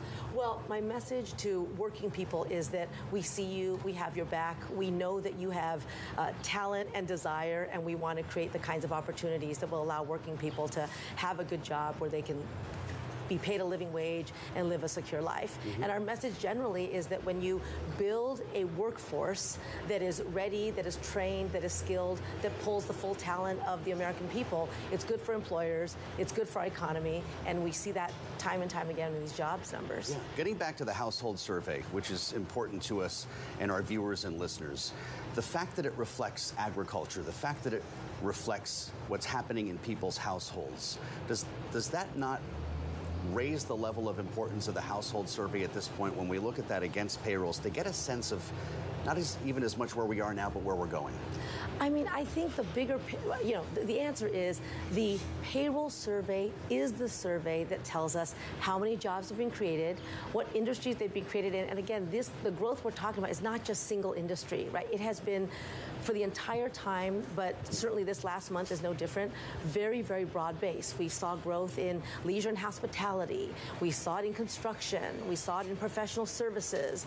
We saw it in healthcare. And so, there's really, the numbers don't lie. It's really, a broad-based, solid, continued growth. And I think that coveted soft landing that so many people bet against. My conversation with Julie Su, the acting Secretary of Labor, a short time ago, was her first conversation coming off the data, actually. Really interesting to hear the way she framed some of the messaging coming out of the administration here. We're going to get a different side of this now with Catherine Edwards. I've been looking forward to this conversation with us today at the table. Economic policy consultant, adjunct economist at the Rand Corporation, also writes for Bloomberg Opinion. So that means, Catherine, you get to say whatever you want. I can only imagine what it's like to be you. Soft landing is what the acting labor secretary said, and we've been asking her that from, is this it? She seems to be saying it out loud now. You know what? This is it. What comes after a soft landing? Or, in your view, are we going into a recession? I looked at the jobs report this morning and couldn't help but think that we are on borrowed time. I don't know how much longer the labor market can stay strong with interest rates at the level that they're at now, and just the amount of pressure that most families are under to make ends meet. Prices have you concerned? What part of the economy? Because we see some areas of worry in the household survey versus the establishment survey, which is where I started with her. They want to talk about a big payrolls number, but you see a lot of other evidence under the hood. I mean, I think what I'm worried about most is just on some level, the dissatisfaction that Americans are expressing with their current economic situation, the amount of price increases that they've had to bear over the past 2.5 years, but at the same time, the lack of relief for any of those price increases. Policy geared towards making it easier for families to get by. I mean, none of that's allowed right now because we have to wait for prices to come down on their own through falling consumer demand. So that means we don't really get to help consumers at all. I don't know how much longer that can last. Well, then you wake up on a morning like this and you hear that expectations of an interest rate cut have been pushed back and maybe nothing at all this year, even as President Biden predicts one. What do you make of that? Do you think it's true? I mean, you have better people to forecast what the Fed will do than me. I prefer to look at the labor market than the people down the street. But, I do wonder we know what needs to happen for the Fed to cut rates because they think inflation has cooled sufficiently, right? We have all the little ducks that have to come into a row and we get one kind of price report or one kind of jobs report. It either gets too bad in the labor market or we get good news from prices, and then they're going to drop rates. And we are all waiting for that to happen have been for some time. I think what is not clear to me is when does the Fed admit that maybe this policy isn't going to do anything else? That we are at the limit of what it can accomplish. Even Dallas President Logan said it's not clear it's going to do anything else. Now, she was very careful to say that that doesn't mean she thinks that rates should be cut. But, when you're living in a moment real time, you don't have the ability to step back and say, are interest rates the best thing that we can do or the only thing that we can do to move the economy from basically this what we think is a soft landing where we've been for 6 months. Well, what do you do coming out of clearly still noise from a pandemic? How do you get to the supply side if that's where you're going? I think that expansion of the labor market is good at keeping certain prices low because we don't have to have wages be bid up too quickly, and increasing labor supply is going to be challenging when the largest generation is retiring. And we're coming off of a period of restricted immigration. But at the same time, the U.S. has never pursued an active labor supply policy. It's not as if Congress has ever sat down and said, how do we maximize the number of workers in the United States today? Well, there's a big argument about the impact of immigration. It's been going on for a long time. It gets louder with new research from Standard Charter that you may have seen. And the numbers were remarkable, if true, that undocumented migrants made up for half the job growth in this country since October, that we could be looking at as many as 100 to 109,000 jobs a month, distorting payrolls. Do you see that falling? First of all, do you believe that? And if you do you see that falling in the wake of this executive order from the president? I hadn't seen it, but it doesn't necessarily surprise me. Immigration is a very big part of our labor market. Around 1 in 5 people who live in this country were not born here, and we tend to treat them as almost a separate segment that aren't as good or maybe aren't as important to labor market policy as native-born workers, but they are here and they are working, and to act as if they need a separate policy as opposed to are integrated into our labor markets, is really putting a demographic imposition on something the labor market wouldn't make a distinction between. Interesting. But it's shortly expecting the Fed reverse repo operation here in the next couple of months. The Biden administration is acting to shrink the labor pool. You could say then, yes? 69 counterparties take $395.462 billion at the Fed reverse repo operation. Basically every month than we do the month before, and that the population is growing, and that, the immigration is just a thumb on the scale, right, to change that growth to be higher or faster, or slower or faster. But no, I don't think it's necessarily good policy. I mean, similar to how I didn't think it was good policy to let child care subsidies expire when we knew that it was risking pushing more women out of the labor force. And we haven't seen that happen to the degree that it was predicted, but it's certainly not helping the U.S. workforce that child care costs families, on average a quarter of their income. Yeah. It's interesting. You remember this exchange between Elizabeth Warren and Jay Powell, and one of their many standoffs in congressional hearings. We tune in just for these moments sometimes, and she was making the point: you keep hiking interest rates, you keep them higher for longer, you're going to destroy the job market. And he clapped back and said, "What is better, to allow inflation to run out of control so families can afford nothing?" What do you make of the balance that he's trying to find here? All policies have trade-offs. That is the reality. There's never one winner of all we have to do is this and everything is okay and it doesn't have any consequences. There's always a trade-off to consider. And Powell's job is not to consider the trade-off for how Americans feel about economy and society, whether or not they think that their struggles are important to their government. And that is Warren's job, and that is elected officials' job. I mean, well, it's also a Fed's job with a dual mandate, you could argue. I mean, are they equal mandates? Tell me. I don't know. We have had unemployment below 4% for just over 2 years, ending this month, and that's the second time it's happened in almost 100 years. So it feels like maybe it's not quite equal of a mandate. I think there's a policy question that is very much, I write it down on a two-dimensional graph. Prices are going one way, the labor market is going one way, and here's my interest rate policy, and I just let it happen. But the world in which this takes place is a world in which families are struggling, and they hear news every day that corporations are not.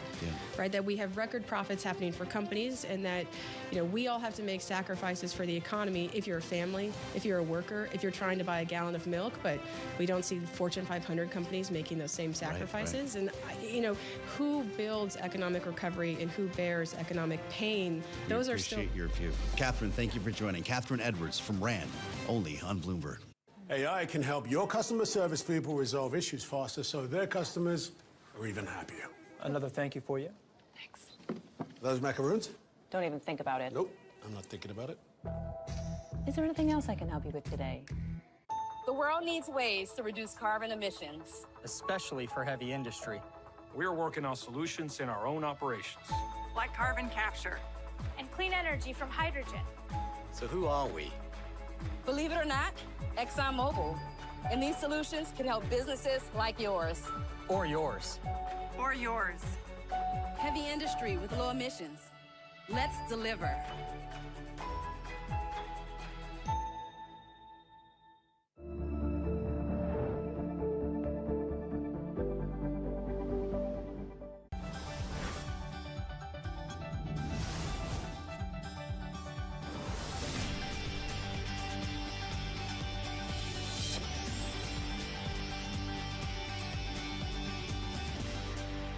I don't want for us to get all the way to 2%, but I do think we'll get there. Nobody covers the Fed like Bloomberg.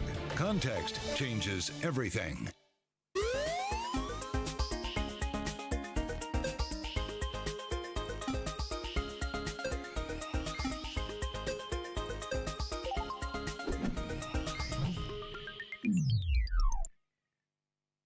People ask me all the time, what is the key to being a really good investor? And I tell them it's to surround yourself with and work with the best investors you can find. On Bloomberg Wealth, I'm going to take you to meet the greatest investors in the world, the people that I would like to have managing my money. Go figure out how to get exposure to hyperscalers, which we think will be the biggest winner in what AI and data storage will do for the world.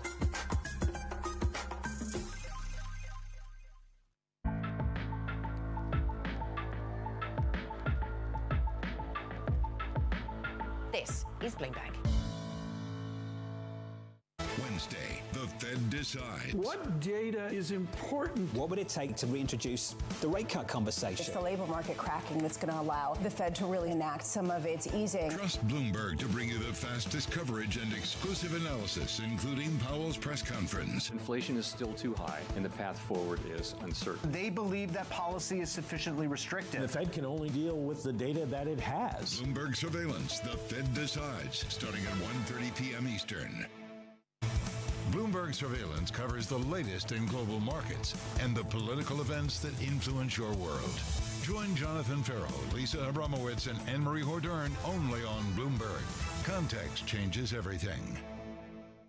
The names that move markets are on Bloomberg. It is President Biden's top priority to bring down the cost of living. The United States' ability to spend without constraint is not unlimited. We're in a very unusual time, and so the adjustments are taking place, and it's running through the economy. We do need more innovation, more investment, single market and capital market union, and a relevant trade policy.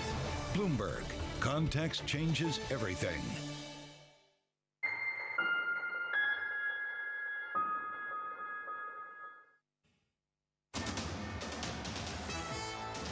It's 1:21 on Wall Street. We do check markets all day long here at Bloomberg. I'm Charlie Pellet. GameStop back up and running after a trading halt, and the stock now lower by 38%. The highly anticipated return of Keith Gill to YouTube failed to immediately deliver a boost to GameStop after the retailer unexpectedly released earnings, and a plan to sell up to 75 million additional shares sent the stock tumbling in the hours before the live stream report. But right now, now, we do have GameStop shares once again trading, now lower by 37.6%.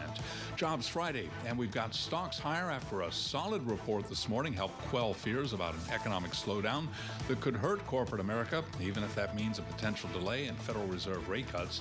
Right now, the S&P is up 16, up 0.3%. Dow Industrials up 84, up 0.2%. NASDAQ higher now by 39 for the NASDAQ Composite Index, a gain right now of about 0.2%. 10-year 4.42% with a 2-year that's yielding 4.86%. Spot gold down 2.8%, lower by $68 the ounce. 23.09. Going to be very interesting to see how gold finally closes today. Will it be above? Will it hold above 2,300? 23.09 right now on gold. Crude, West Texas Intermediate up 0.2%, 75.69 a barrel. GameStop again down 36% right now. S&P up 18, up 0.3. Balance of Power continues now. Back we go to Washington once again. Your host here is Joe Matthew. Charlie Pellet, thank you so much, sir. Happy Friday and welcome to the threshold of the weekend, the Friday edition of Balance of Power on Bloomberg TV and radio, with our eyes still on Normandy. A day after we marked the 80th anniversary of the D-Day invasion, President Biden was back today at Pointe du Hoc, the same spot, as I read, on the terminal, etched in the nation's political memory in 1984. That's when Ronald Reagan stood in that same spot, delivering his famous Boys of Pointe du Hoc speech, drawing common cause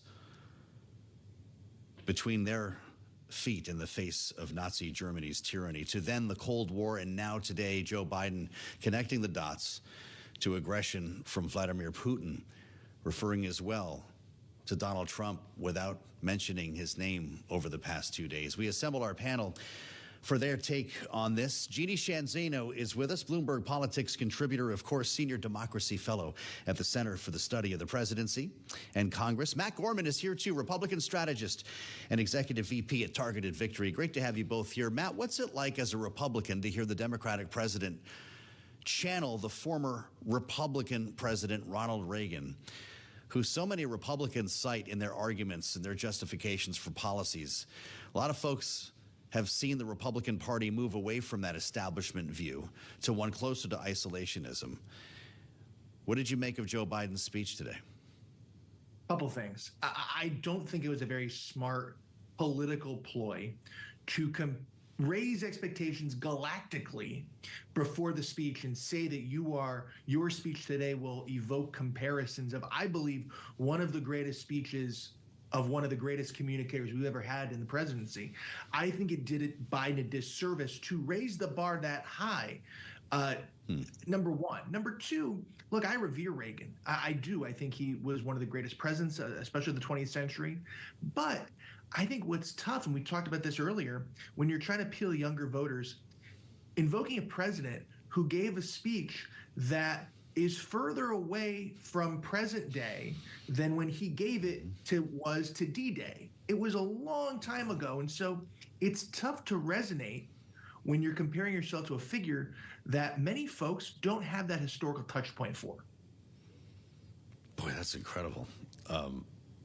Great perspective on the timeline there, Jeannie. We talked about this a bit yesterday.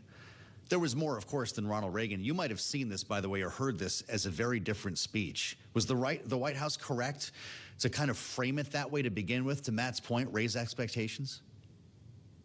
No, absolutely not. Listen, Joe, I may want to, repeat Mary Lou Retton's Vault or something, but, well, I couldn't do it either way. But why would you set yourself up for that?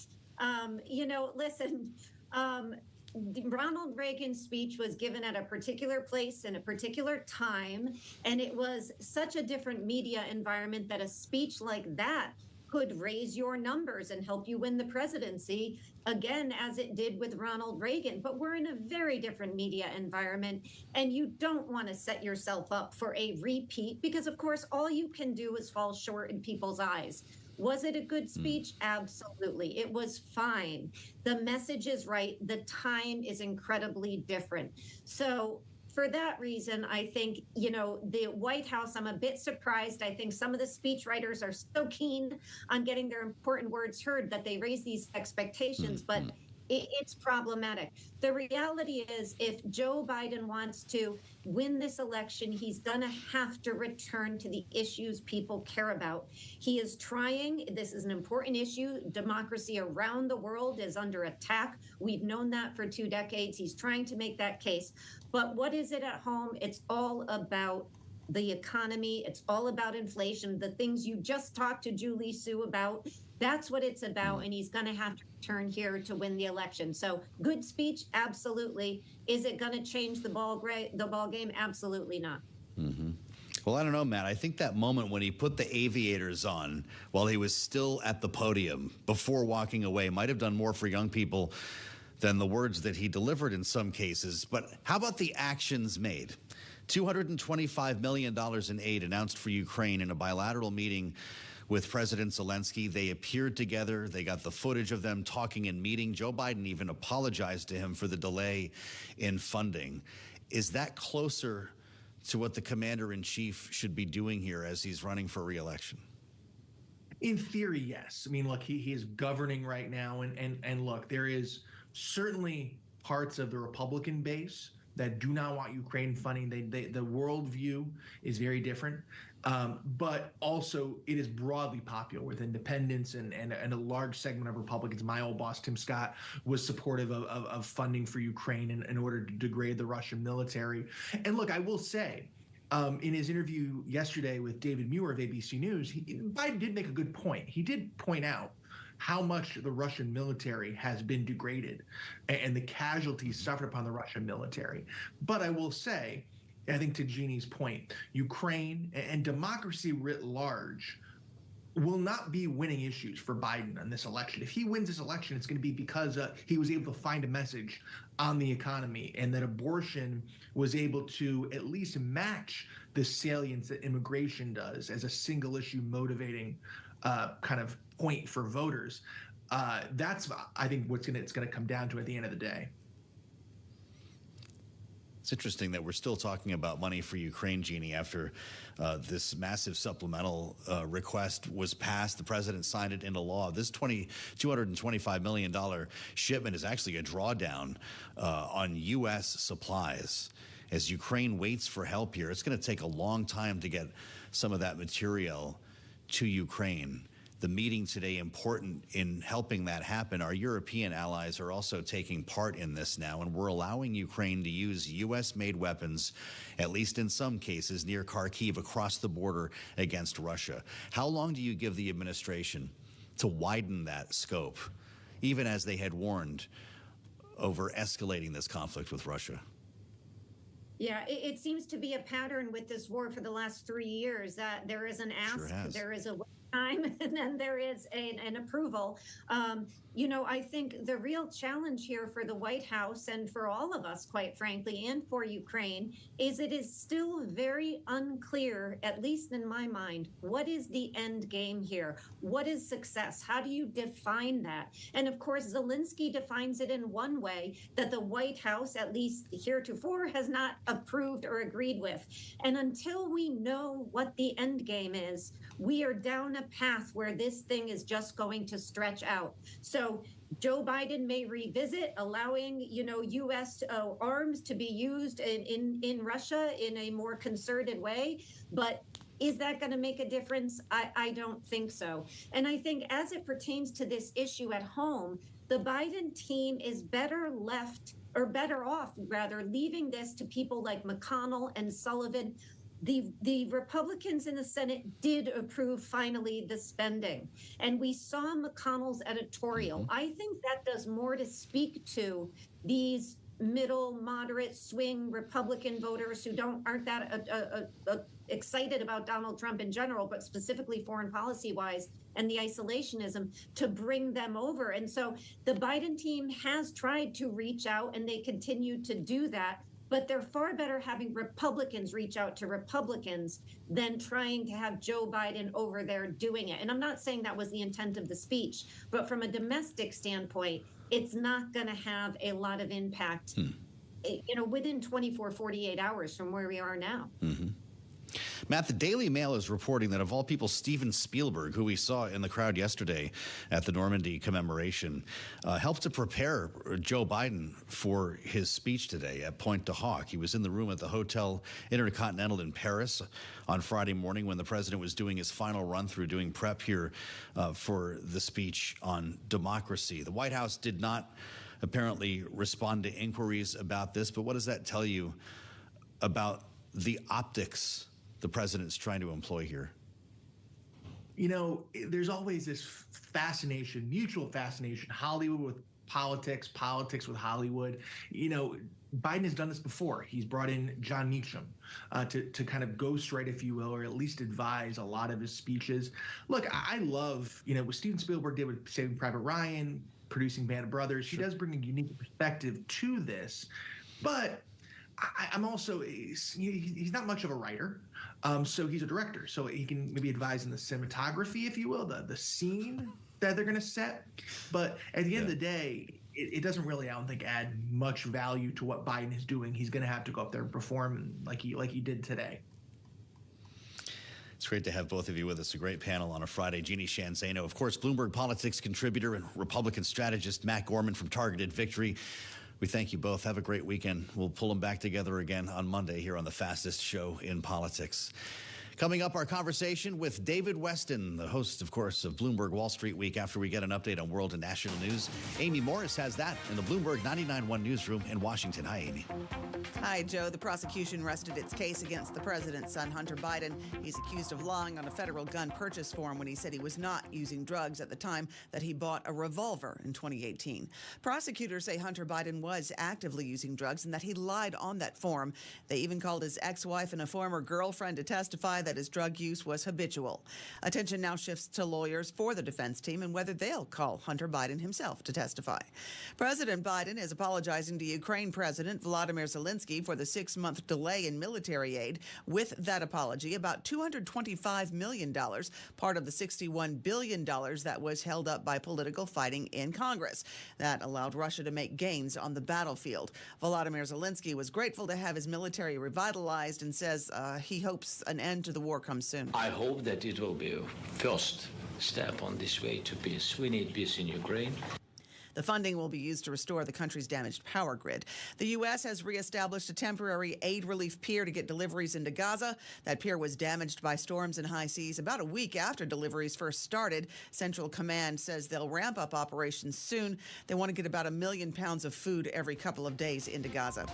Global news 24 hours a day, whenever you want it with Bloomberg News Now. I'm Amy Morris, and this is Bloomberg. Hey, I can help your employees deal with onboarding, benefits, and other busy work so they can actually do the work they love. Dan's loving it. He's in the zone right now. Kind of hard to be in the zone when Idris Elba walks into your office. I know. It's a lot. Exactly.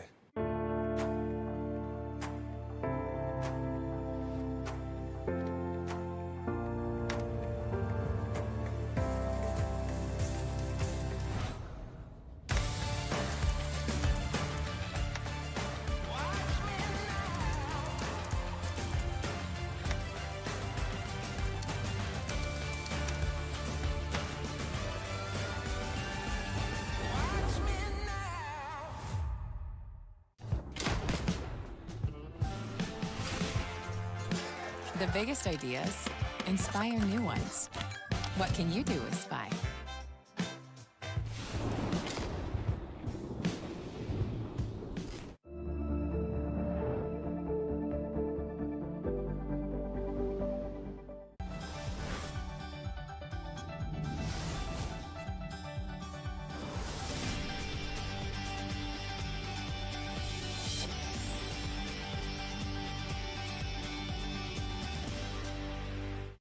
If you listen carefully, you'll hear a rhythm in the markets. The markets compose their own tunes, and once you learn to listen for them, you'll catch yourself humming along. The problem, chances are somebody else does, and I think that's where so many businesses are, you know, created, when you're solving a problem that's real for you and therefore real for the consumer.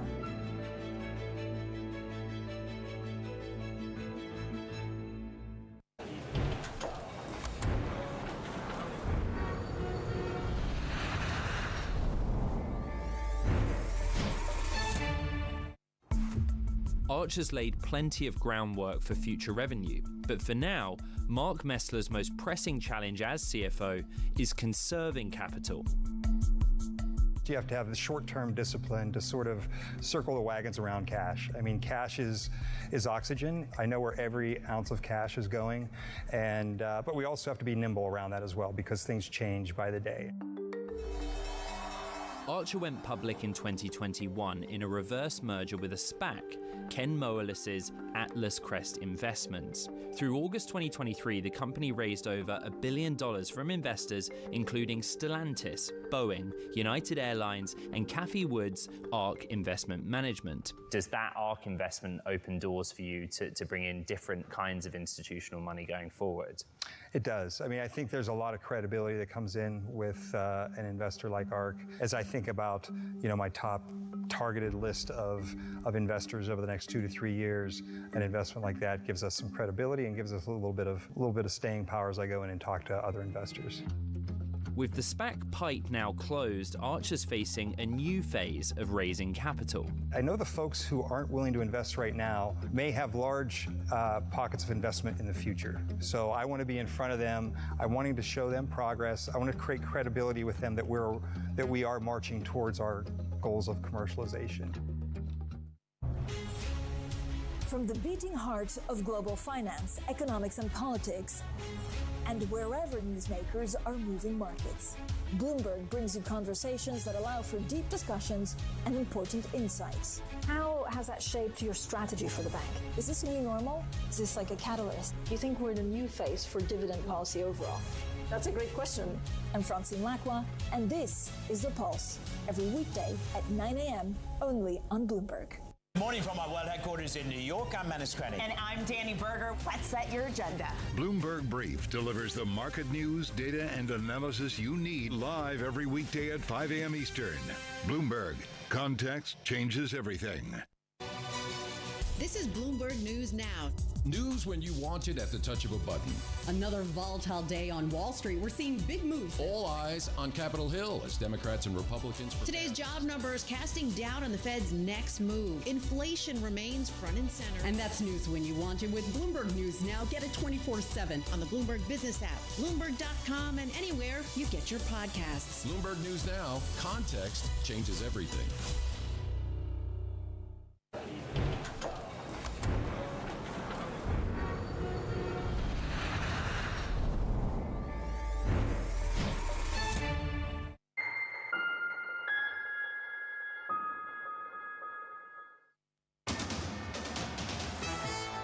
It's 1:40 on Wall Street. We do check markets all day long here at Bloomberg. The Dow, the S&P, NASDAQ all pushing higher. S&P very close to session highs. Stocks are climbing as that solid jobs report this morning boosts the earnings outlook. S&P up 14, gain right now of 0.3%. Dow Industrials up 75, up 0.2. NASDAQ up 33, up 0.2. 10-year 4.41%, 2-year 4.86%. GameStop up and running, stock lower by 39%. I'm Charlie Pellet. That is a Bloomberg Business Flash. Charlie Pellet, thank you, and welcome to the Friday edition of Balance of Power. It's good to have you on Bloomberg TV and radio. I'm Joe Matthew in Washington as we digest the data. It's jobs day here, of course.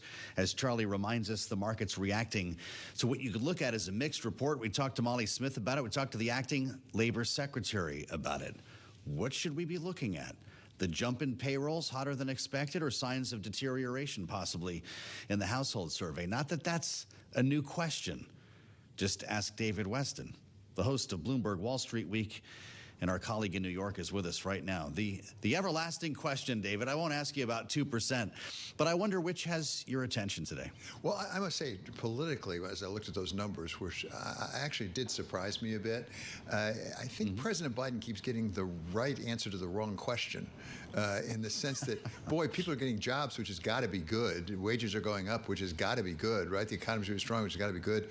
But people are concerned about inflation, how much they're paying for things, and this doesn't help them on that score at all. I feel a little badly for them because I say these should be good answers, but I'm not sure they're answers to what people are really pressing about right now. Yeah, and it's easy to write a statement, I suppose, if you're in the White House communications office talking about a stronger than expected jobs market. Just keep beating the drum, but the investment community, the markets look at this a lot differently. Are we wiping out chances for a rate cut this year? Well, I don't know about wiping out. I mean, there are some who have been skeptical all around. Certainly reducing chances and reducing the number of rate cuts. And again, coming back to the political side of it, which is your bailiwick, Joe. I mean, if people are trying to get relief from higher interest rates, these numbers don't particularly point in that direction. I mean, it's not only that they're paying more at the pump and paying more for groceries, but also they're paying more on their mortgages. And by the way, on credit card debt and auto debt and things like that, that a lot of working Americans are feeling day in and day out. We got an interesting conversation today that we're going to bring to our listeners and viewers now with a prominent voice in the financial markets and his view on this economy today, David. Yeah, Scott Bessent, who actually was Soros' chief investment officer at one point. Scott Bessent has got his own fund now. He's got his own company, but he's talked about a fair amount because he's a smart man. He knows things. But also, he talks to Donald Trump quite frequently. And his name has been kicked around, as you know, Joe, well, as a possible Treasury Secretary. Who knows whether that might come to pass or not, but people are paying a lot of attention to Scott Bessent right now, Joe. Yeah, it's interesting. We talk about a short list for a lot of things for a potential Trump administration, but it's hard to pinpoint the Trump economic philosophy. David, outside of, well, I guess tariffs and making permanent the 2017 tax cuts, what else is there? Yeah, I think also it's fair to say, and Scott Bessent does talk about this, that President Trump, former President Trump, maybe future President Trump, doesn't like regulation much. You remember when he was president the first time? Yes. He had that rule about taking away more regulations than you put in, and he's been pretty outspoken on that front, which I think you could expect. He also tends to like a weaker dollar and lower interest rates. That's been his pattern in the past. Some people would say it might have to do with his background as a prominent real estate developer, which is pretty common there. But you're right, Joe. The question is, how do we anticipate what's coming around this time? I think it's fair to say from stuff you and I have both seen, Joe, that in fact, this Donald Trump has done a lot more work, or at least had people around him do a lot more work on their plans than the first time. There have been people working on these things, and they have some ideas, I think. Yeah. So we did walk us into this conversation. Yeah, sure. Well, we did get to talk to Scott Bessent earlier today, and this is basically what he had to say. He started out with sort of a zinger about Bidenomics. Maybe a better alternative name is Bidenitis. You know, it's like an acute disease. You never know when it's going to be fatal. But look, Bidenomics is a return to central planning that was discredited in the 60s and 70s. We got the same kind of inflation through that. And I think that it depends on this incredible level of government spending, state intervention, and kind of a disregard for markets. It's going to be the opposite of what Trump 1.0 was, which was private sector solutions. The other thing that is part of Bidenomics is you have this massive wave of government spending, but it's met by increased regulation, so you're constricting the supply side, and that's why you get inflation. On the spending side, there's a lot of talk about the growth of government and objections to the growth of government. At the same time, you may know Ruchir Sharma has actually been writing on this subject saying, you know what, it has ever been thus, at least in modern history. Even the days of President Ronald Reagan, the government actually didn't shrink at all. It continued to grow during that period of time. Do you take issue with that? Do you think there was a time when the government actually was smaller and we had the results of it? Well, David, I'm actually not an economist. I'm an economic historian. So I am boring enough that I could quote the size of government all the way back to Alexander Hamilton. So there was a time when the government was smaller, and with good reason.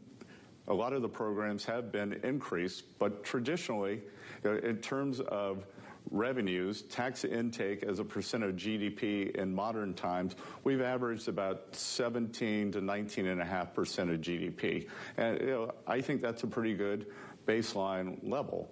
But what's worrying here are the size of the deficits, which are being driven by spending. And I think that somehow this Biden promise that we will do better in 2025 is pretty disingenuous.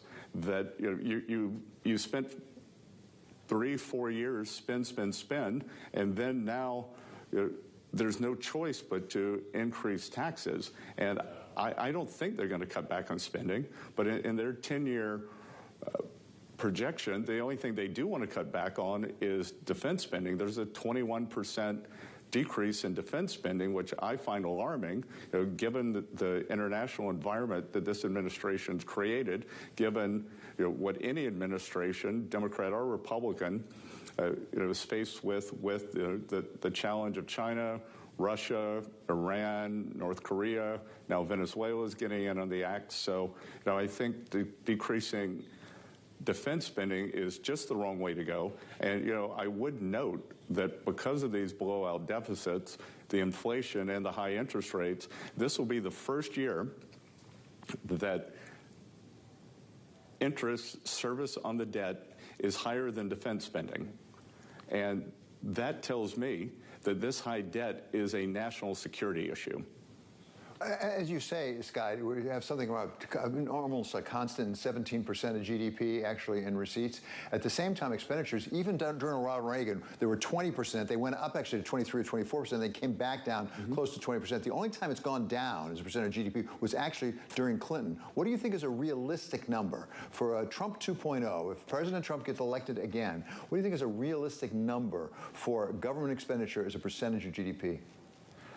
Look, I think we got to stay right in that 17.5 to 19% range, and I'm a big believer that for Trump 2.0, that we can control spending by freezing the discretionary component, except for defense, and moving toward a 3% deficit by 2028. I think that would be music to the market's ears. I think the debt market would respond to that. I think rates would go down. I think inflation would go down. So there's a chance here for a self-reinforcing cycle. You mentioned regulation as being the other force that we'll have to contend with, and obviously President Trump does not like regulation. You've said we should have less regulation. But let me ask you about one specific form of regulation. That's antitrust regulation, because you've also expressed concerns about incumbency, as it's called. And we do have growing concentration, pretty much as I understand it, through the U.S. economy. Isn't antitrust a useful mechanism, and is it something that perhaps President Trump, a second President Trump, would use to try to reduce concentration, which, after all, would likely reduce costs? Well, look, I think antitrust is a last resort. I think the real problem is we have too many barriers to entry. So once you cut regulation and there's more local finance available, I'm a big proponent of local and community banks, and Main Street can flourish along with Wall Street. And what really drives Main Street are these local banking institutions. But I think once you cut regulation, then you get more entrance into the economy. And I think the antitrust is a final solution. It's the draconian solution because you have priced out the startups.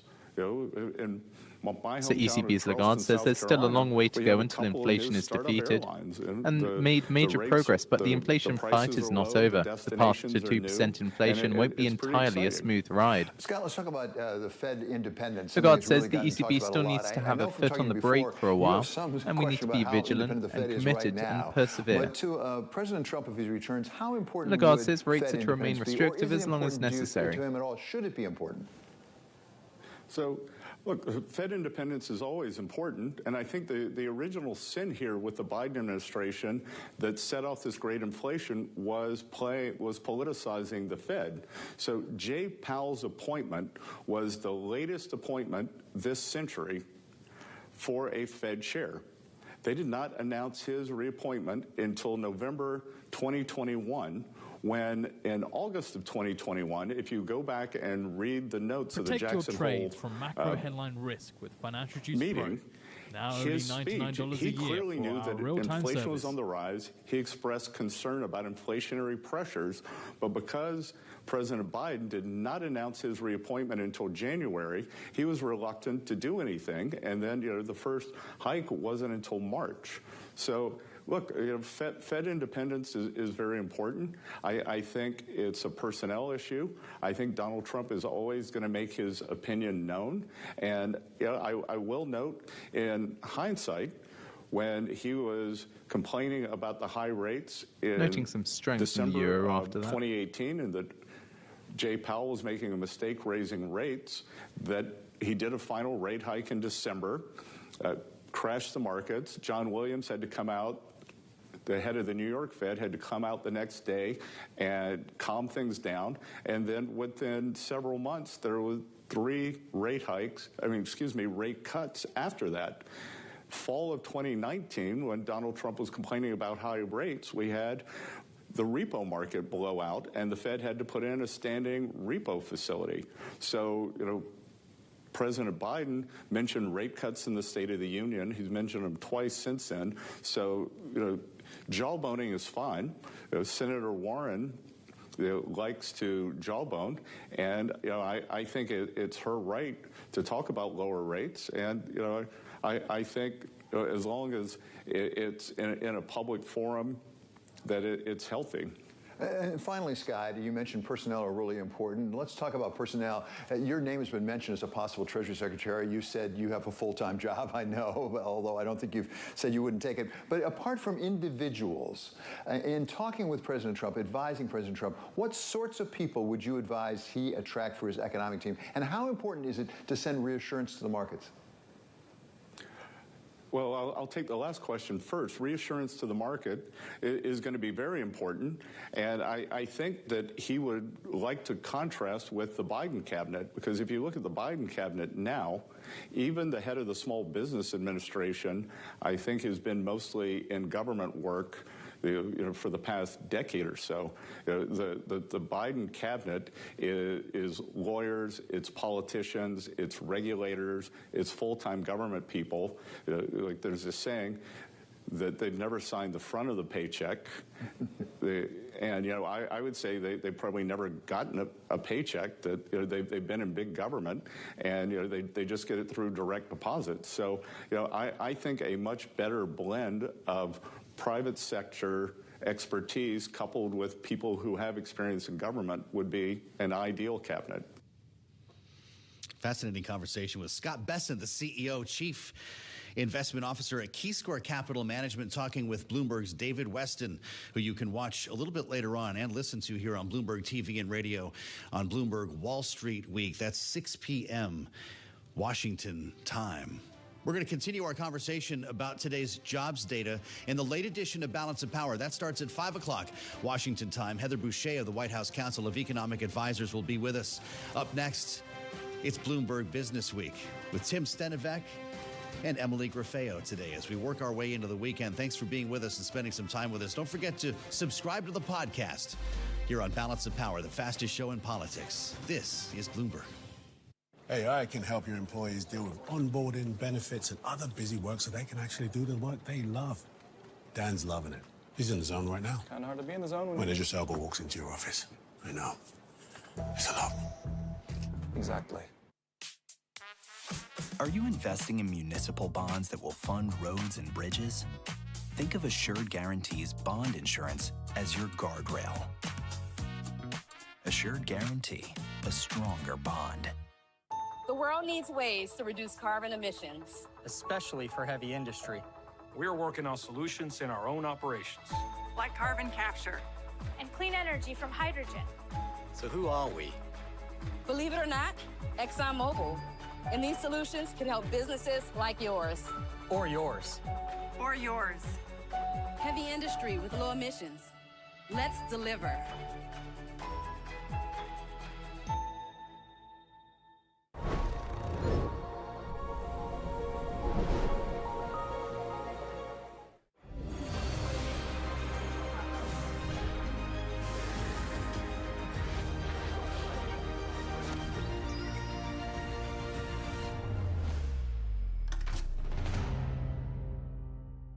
created an institute, the Jane Goodall Institute, and what is that designed to do? Well, that started in 1977 when by then I had a little research station and 4 of my students were kidnapped and everything shut down. And so some friends of mine said, well, let's start an institute so that this research can carry on. Bless them. So that was 1977, and it was set up to study, conserve chimpanzees and other animals and educate. And it's developed since then. So it's, you know, we've got 27 Jane Goodall Institutes around the world. And then I realized at some point that the African people living in and around chimpanzee habitats right across Africa were struggling to survive. There was crippling poverty, lack of health and education, moving deeper into the forest, being exposed to diseases like Ebola and HIV from the chimpanzees and vice versa. It hit me. If we don't help these people to find ways of making a living without destroying their environment, conservation won't work. The top names at the Fed are on Bloomberg. The way I look at it is, you know, we have a restrictive monetary policy in place. It has shown up in terms of moderating the labor markets. They're becoming better balanced. I do think that our new steady state is likely to be higher than what people have known over the last decade. I think that it will take quite a while for us to get all the way to 2%, but I do think we'll get there. Nobody covers the Fed like Bloomberg. Context changes everything. Always on the heartbeat of the tech spread across global markets. The real-time data aspect is going to be important. We're going to bring you expert analysis on that. Sure. Don't miss Bloomberg's interview with the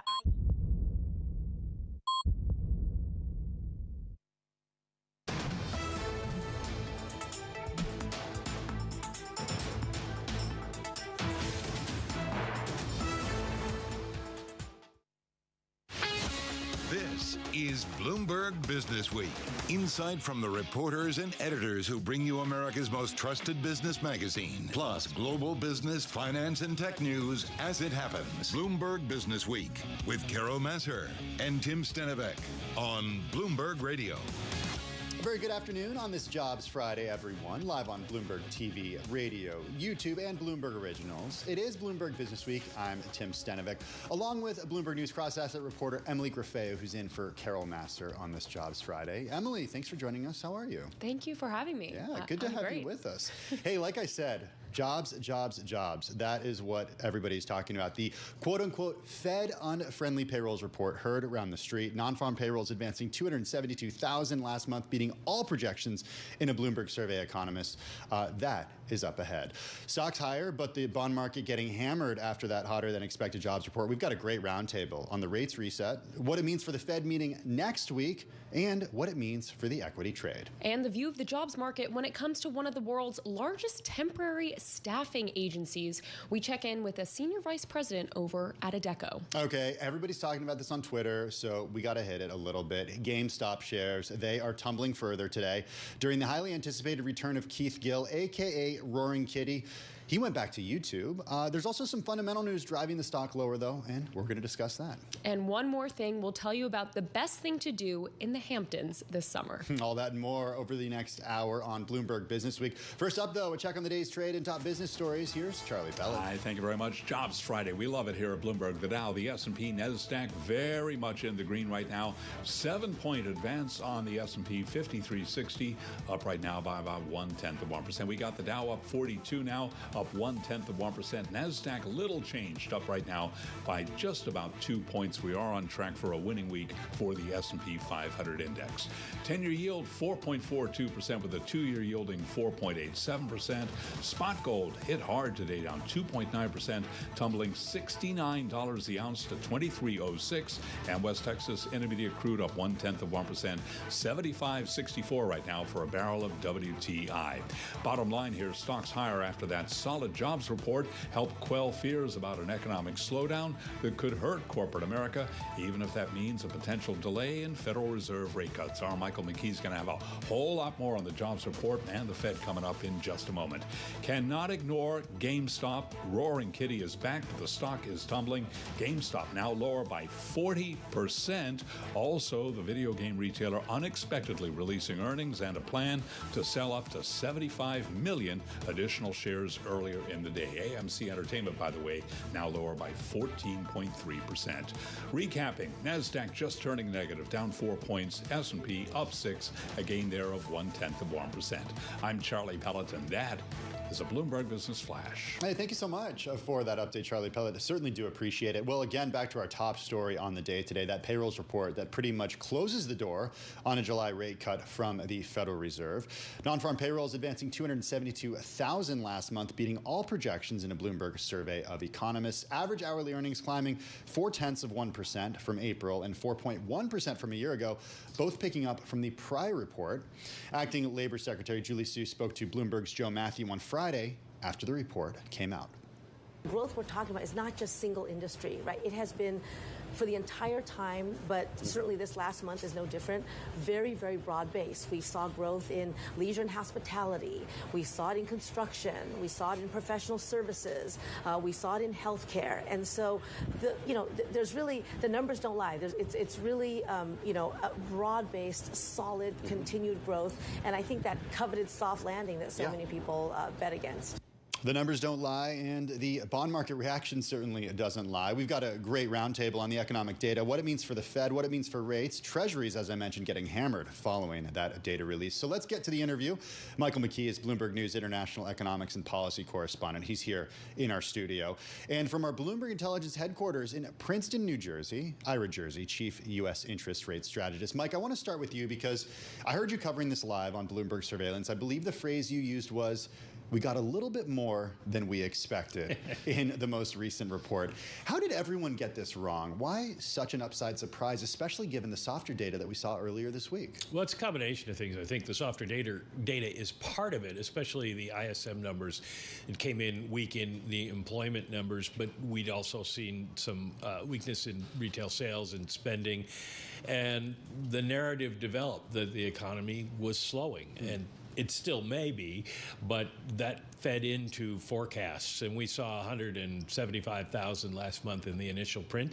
People said it's not going to be a whole lot different from that because everything else is telling us it's about the same. And we were all wrong. Can you help us understand this higher unemployment rate to 4%? How do you square that with then the hotter than expected jobs report, payroll number? Well, you can because the labor force grew significantly, over 200,000. But the real question is, within that, the number of people who were reported unemployed, or rather employed, in the household survey fell by 480,000. And that confuses people because it's a difference between them and the establishment survey. And people really don't know why that is. The establishment surveys has a lot more participants than the household survey. The household survey does not include, or at least as far as we know, likely does not include all these immigrants coming into the country. If they're there illegally, they don't want to admit that they're working. And companies just report whoever's on the payroll. They don't report their nationality or background. And so there are a number of different possibilities for what's going on.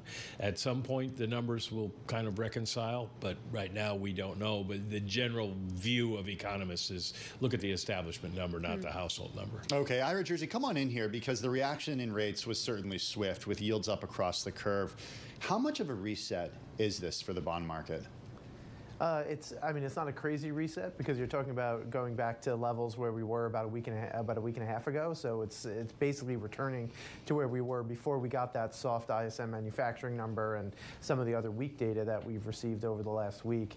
I think for the long end of the yield curve, so you're talking about the 10-year bond, 30-year bond, I think yields are probably in a range here and probably will stay in a range until there's a very clear shift either upwards or downwards in economic momentum. A lot of the data data you saw, even though this was an upside surprise today, a lot of the data that you see is kind of just chopping around.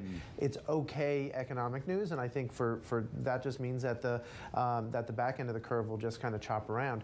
The front end of the curve, so you're talking about 2-year notes and shorter term instruments that have something to do with the Fed, those can move around quite a lot because we're going to be pricing in and pricing out Fed cuts here and there every time we get these numbers. And basically, if you look at what we're priced now for 2025, we priced out almost an entire cut today for the cycle because of the strong data. So I think that's the market doesn't necessarily want to be short, but at the same time, it's hard to be long when you start to get this very interesting data that seems to suggest we're not going to go into a recession anytime soon.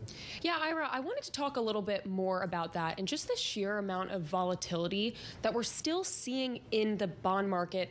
This seemed like this was supposed to be the year of the bond, the time that portfolio managers are kind of using treasuries as almost a safe haven bet. How much of that has been upended, and how much of that are we seeing in the market today and in the last few weeks?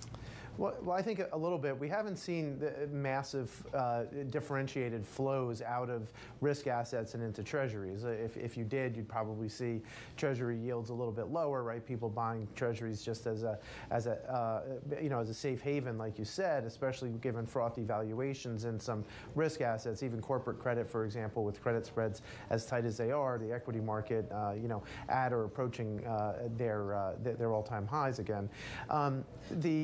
I think the thing with the bond market that people always forget is you go out and buy a 10-year, and if you're looking at that in a 1-year return or a 6-month return horizon, it can be very volatile. But if you buy something that's easier to hold to maturity, like a 2-year note or 3-year note at this point, the risk reward is more like owning a money market and locking in yields for longer than you can if you, say, go out and buy a treasury money market that has an average weighted maturity of around 60 days. You go and buy a 2-year note and you lock in 4.85% for the next 2 years. So there, you might give up a little bit of return in the near term, but you also have some certainty. And not only that, if interest rates would have to go to 10% for you to start losing money if you buy a 2-year note today. So the risk reward, I think, kind of favors shorter term debt because that 10-year, it goes up 20 basis points, and you're going to start to see your dollar price go down faster than the interest income that you get. Hey, Mike, we heard Ira talk about rate cut expectations even into next year being changed after this report. But minutes after the data were released, Citi changed its first Fed rate cut from July to September. Later, we saw JP Morgan change its view from July to November. The big question, what does this mean for the Fed and for cuts, especially ahead of next week's meeting? Well, they're not going to do anything in next week's meeting. And they weren't, nobody thought they were going to do anything. They weren't going to do anything. This leaves the question of what happens with the dot plot. How many dots do we get? We were 3 at the March meeting. Now, the question is it going to be 2 or is it going to be 1? And that's a very interesting open question that might be slightly influenced by the CPI report. But at this point, Jay Powell has, in the past, essentially stayed fairly dovish, talking about how inflation is going to come down and they're going to get there, and their base case is they can cut rates without putting a number on it. So maybe he influences too. But I think what we have all learned is that having a number doesn't mean it's going to happen. The Fed doesn't know what it's going to do. They'll put out 19 different forecasts, and then we'll pick a median and say that's what they're going to do, and it's kind of crazy, but traders got to trade. So what are you watching for CPI, Mike? CPI, we're watching real estate, housing. That's the big issue, because if you take real estate out of it and you measure U.S. Inflation the same way they do in Europe, then we have roughly 2% inflation. We're sort of there. So the Fed needs to see real estate coming down is one big thing. One interesting note, just crossing the wire here, we have breaking news for you guys. I bring you breaking news. The BLS has just announced it's going to cut the size of the household survey, which we were just talking about may not be accurate, starting in 2025 because they don't have enough money to do the same size survey as they had. So this is not going to be a good thing. So the results may be less representative, Mike, of what the economy looks like as a result? Just raises the possibility that the survey will be off. They also, well, according to the BLS commissioner, she said today there's a real risk of a decline in quality, especially as response rates have also declined substantially. Okay, one to watch, certainly. Ira, before we let you go, give us your catalyst for the next move that we could see in the rates market. Yeah, well, it's got to be CPI and or the Fed, right? That's the next obvious one. I think after that, it's going to be probably more like retail sales, because if you think about the long-term growth prospects of the U.S., it's a propensity for the consumer to continue to spend money, right? And that's one reason why today's payroll report was important, not only because it created a lot of jobs, but you saw the wage data was very good, and you mentioned that at the top of the segment. So I think the retail sales data is going to be interesting. And I think 10-year yields, if that's really good, can wind up seeing 4.5% to 4.6% pretty quickly. A big thank you to both of you for joining us. Michael McKee, Bloomberg News International Economics and Policy Correspondent. Also Ira Jersey, Chief U.S. Interest Rate Strategist. Ira joining us from Princeton. Michael McKee here in the Bloomberg studio. Now to the equity market reaction, which I would say is a little confusing. We did see stocks higher, and just moments ago they did turn negative. We have with us Christina Kino, Managing Editor for Bloomberg's Markets Live blog. She joins us here in the Bloomberg studio. So we did see equities higher until just moments ago, off the back of this jobs report. How has the narrative shifted just in the last few minutes? Well, Tim, I think there is a lot of concern. The fact that there seems to be a lot of positive momentum in the stock market at the moment, also equally raising the concern from some people that perhaps it's getting a little bit too hot too quickly, right? And so we are bound to see some kind of pullbacks that we're seeing as of today, for instance, that kind of like intraday pullback and the stock market losing steam a little bit. But overwhelmingly, though, it does seem like the momentum is still very much positive. There's still a lot of optimism that we can see higher highs in the stock market, and we are about to enter that kind of peak optimism summer period, the best 2 trading weeks for the S&P 500 here, which is the first 2 weeks of July. Yeah, like you said, today a little bit of volatility, but when you look at the week, the S&P 500 is still up about 1.3%, and that's coming after just week after week of green. How much is this a rally that's just going too fast, too soon, and how much of this can actually, stay for a while? Well, it depends who you ask, Emily. But if we're asking kind of the skeptics out there, they really are arguing. Just when you look at the level of valuations at the moment, and again, the pace at which we've seen these increases to more than 25 record highs for the S&P 500 just this year alone, it seems like it should be losing steam sometime soon. But at the same time, you see the likes of Nvidia reaching $3 trillion in market cap. I mean, there is an increasing dependence and concentration on the mega tech companies really driving these gains. And some of the skeptics are saying that can't be going on for forever. But so far, it hasn't really shown any signs of losing steam. And that's what the stock market is really going off on. Christine, back to the reaction to today's payrolls number. I was actually really surprised that we didn't see a bigger reaction to the downside for equities, given the timing of rate cuts is being pushed back more. Why do you think that is? Why do you think that it was such a muted reaction?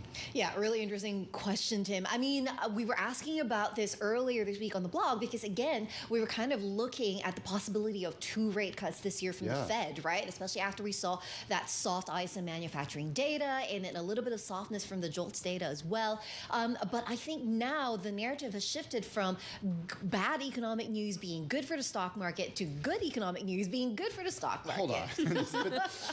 It's all good, Tim. It's all good. It's all good. Is it though? I mean, when you have these discount cash flow analyses and you put in what you think rates are going to be, and if that changes, then what you're going to get as a return on free cash flow certainly changes moving forward, and that should bring equity markets lower. That should bring the price of a stock lower. Yeah, absolutely. I mean, just when you think about it in terms of the level of interest rates at the moment and the cost of borrowing, right? It can't be sustainable for companies to kind of see it being this high for much longer. And that is the expectation among some of the stock skeptics out there, that at some point, higher for longer rates will have to bite for a lot of companies. But at the same time, I think there is this narrative that's kind of pushing forward, at least for today, that people are hanging on to, where maybe if the Fed, if markets don't think that the Fed will need to cut more than once this year, maybe the U.S. economy is really just that strong and it can power stocks even further.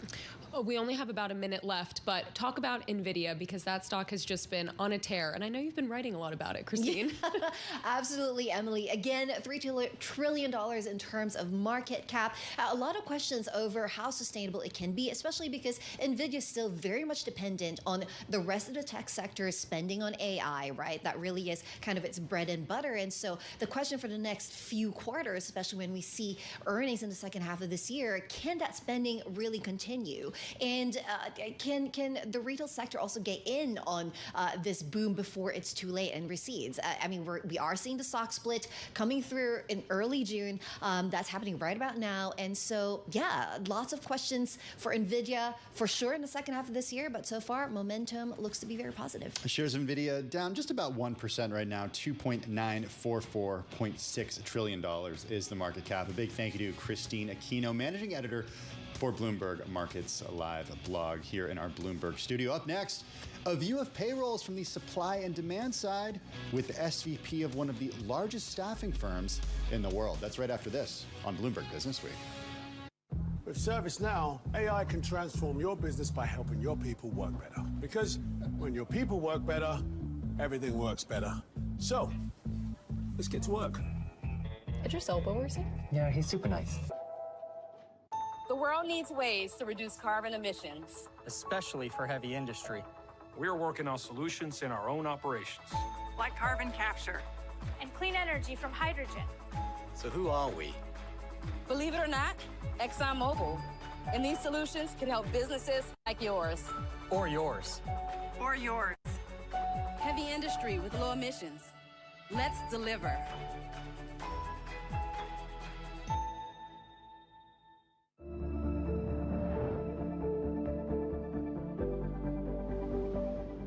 Start trading Forex with IG for up to $10,000 in bonuses.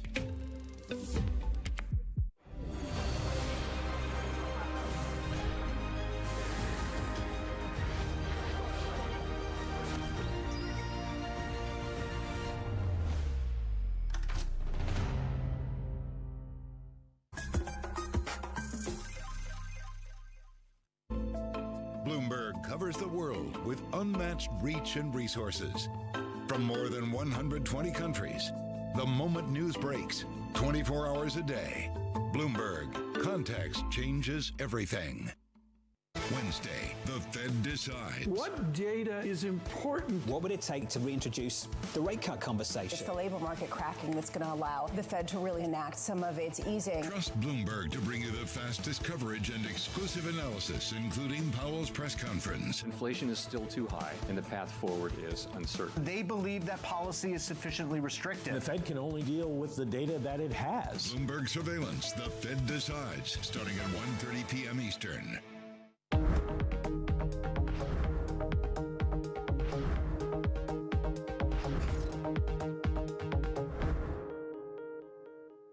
The names that move markets are on Bloomberg. It is President Biden's top priority to bring down the cost of living. The United States' ability to spend without constraint is not unlimited. We're in a very unusual time, and so the adjustments are taking place, and it's running through the economy. We do need more innovation, more investment, single market and capital market union, and a relevant trade policy.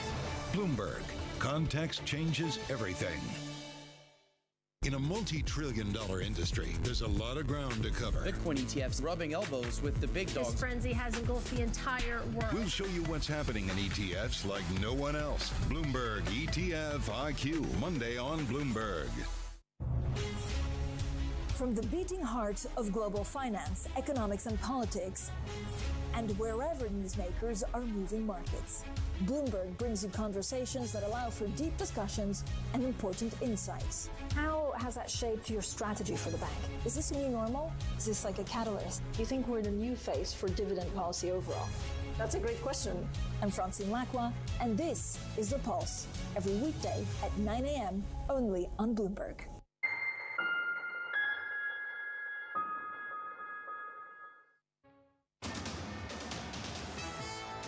It's 2:21 on Wall Street. We do check markets all day long here at Bloomberg. Major change for the U.S. stock market since our last update. Green across the board. Last time we checked, we were higher. Right now, the Dow, the S&P, NASDAQ 100 index, Russell 2000, all in the red. Little change to be sure. S&P down a point right now, down less than 0.1%. Dow Industrials down 1 point. We've got NASDAQ down 44, drop there of 0.3%. Strong U.S. payroll and wage growth are pushing back bets for Fed rate cuts. 10-year, 4.42%. The 2-year, 4.86%. Right now, we've got gold, spot gold down 3%, tumbling $70 the ounce to $23.04. And West Texas Intermediate crude flat on the day, $75.52 a barrel. GameStop shares roaring lower right now, down 40.1%. GameStop tumbled during the highly anticipated return of Keith Gill to YouTube. He's roaring kitty after the video game retailer unexpectedly released earnings and a plan to sell up to 75 million additional shares earlier in the day. Again, we do have GameStop down now by 40%. Among other meme names, AMC Entertainment down now by 15.5%. So again, recapping, Dow Industrials unchanged on the day right now. S&P lower, little change, down by 1 point. I'm Charlie Pelleton. That is a Bloomberg Business Flash. Hey, thanks so much, Charlie. Certainly do appreciate that. Well, we continue with our top story, the May payrolls report coming in way above estimates, beating all projections in that Bloomberg survey of economists, pushing back bets for Fed rate cuts as well. For review from the demand side of labor and the supply side as well, we bring in Amy Glazer, a senior vice president at the global staffing firm Adecco. It's one of the largest human resources providers in the world. Amy joining us from Jacksonville, Florida this afternoon. Amy, did this catch you by surprise the way it caught so many economists by surprise today?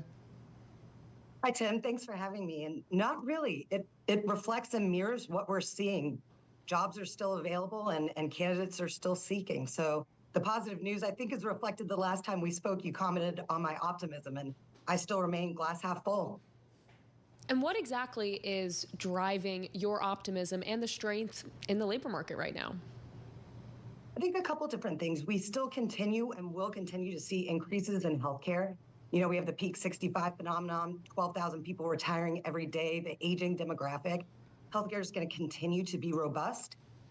This time of year, we're seeing seasonal hiring as it relates to hospitality, as travel's at all-time highs, and we're starting to see students enter the market. One of the interesting trends we're seeing regarding students right now is we're seeing normally they take the lifeguard or fast food jobs. This year, we're seeing them take an interest in some more skilled positions. So looking at technician roles and even manufacturing, and that's something we haven't seen in the past. Why do you think that's happening? Is that because there's such a shortage of those folks who are in the trades right now? Such demand for those jobs? I think a couple different things. There's huge demand. Pay is great in those areas, and stability is something that everyone's looking for today. So flexibility and stability are the two great winners. All right, do you think that's a permanent shift that we're going to see? The stability piece, I think, will be around for the rest of this year. Flexibility will continue to become more and more important. The gig workforce is going to outpace the full-time workforce by 2027. Wow. So the employers that are embracing flexibility are the ones getting it right today. That's really interesting. I'm wondering, kind of in a different vein, when you look at class of 2024, college students, where are those people looking in the labor force for employment? Tech sector's hot. They're still looking in the retail sector. You still see interest in hospitality. Those things that they know are going to be sustainable for the upcoming years. But healthcare is really where it's at right now. And we're seeing lower barriers to entry. So we talk about the class of 2024, but you've also got to think there are jobs in the healthcare industry that don't require a 4-year degree. So you can get a 2-year tech certification. for example, or a one-year certification and still enter that industry that's going to be booming. And it's often an entry path into a greater career. You know, Amy, one of your notes caught my eye. You said that many workers are staying with their employers longer. What explains that? That's kind of interesting. We talked about the Great Resignation 2 years ago, and now we're talking about the Great Stay. It's really that quest for stability. And I think COVID forced employers to really think about their employees' well-being. And lots of employers have embraced that and given better benefits and made it more flexible and a greater opportunity for their workers. They're also upskilling and reskilling to ensure they can retain that talent and not have to start fresh. Amy, where in your data are you not seeing strength? You mentioned strength in healthcare and other sectors as well, but where are you not seeing strength? Almost all industries are up right now, so it's not necessarily in the industry, it's more in where we're seeing it from a geographic perspective. You kind of have to look geographically as well as by industry vertical. The hot ones we're all talking about. The others, warehouse, transportation, manufacturing, even technology, we're starting to see some slight trends upward. They're just not as gangbusters as healthcare and education. I want to take a maybe 30,000-foot view here with you, Amy. We saw with the number this morning that economists were a little bit more pessimistic on the labor force, and it feels like the consensus feels that way as well. What would you tell those economists, traders who say that the labor market is not as strong as maybe the numbers appear? Yeah, I think, we've talked about since COVID that the recovery post-COVID wasn't going to be linear, that it would be bumpy.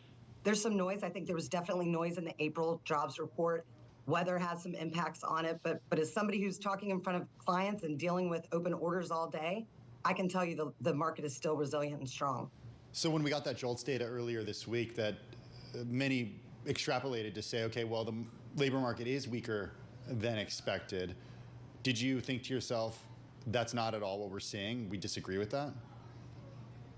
I wasn't expecting quite the surge we had this morning, but I knew we'd have a positive report today.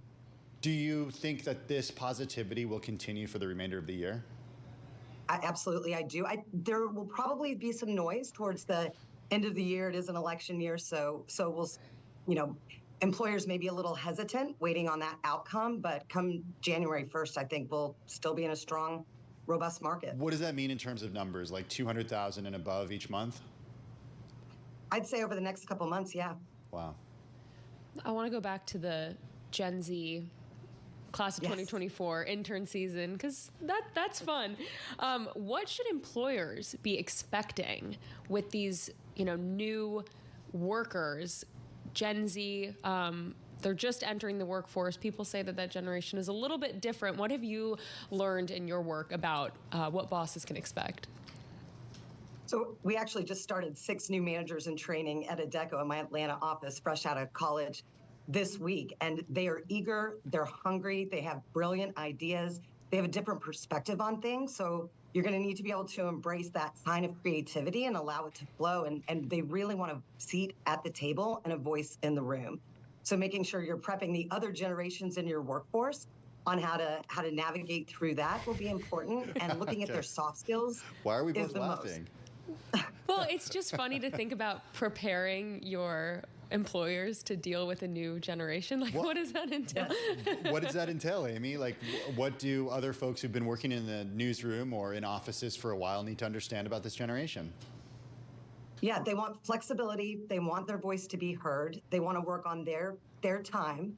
And they're more about the output of their work versus the hours. So Gen X, baby boomers, we're used to a 9 to 5, and the harder we work and the more hours we put in really proves our value. And the Gen Z mentality is the product of their output of work is what's going to show their value. So NYMEX gasoline July futures settle at $2.38 a gallon. NYMEX natural gas July futures settle at $2.91. NYMEX diesel July futures settle at $2.35 a gallon. Conditions, i.e. working from home a few days a week. NYMEX WTI crude July futures settle at $75.53 a barrel. That's down 2 cents or 0.03%. Is the best way to go. They make connections faster. They get that sense of community, but they still have the flexibility to go to the beach in the morning or whatever it is they want to do. Go to the beach in the morning?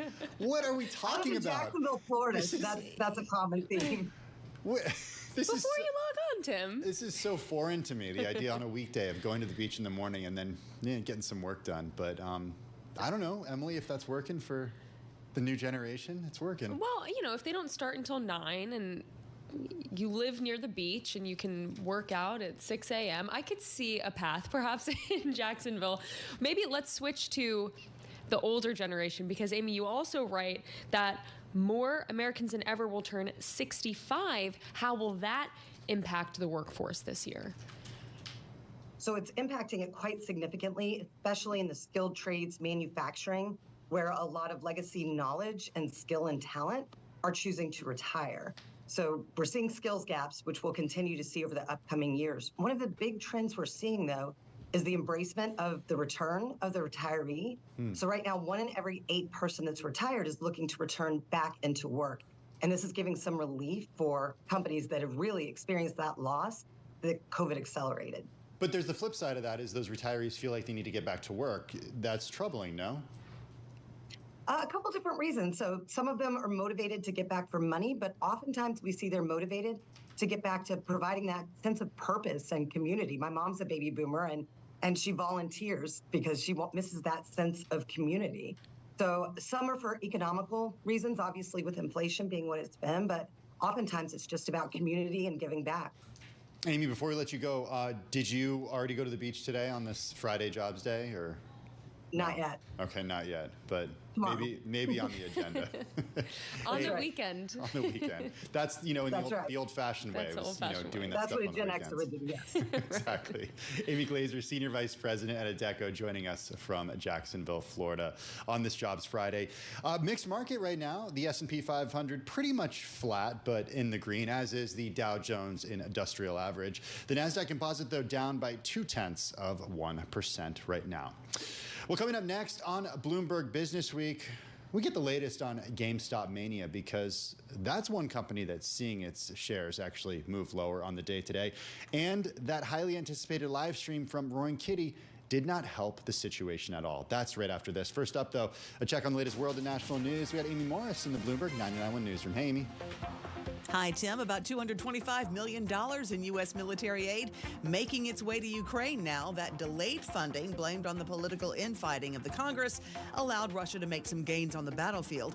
Ukraine's President Volodymyr Zelensky put aside his frustrations and made it clear that just like 80 years ago, this war cannot be won without the U.S. Like it was during World War II, how the United States helped to save human lives, to save Europe, and we count on your continuing support and staying with us. President Biden offered an apology to Ukraine's president for the 6-month wait while the two were attending D-Day commemorations in France. The U.S. military's temporary pier of Gaza's coast has been repaired. It's now reattached to the beach.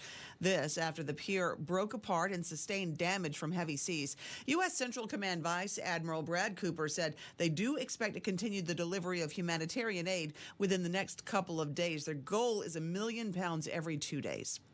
And federal prosecutors have rested their case against Hunter Biden, the president's son, in the federal gun trial. The trial is now adjourned for the weekend. The testimony from defense witnesses, including Naomi Biden, the daughter of the defendant. Global news 24 hours a day and whenever you want it with Bloomberg News Now. I'm Amy Morris, and this is Bloomberg. AI can help your customer service people resolve issues faster so their customers are even happier. Another thank you for you. Those macaroons? Don't even think about it. Nope, I'm not thinking about it. Is there anything else I can help you with today? New factory construction in the U.S. nearly doubled in 2023. With the Next Level network from AT&T Business, manufacturing leaders are using reliable and secure connectivity to create the assembly line of tomorrow so we can all drive toward a sustainable future. With ServiceNow, AI can transform your business by helping your people work better. Because when your people work better, everything works better. So, let's get to work. Is your soul working? Yeah, he's super nice. If you look at some of the other entry-level jobs that are out there, like by far the water industry pays more. Every day is different, so you never have the same day twice. It's so important, and I think a lot of people don't understand or know what goes into it. I'm part of a team that's getting out good, healthy, quality water for the community. Come join us. If you like it and you do, well, you can definitely move your way up here. Possibilities are endless. Building a home, throwing in a line, and finding far-off campsites with the people you're closest to. Upgrade your truck, Jeep, or Bronco with over 1 million parts and accessories, and bring your truck to life. Real truck.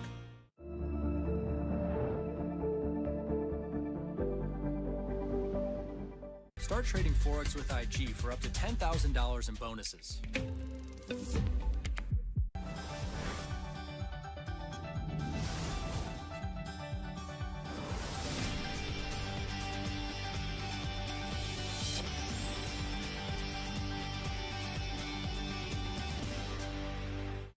If you listen carefully,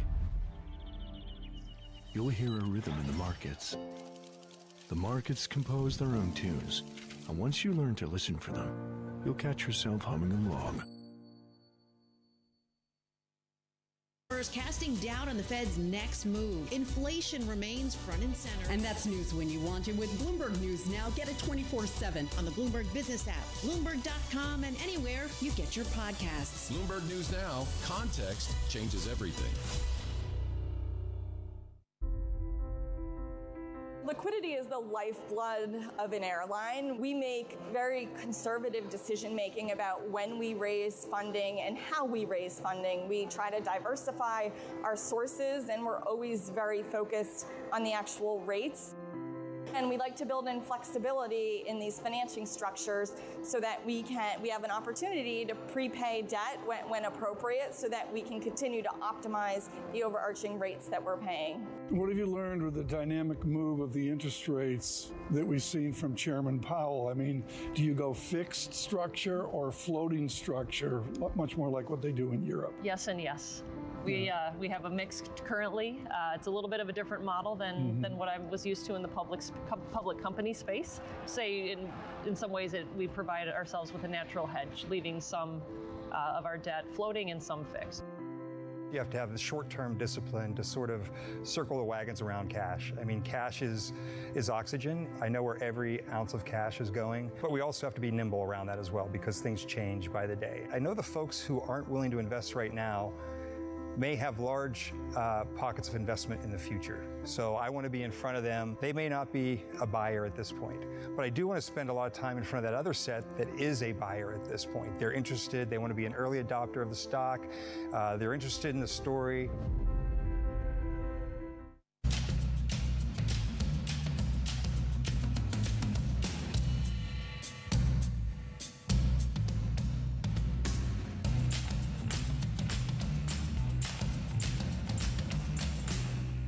The top names at the Fed are on Bloomberg. The way I look at it is, we have a restrictive monetary policy in place. It has shown up in terms of moderating the labor markets. They're becoming better balanced. I do think that our new steady state is likely to be higher than what people have known over the last decade. I think that it will take quite a while for us to get all the way to 2%, but I do think we'll get there. Nobody covers the Fed like Bloomberg. Context changes everything. Why do the biggest names in business choose Bloomberg? That is a great question. It's a great question. Great question. Great question. Best question I get all night. Bloomberg. Top experts. Great questions.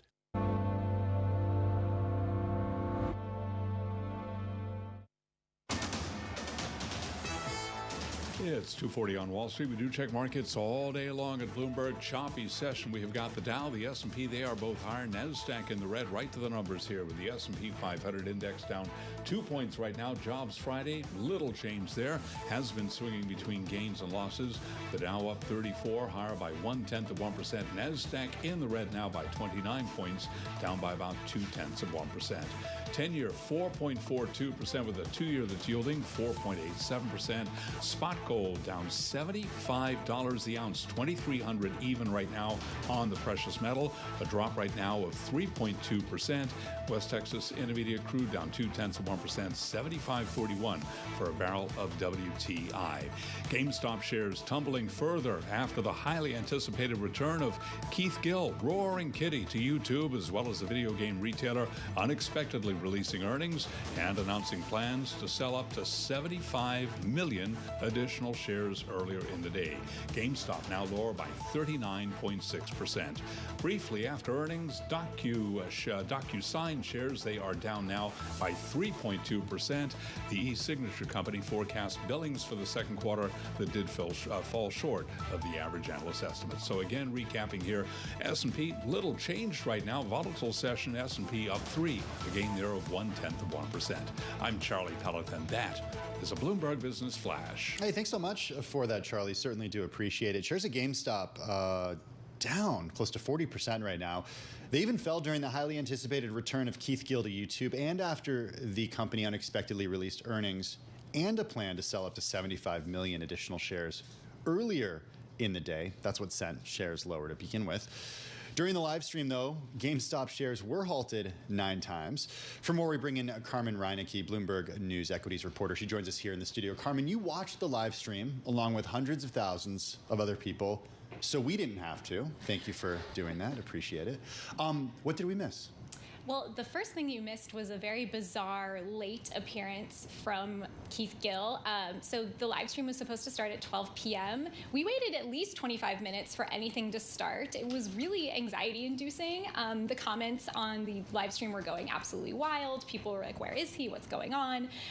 Finally, he did come to the screen. We saw a video with a lot of cats, very on brand for him. And then he showed up, with very long hair, Band-Aids, a sling, which we later learned, was not needed for his arm, and was sort of showing that, he's being shocked by the comments, shocked by the markets. And it was really interesting. It was just sort of a return to, Roaring Kitty entertainment. We're back. 2021 is back, Emily. Well, I feel like he was brought to fame because at one point he did have a fundamental case for why he was buying shares of GameStop.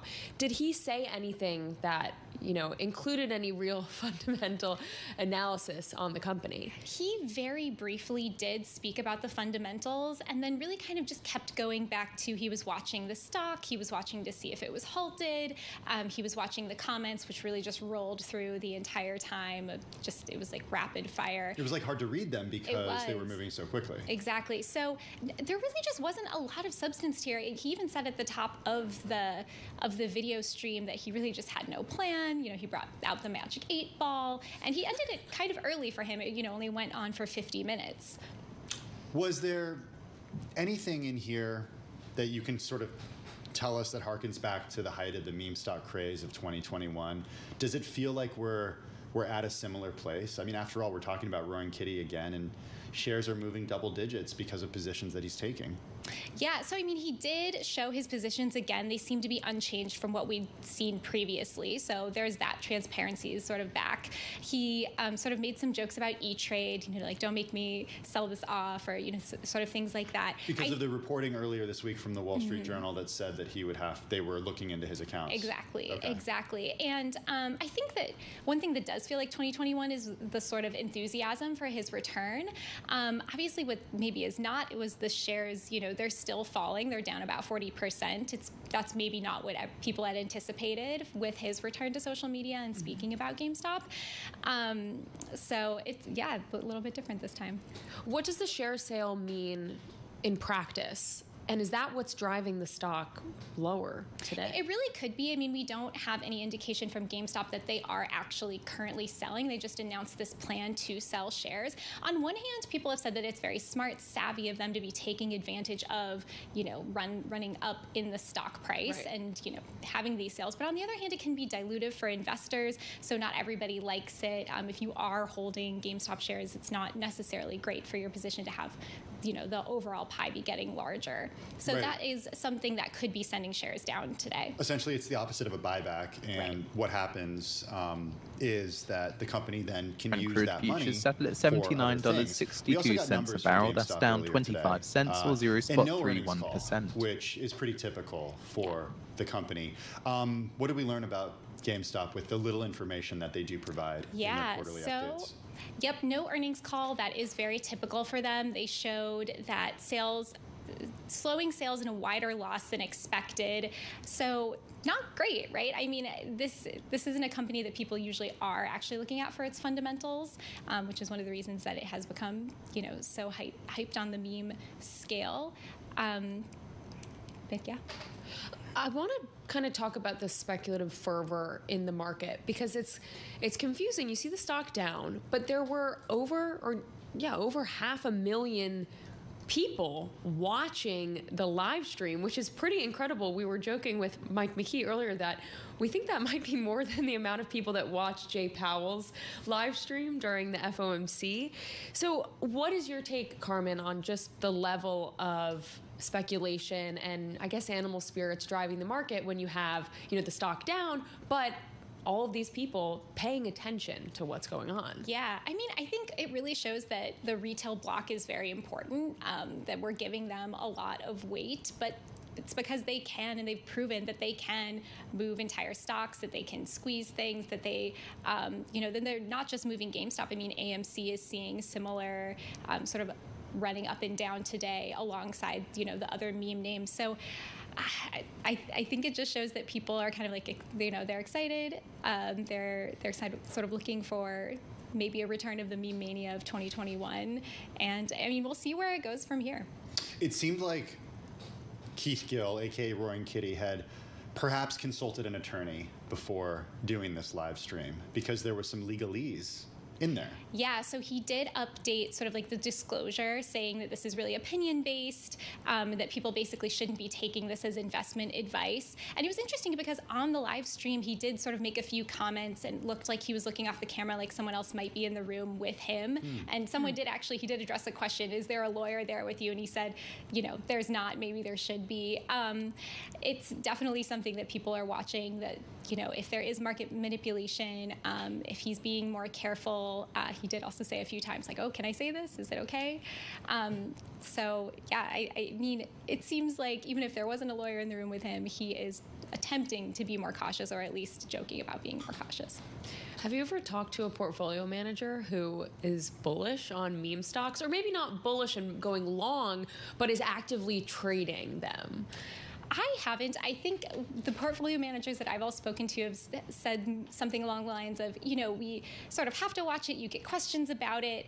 It's, not really my cup of tea. It's not something that I'm looking at. But, one person sort of likened it to like watching the Kardashians. It's the thing that's happening right now. It's interesting. It's fun. And people, they're following along. In the Bloomberg terminal, we can look at ANR, analyst ratings. There are 0 buys on the stock. There is 1 hold, and there are 2 sells on the stock. So it's pretty thinly covered by analysts. But I think the difference is between this and watching the Kardashians is that people can lose and have lost serious money doing this stuff. Yeah, totally. There is money on the line. And I mean, you have to remember that when you're going to play the market. Yeah, that's a really good point. Hey, Carmen, thank you again for watching that live stream. And I'm kind of good news that it was under an hour because those things can tend to last quite a bit of time. Carmen Reinecke is Bloomberg News equities reporter. She's joining us here in the Bloomberg studio. A mixed day on Wall Street right now. In 10 minutes time now at the top of the hour, see the release of the US consumer credit. Forecast 10 billion on the prior 6.27 billion. 0.1%. Coming up next, maybe you haven't made those summer plans completely at this point, but if you're going out to the Hamptons, we're going to tell you about the thing that you're supposed to do in the Hamptons this summer. It requires getting on a boat. That's just a little hint of what's next on Bloomberg Business Week.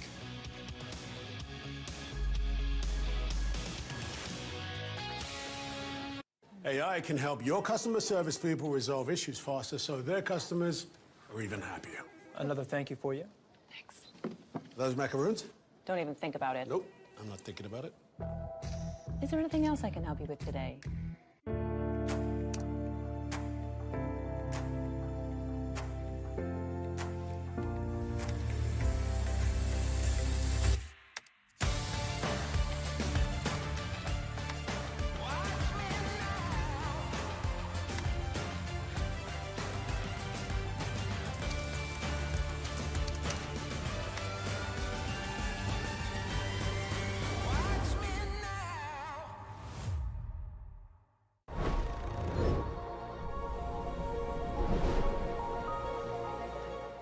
Start trading Forex with IG for up to $10,000 in bonuses.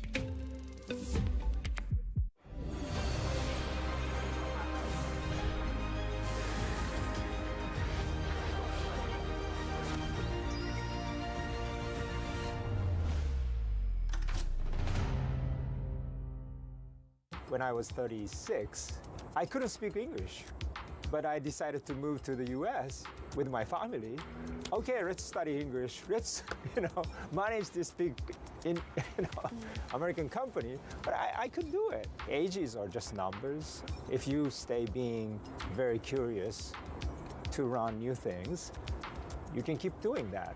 So what we're trying to adjust is our company should be the praise to maximize people's ability, people's talent, and people's passion, right? Our employees' passion. So we believe that if we can have the work or the vision, people can be passionate, and which is aligned with all what employee wants to do, that's the best way to maximize the people's ability. Follow your passion. That's right. So whether you're 14 or 40 years old. I think so. Because, what's the difference? I don't know. We might be totally wrong. That's how we have been running this company for 60 years.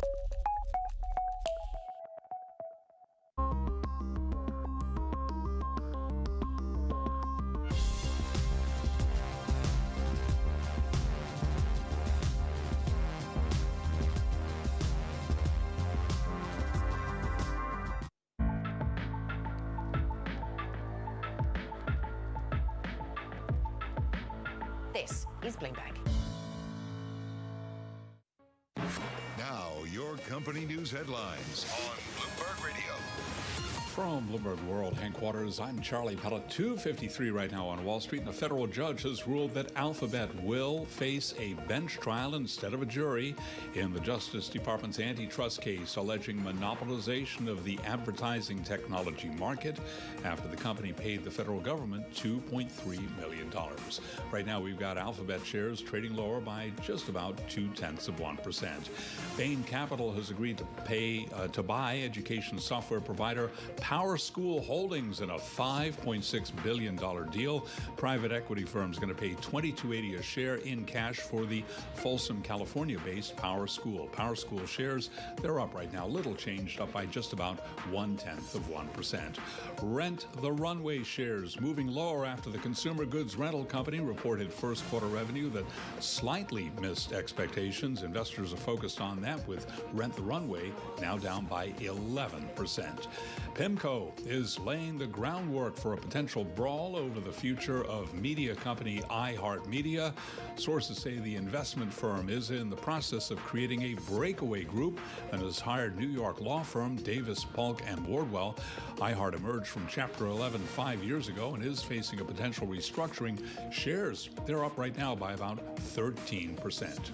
Porsche shareholders are calling on the luxury car maker to ease off of its electric vehicle push as a global slowdown for the technology threatens sales and profits. Today, we've got ADRs of Porsche trading lower by 1.7%.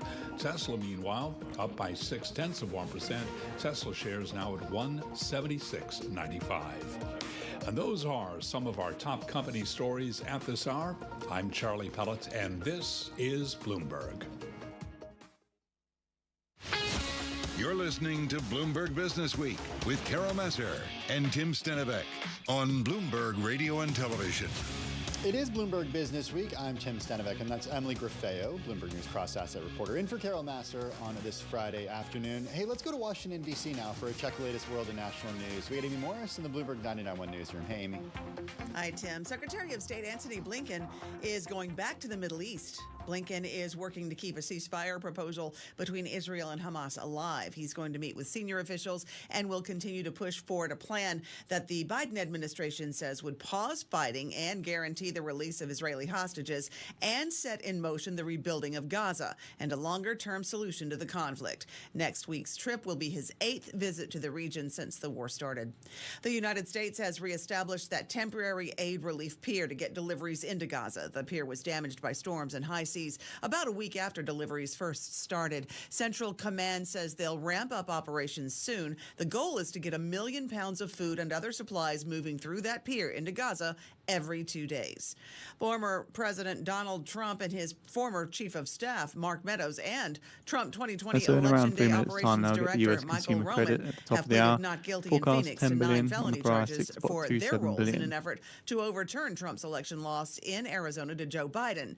The two men, that would be Mark Meadows and Michael Roman, appeared by video conference for separate hearings. Now, the judge set an October 31st trial date. Meadows and Roman are accused of working with other Trump campaign members to submit names of fake electors to Congress.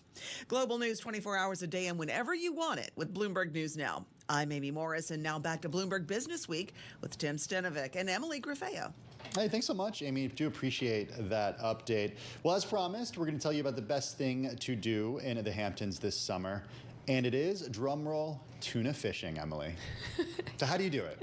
So this is not even a trip that has to take the whole weekend. Yeah. Now, with the dawn of blade helicopters, faster boats, larger tuna fish, Wall Street workers are flying out from New York on Friday and returning on Saturday with coolers full of tuna and sea bass. They go out to the Hamptons, they go on a chartered fishing trip, often out of Montauk, and then they eat the fish, and then they come back to the city. And Starlink is actually a big part of this, because with Starlink internet service, you can actually do your work anywhere, at least according to the folks our own Kate Crater talked to for the story. You mentioned, Emily, going out on maybe 4 a.m. on a Saturday morning, catching some tuna and coming back in.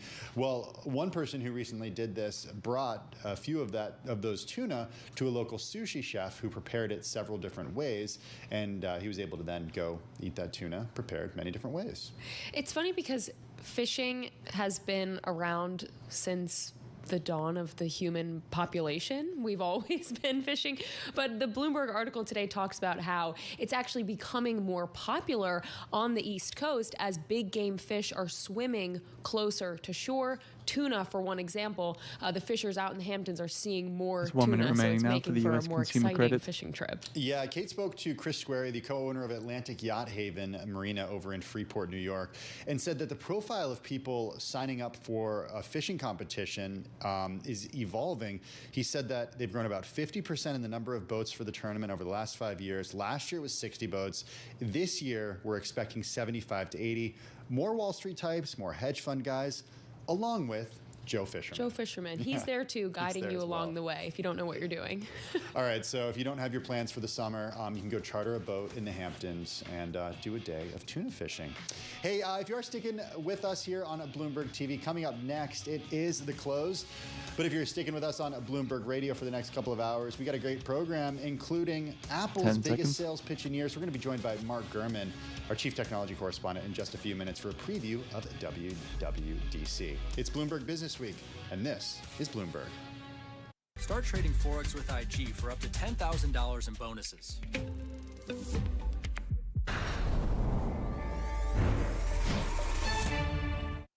Still waiting.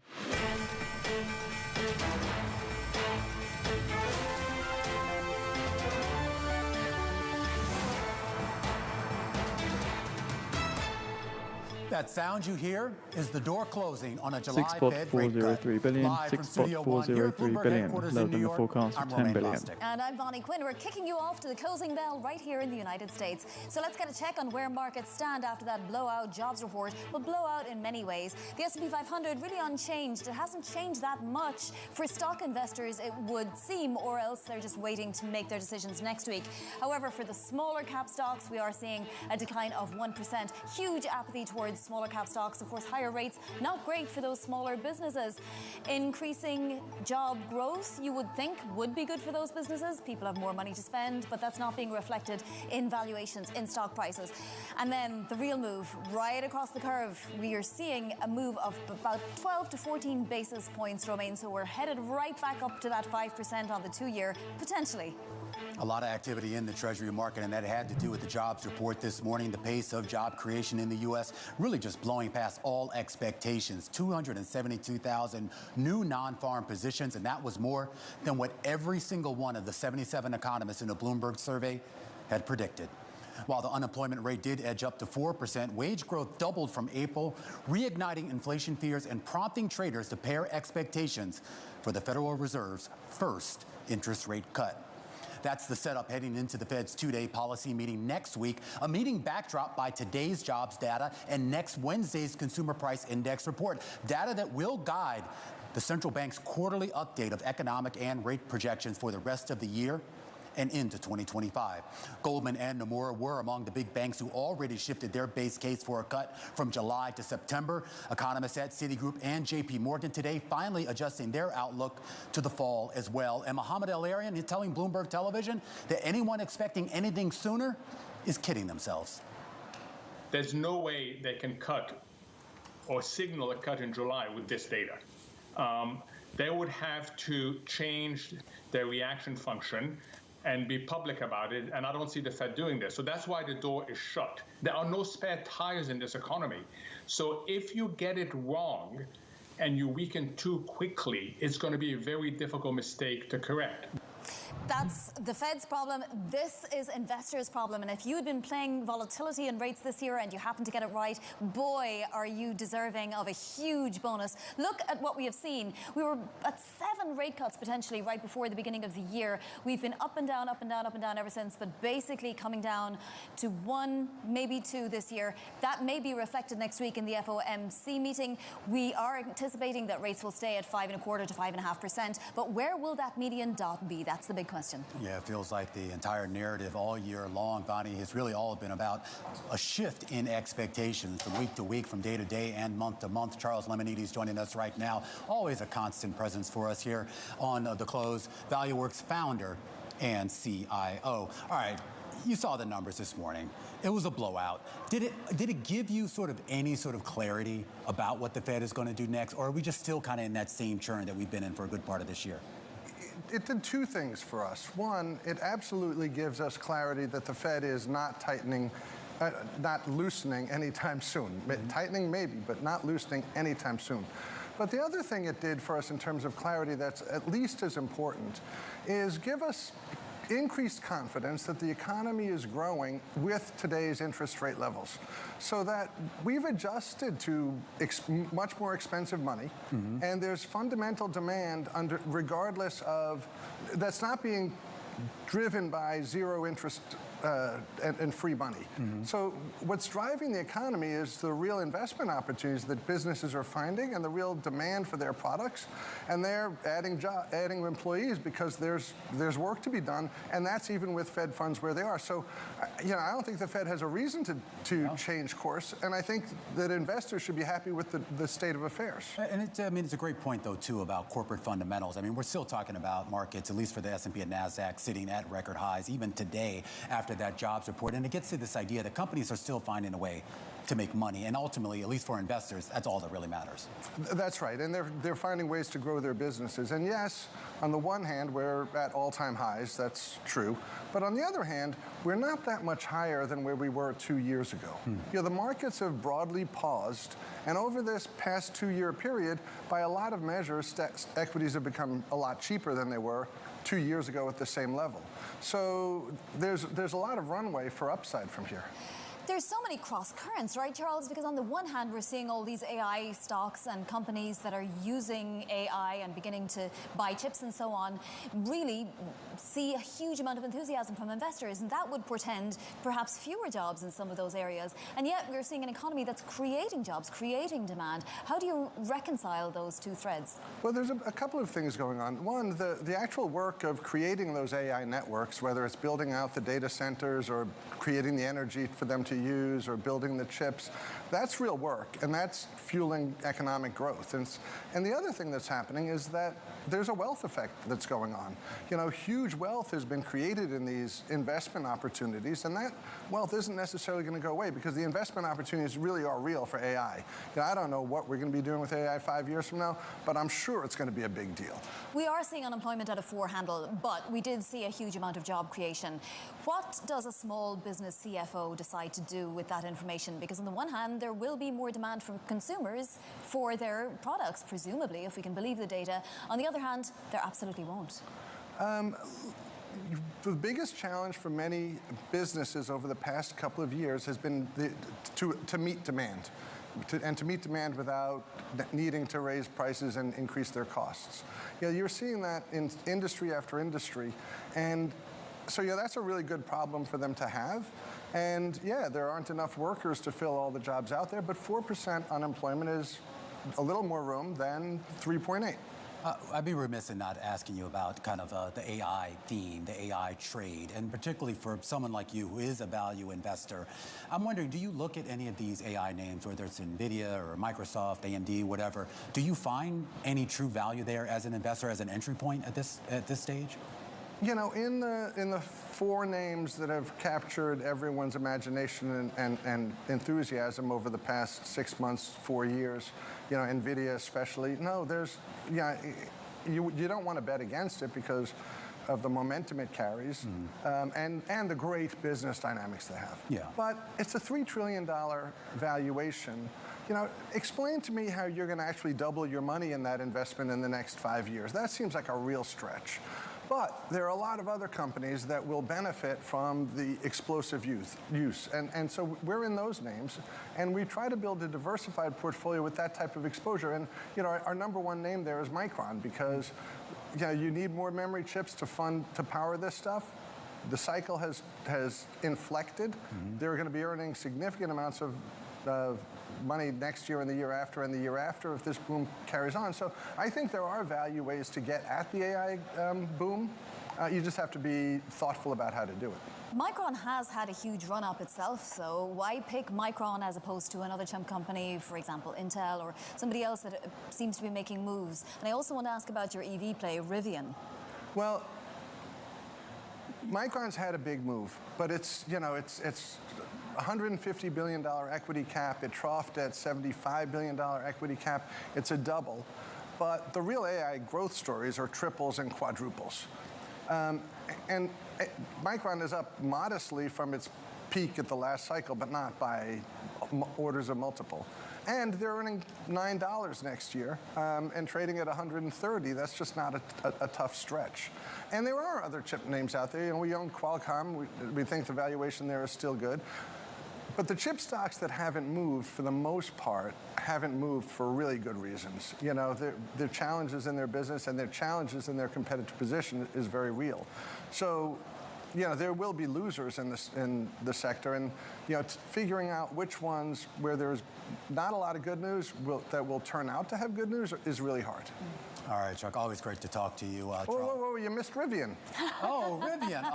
Look, Chuck, we're almost out of time here, so we got to go. We're going to get you back and talk Rivian. Charles Lemonides there over at Value Works, the deep tease there here. And any eagle-eyed viewers out there have probably noticed it.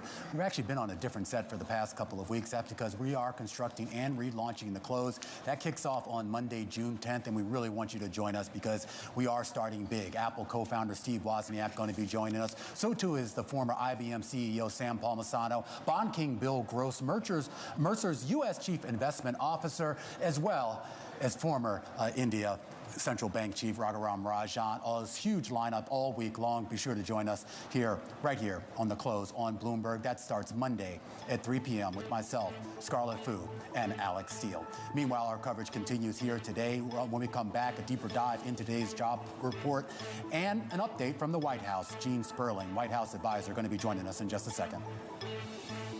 Plus, we're also going to talk about what it means for federal rate policy with some insights from Nathan Sheets, global chief economist over at Citi. And as we count you down to the close, we're going to jump into all the market action with Jay Woods, chief global strategist at Freedom Capital Markets. Don't go anywhere. This is The Close on Bloomberg.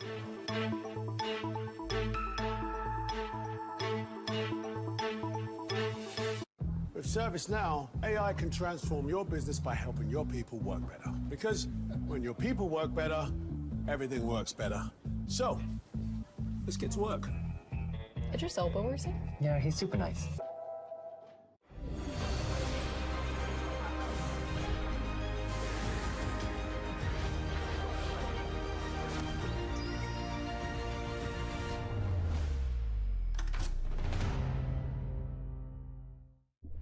I think all Michiganders and people that live in Southeast Michigan have a connection to the water. Conservation starts with a caring, committed community. Every facet of what it is that we do requires us to be good stewards of this and protect the quality of that water. For me, it's peaceful to have a relationship with the river. It's just the quality of life that makes Southeast Michigan home. There's one water, and it's ours to protect. Trains. Trains that use the power of Dell AI and Intel, clearing the way so you arrive exactly where you belong. IG pairs award-winning technology and education. Join IG today. The world needs ways to reduce carbon emissions, especially for heavy industry. We're working on solutions in our own operations, like carbon capture and clean energy from hydrogen. So who are we? Believe it or not, ExxonMobil. And these solutions can help businesses like yours. Or yours. Or yours. Heavy industry with low emissions. Let's deliver.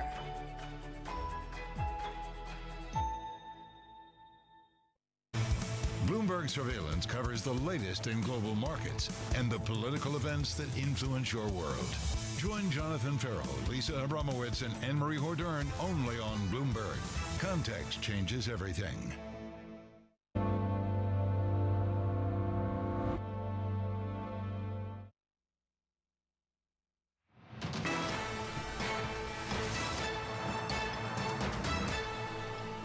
This is a really strong report. Stronger than what people were expecting going in. This jobs report is not recessionary. It is soft landing. It does close the door on a July rate cut. I think the Fed would still like to get a cut or two done. There's no way they can cut or signal a cut in July with this data. I still think September you target as doing that. The reason we think the Fed is going to be able to cut in September and December is because we think that inflation is going to proceed with moderation. At least as it pertains to equities, I think the Fed pushing out when they're cutting is good news. There are no spare tires in this economy. So if you get it wrong, and you weaken too quickly, it's going to be a very difficult mistake to correct. The view from Wall Street on today's big blowout jobs report that we got earlier today. Stronger than expected U.S. jobs, 272,000 created. But once again, it is a tale of two reports. Let's get some insights from the Biden administration directly. Gene Sperling, White House American Rescue Plan Coordinator and Senior Advisor to the President, joining us right now. And Gene, we talk a lot here about this report as being one thing. There's two surveys in there. An establishment survey of employers that came in well above expectations, and a survey of households that came in well below expectations. The question isn't whether the labor market and the economy is good. It's why don't households think it's good? Well, as you said, I look over this year as a whole. You have 247,000 as the average for. Mic check 1 2. I mean, that's an extremely strong year. You take out the president's last couple of years, that would be stronger than any jobs year in over 20 years. So this is strong. But you've seen in the jolts, you've seen some moderation. But I think we should all be happy to see the American labor market staying strong. And I think really, if you'd been a year ago and somebody'd said, we can bring the mic check. Favorite inflation measure, PCE down to 2.7, core PCE down to 2.8, and be averaging nearly 200. Check 1 2, baby. Check 1 2. and still be. It was just barely. All right, let me just get on a couple things here. % unemployment for 28 months in a row. That is, fairly. Old man break time. Turn that off. In terms of getting it. What is employment? Right, and you saw. There we go. Wages at. All right. Yes. Which is going to be above. Just a second here. We are at a period now where the. How did? Let me do a couple quick things here. I got to do a couple quick things just so that people that are. I think on the whole, we should feel quite good about the resilience. Yes. Really, the extraordinary resilience. Dude, no, I don't. That. Have you guys all voted for? American Rescue Plan and other supports, and I think has surprised a lot of the forecasters. Yeah. Do you think that resiliency is that going to continue at least? Post that there.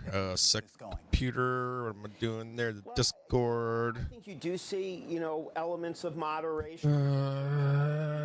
Everyone. Turn to more. Hopping on the stream now. I've seen some things in the economy that, are soft. Send that. But they're still. All right. Sorry, I got some clothes on my normal uniform that I wear for the show on. I've got a shirt on for the graduation. Kind of a good. So I'm wearing something that my daughter there's a lot ordered. A lot of promise. 6 months ago or something, or whatever the school year started. Has been the key. It says this. When we were having that straight out of 5th grade on it. 2021. I don't know if you can see it, but it says straight out of 5th grade on it. Employment and growth. So let me turn this off. Turn this crap off over here. We'll see if anyone wants to pile in so they can think about the weekend or what's going to happen into next week. And we've pretty much followed expectations. So the bottom right-hand thing down here, let me go through a bunch of these. Let's go through IWM. Let's go to the bottom right-hand screen over here. So here's IWM. We've fairly, hold on. We've roughly followed. We got a high up here. I think we knew about that happening. We knew about this happening. And now we're heading lower here for another trade higher. It's possible we could get another squeeze in here on Monday or Tuesday. We'll talk about this too. I want you to know a few things right now.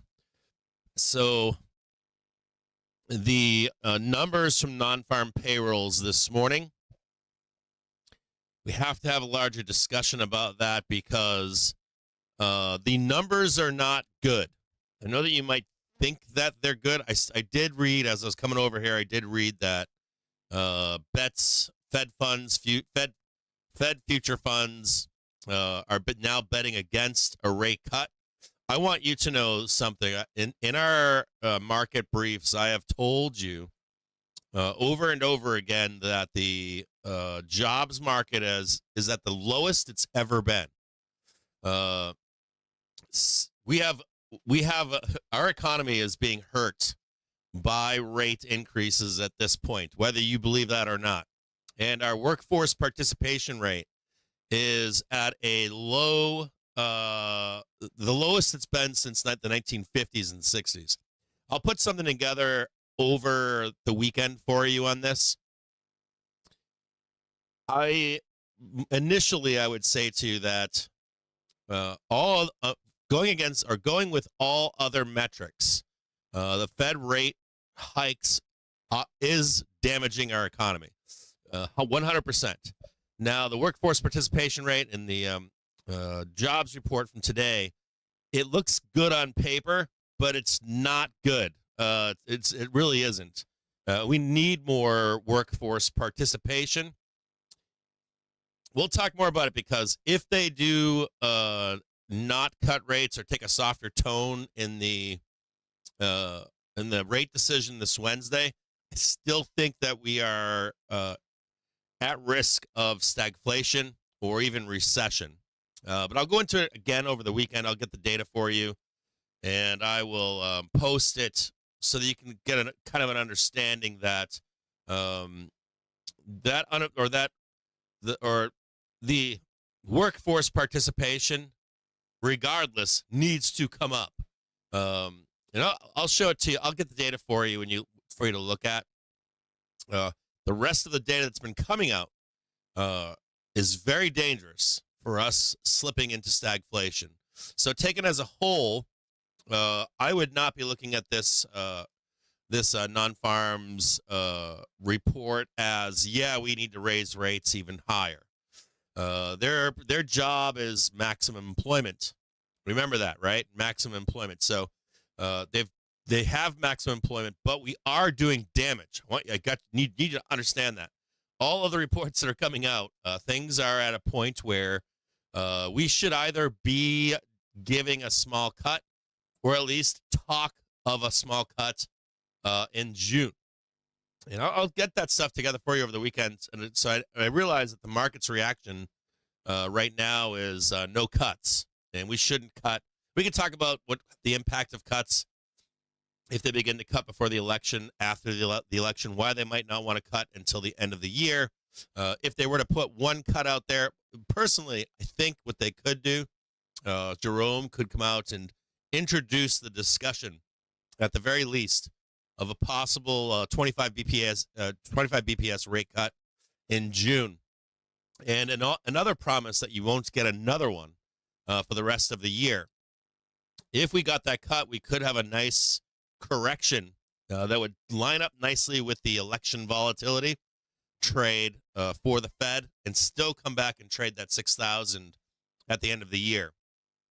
As long as it's known that we're not getting any more cuts. But we are definitely, all the data that's out there, if you dig into it deeply, GDP is a huge problem. Retail sales, huge problem. Well, not a huge problem, but we have problems underneath the surface. Manufacturing, reinvestment in companies, that we have issues. We have issues with apartments or real estate. It's there, and they could over tighten. Or this report here should be considered with the other reports that are coming out right now. So we'll get into that over the weekend, though. But as for right now, IWM is trading as expected at this point, roughly. So, I mean, if you're going to have a crystal ball, it's a pretty goddamn good crystal ball right now for the expectations. QQQs, same thing.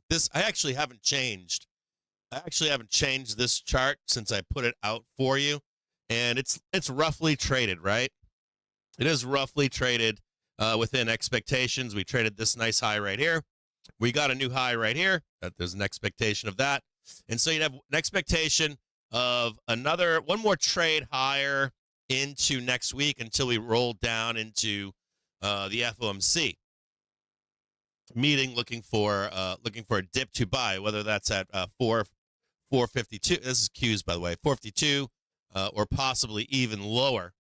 Now, SPY, same thing. As we head into early next week, I am going to expect SPOOs to go higher and trade up into 538-ish for that 540 tag on SPX, the 5400 tag on SPX, but for a roll to occur into the meeting next week. Normally, we squeeze up into the meeting. I don't know that I'm seeing that as of right now. Or maybe we squeeze up into the 5400 heading into the meeting, and then we drop afterwards. There is a drop that comes with that meeting. It's either price or time. So SPOOs right now into next week. So we can go. Oh no, let's go here. Let's take a quick look at. Let's go to the main or trigger full screen, I guess. In your briefs, the past 2 days, 3 days, they're rough. We've roughly traded that. Close enough. We're close enough. We've traded that in the last two to three sessions, and so we're gonna just take a quick look here, and we're kind of hemmed in right here, right? You can see this morning right there. We had one nice little blast down over here. This was in pre-market, with buyers stepped right back in again. This is where support is currently right now, and there are sellers up here trying to sell us down in this yellow box, right? And we're hemmed in the middle of this stuff right now. So let's clear all this out here. Let's clear all this stuff here. Let's go to a 1 hour chart. Now let's take a quick look at a couple different time frames. We're going to look at a 4-hour time frame, and we're going to get into GME too. I want to talk to you guys about GME at some point. Maybe we'll have a discussion as the end of the day comes. We'll see the expectations for where GME will go into next week. Is the run over for the apes? I'll tell you you guys, I think some of you know my position on this. I am no fucking fan of hedge funds. You know what it reminds me of? You know what hedge funds remind? It's like they serve a purpose, and theoretically, why we have short-only funds is a noble thing. It's not noble. They think they're noble, but I don't think that they project that they are, but they're not. But they don't do that, do they? They don't fucking do that. They take great companies and sell them down into zero if they can, right? They don't give a fuck about people that create companies and products and services, and whatever it is they're producing. They would prefer to see it go to fucking zero. So we'll talk about that in a minute. We'll talk. I didn't see anything with Roaring Kitty today. I didn't have the time to, but maybe you guys can bring me up to date on Roaring Kitty and his thesis or what he's thinking. So we will talk about GME at some point in this conversation as well. So we're going to go to the 4-hour time frame right now, and we're just going to take a quick peek here and see where the real buyers are. Okay, so on a 4-hour basis, we know that this run started back down here at 519.70, right? Let's take a look down here too. The original run is down here, right? So this is the original starting point for this run that we just took. We know that support lies at 5,000, right? Support is 5,000. That's where real support is for this market right now. That's where the weekly trigger is. For this current squeeze up that we have, we know that the buyers stepped in down below at 519.62, and in a big way right in here, right? This is where we find out if we're going to go higher or not, right? We remember this took place, and we said, oh, yeah, that's it. We're going to rip, right? So we ended up ripping. So the buyers were right here. And notice this. Right here, they're buying, right, in a big way, on a 4-hour basis. This is showing you that there's demand here still. You should not take this lightly, that these buyers are right up here at 531.31 on SPY. That also happens to be where the gamma flip is. So it's showing you that we have buyers, showing you that 5,300 is strong at the moment, and they are looking for 5,400. Now, you know that when we come into resistance levels, you know that we're going to, attempt to make 540, and we'll fail at 538. Then we'll try to make another attempt above it to jump over 540, and then we'll roll back down and gain some support. Now, on a 1-hour basis, here, let's take a look at this one. And let me just show you this one's 4. Why are we looking for this 4-hour? When we compress price down, we're going to expect 2 places for price to compress down next week. One is right there at 531.36, and we could possibly even run it all the way down right around here at 52.64 and 518.43. So somewhere down in here. For more attempts to the upside, you should be finding some support. So what we're gonna do here is this: we're gonna draw some stuff in for you. So we're on a 1-hour basis. No, we're on a 4-hour. We're gonna go to a 1-hour basis. Get rid of all these right here. Right, and this is how you find your validation for if we're gonna go higher or not, or if we're gonna start to roll down and below. Those buyers are now gone. That sort of stuff. So right now into the weekend, we know a few things, right? We know that the buyers are right in here. We know that we got some buyers right here. All right, 531.36. We also have, so we can take a peek at this.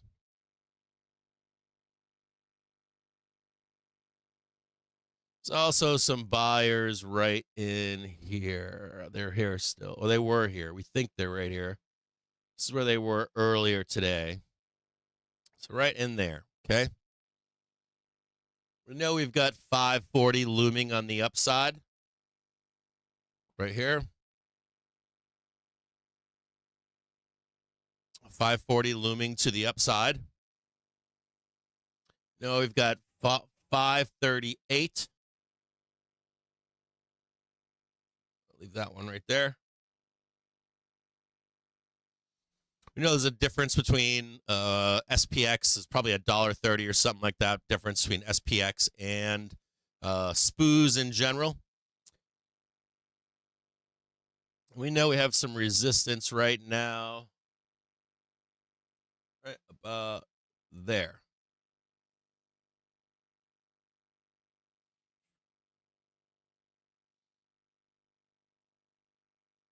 So into next week, I'm going to expect us to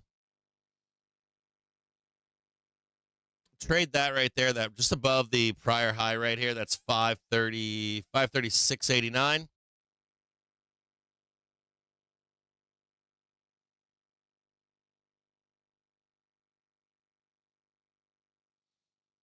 And then just break above this 538, right about there.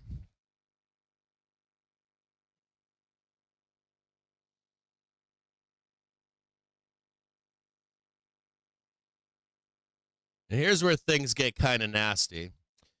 We should tag that 538. Here's where things get nasty.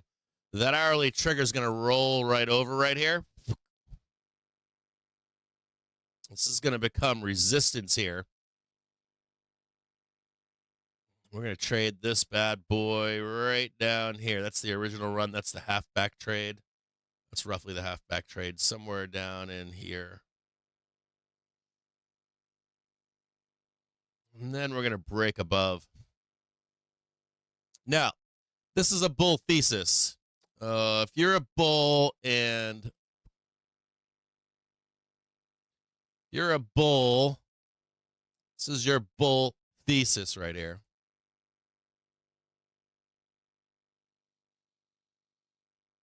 Then clean that up a little bit.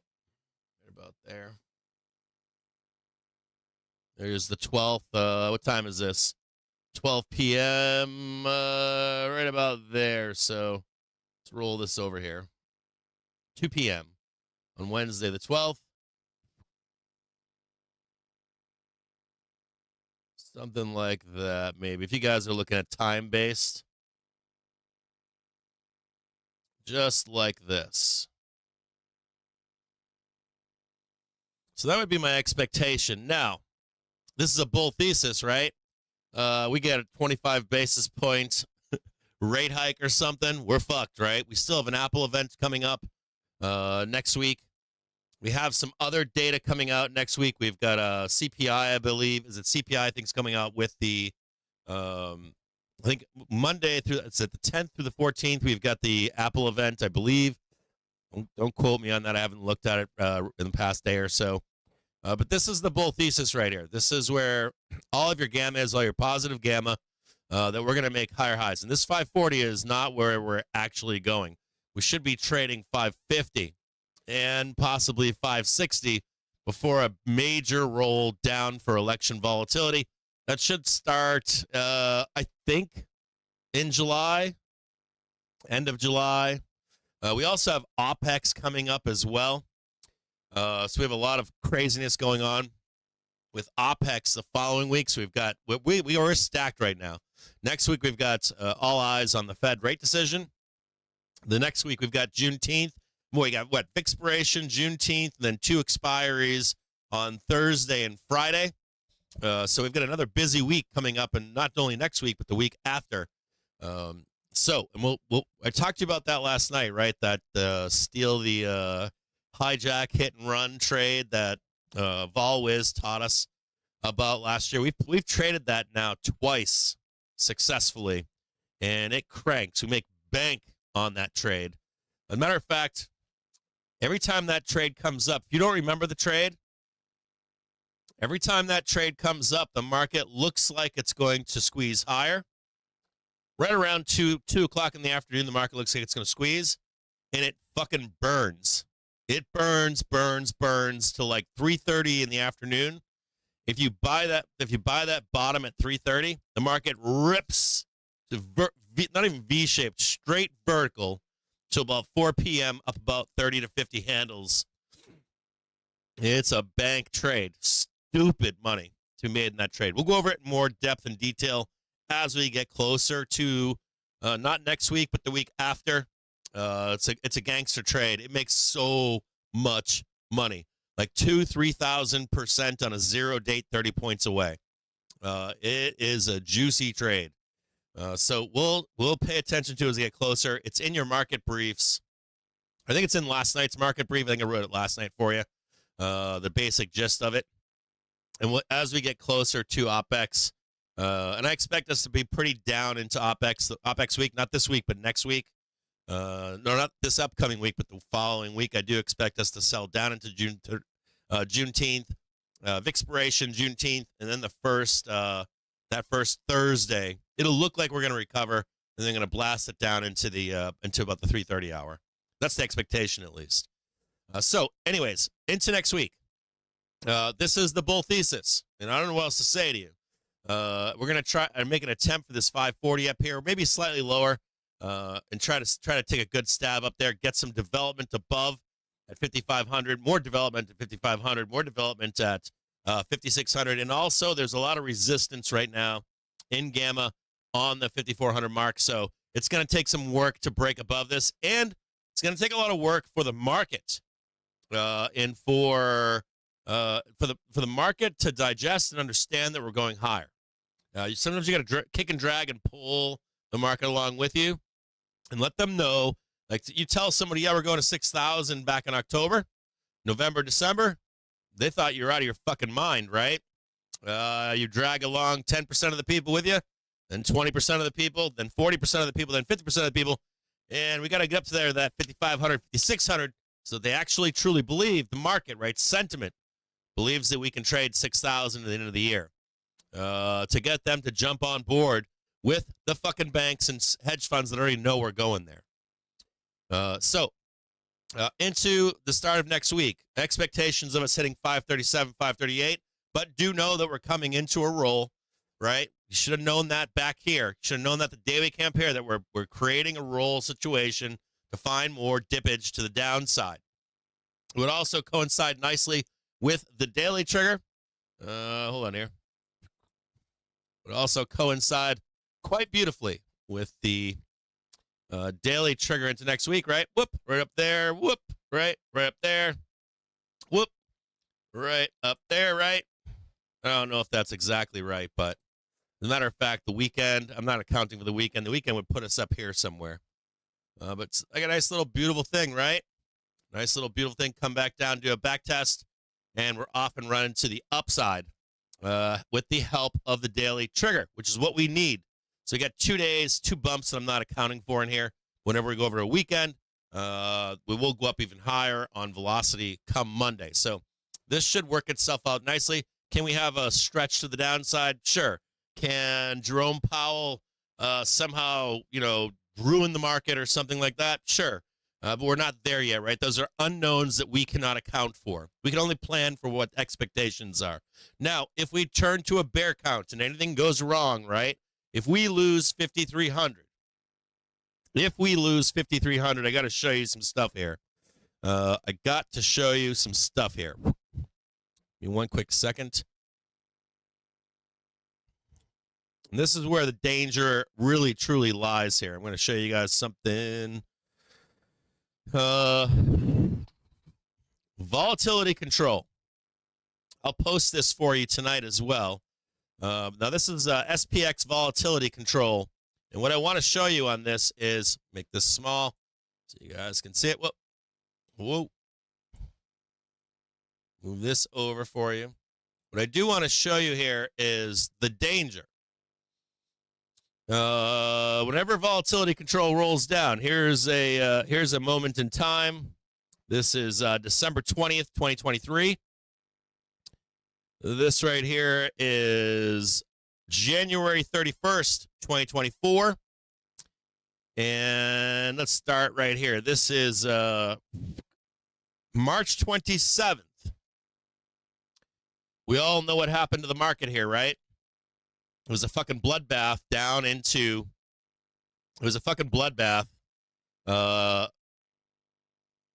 down into April, right? You remember that? The market rolled down. We traded all the way to the weekly trigger. And I just want you to notice that it's curling over. Now, can we get it to go up a little bit more for that squeeze up to 54, 5,500, and then we get the roll down, right? So there is a major correction coming. I just don't know if it is this week, next week. I don't know if it's price based on 55, 5,600. But if we do at any point slip below 5,300, I would be very cautious. Very, very, very, very, very, very, very, very, very cautious. So be conscious of this 5,300. We're not quite there yet with vol control leaving. We could get one more little, cold bear bump to the upside. So we get that nice little rip. We trade that 55, 56 right up there, and then bam, the vol control comes into play, and the market rolls us to the downside in a very significant way. That's the part of the trade where I tell you guys, I'm really afraid of where it goes. I don't want to see us breaking 5,000. I don't want to see us breaking and going down to 48.50. But if it does happen, I'd rather be doing it from way up here at 5,600, 5,500, and you get your one major correction. They assign it all to election volatility and all that doom and gloom shit the bears like to poison your brain with. I don't like rolling now. I don't like rolling at 5,200. I don't like rolling at 510. I don't like rolling at even 5,300. Get us up there a little bit so that we can have that bloodbath that everybody's looking for. We can feed the pig to go to 6,000. Another thing here, too, is end of quarter. You guys have already looked at, what am I looking for here?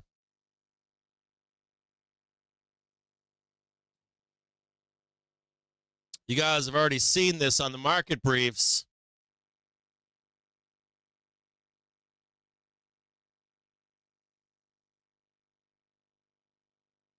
Now we slam into this JPM collar. I don't care if we break above it or if we fail it. Kind of consolidate around, right? Messing around here in July. Maybe we get one more squeeze up there for the end of July, right? Q1. And then they can have their fucking bloodbath, down here. And we make our way back up into that 6,000 that we're looking for.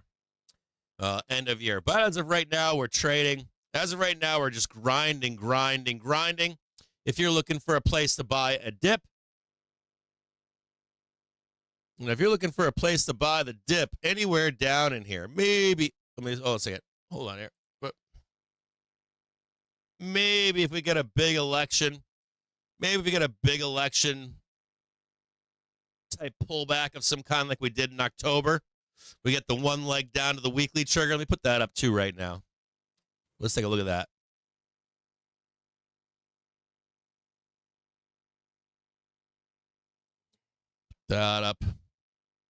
Put that up.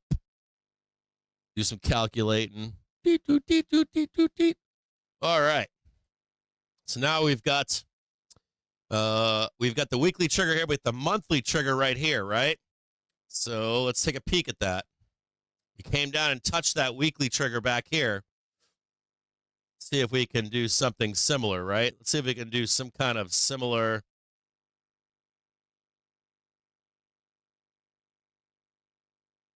pattern here, right? Whoop.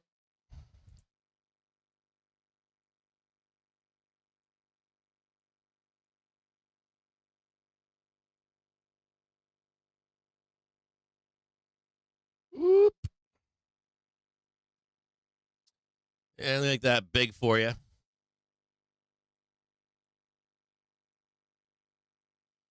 So that's blue, right? Making a 4. Making a straight line right there. Okay. So let's talk about worst case scenario.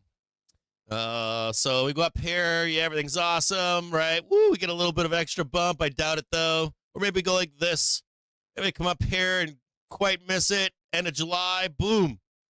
You get your 5,600. You're going to roll down here, right? Fuck around. Roll down here somehow, right? and we break through our weekly trigger. There's your weekly trigger right there.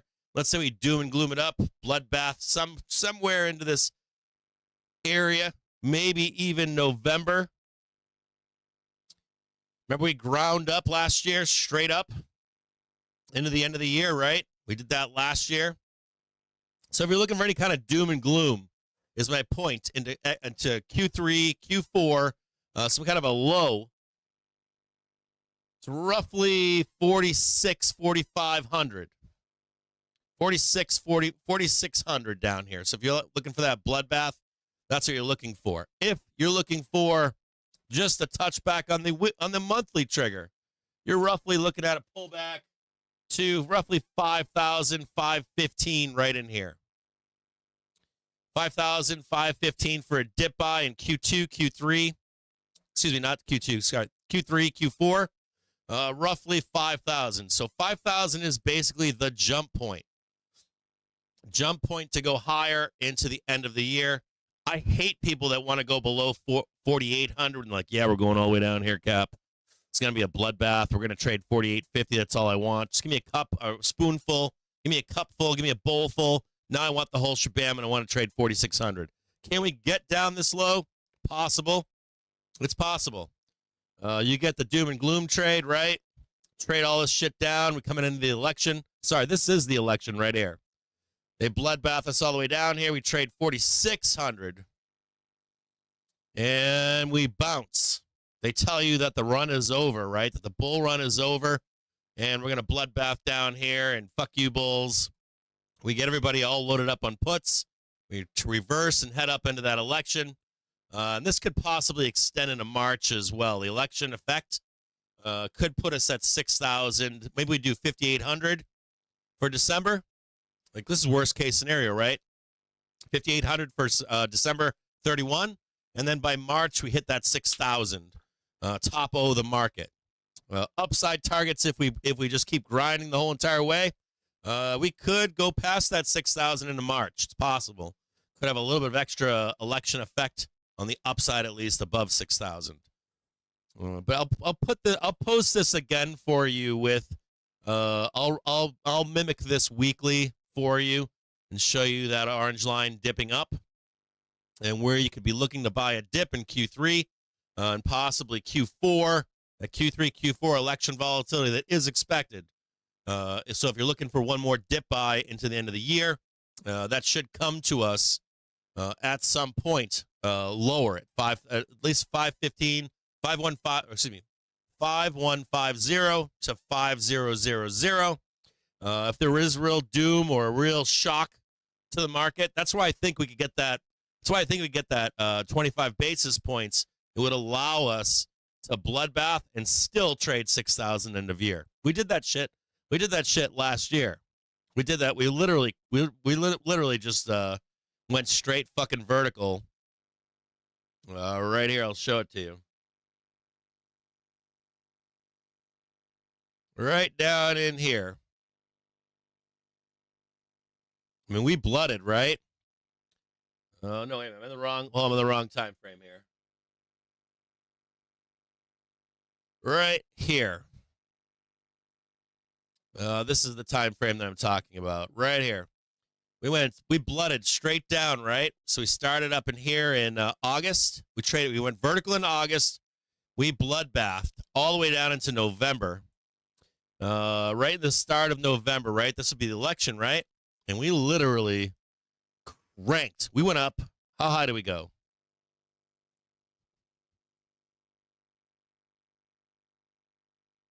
We went up 17%. 17%.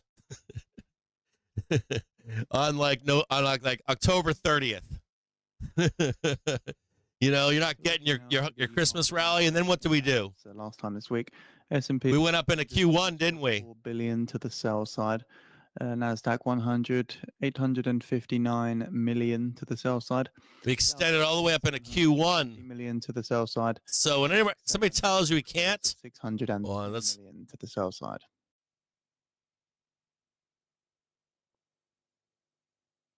Anyone out there that tells you we can't, go up 30%. in Q4, Q1, there's an example right there of it happening. That's 28%, right?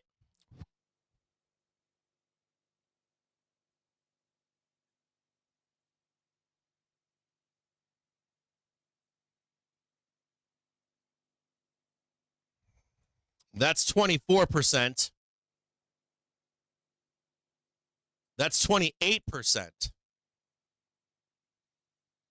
So if that takes us into Q1 of 25, we really could easily blast this all the way down here and come straight back up halfway and then bam into March. So if you don't think we can do that, I assure you we just did it last year. So that's worst case scenario. Worst case scenario. We can easily still get to 6,000 either. We keep grinding higher, pull back on just weekly the whole way up. Or if they even blood us down into this monthly trigger, we're still getting up there into at least by Q1 of 2025. So don't be drinking that Kool-Aid just yet. Be saying just yet. So my projections here in the end of quarter, that we at least trade 5560. 5560. We're going to track that collar as we head into the end of the quarter. Banks are all going to get paid. They're going to make a bunch of bank, and they're going to be happy, right? Going to get prints, big prints. JPM, Jaime is going to be stoked. He's going to get fat once again and not go bankrupt because he's short of GME. All right. So there's your expectations for tomorrow's 8 minutes left. We're now going to go and look at GME. Now, I realize why these hedge funds exist. I know that they serve a purpose. I get it that they serve a purpose, but you know they never fucking do that, do they? They go after all companies. You be the best company, they don't care. They talk to each other on Bloomberg terminals. Like, hey, bro, someone told me GME was going bankrupt. Did you know? They know. You don't know. Nobody tells you that they might go bankrupt. Now, we, on this program, told you on this show, I've got it on stream, recorded. I said to you that we were going to have a major move coming, right? I told you back in April. I told you that a major cross was coming, right? This is known. This was known that it was going to happen. That we were going to get a major upside move. I didn't know if it was up or down, but I knew something was coming, right? I told you that. I don't know if it's good news, bad news, what that news is going to be. These hedge funds bet against. They said they're going to get a bankruptcy. They're going to catch a bankruptcy. Now, we back tested on this squeeze the cross. Well, first we came up here, we back tested the cross of the daily trigger on the weekly. Back tested the cross of the daily trigger on the monthly. Prices above the monthly. That makes GME bullish as long as price stays above the monthly trigger. That number is about $20.50, $20. As a matter of fact, as we head into the end of the month, it'll be like $21. That makes it bullish. We just had a cross again, or not again, but we had the cross here of the back test right here of the daily and weekly trigger. We have the daily trigger now above, and we're coming back down into that daily trigger, and we're going to get a cross of the weekly to the monthly coming up here in the next. Well, let's check it out here. 1, 2, 3, 4 weeks. Mid-July. Mid-July. That's going to be a cross of the weekly and the monthly. You're going to get the daily trigger up here, right? Maybe price comes down and gets all funky in here. But I'll tell you what. When this weekly crosses that monthly, you're going to see one more squeeze, another big one. Giant. So, if you're an ape, as we approach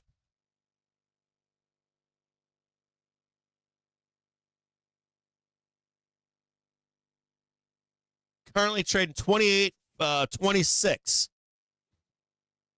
I am bullish anything above 20 bucks. Anything above 20 bucks. And always be looking for dips down here at about 20 and a half, 21 and a half. Whenever you guys like, hey, it's trading 29 cap, but there's no way it's coming back down here. I'm telling you what, how about this? I'll give you $24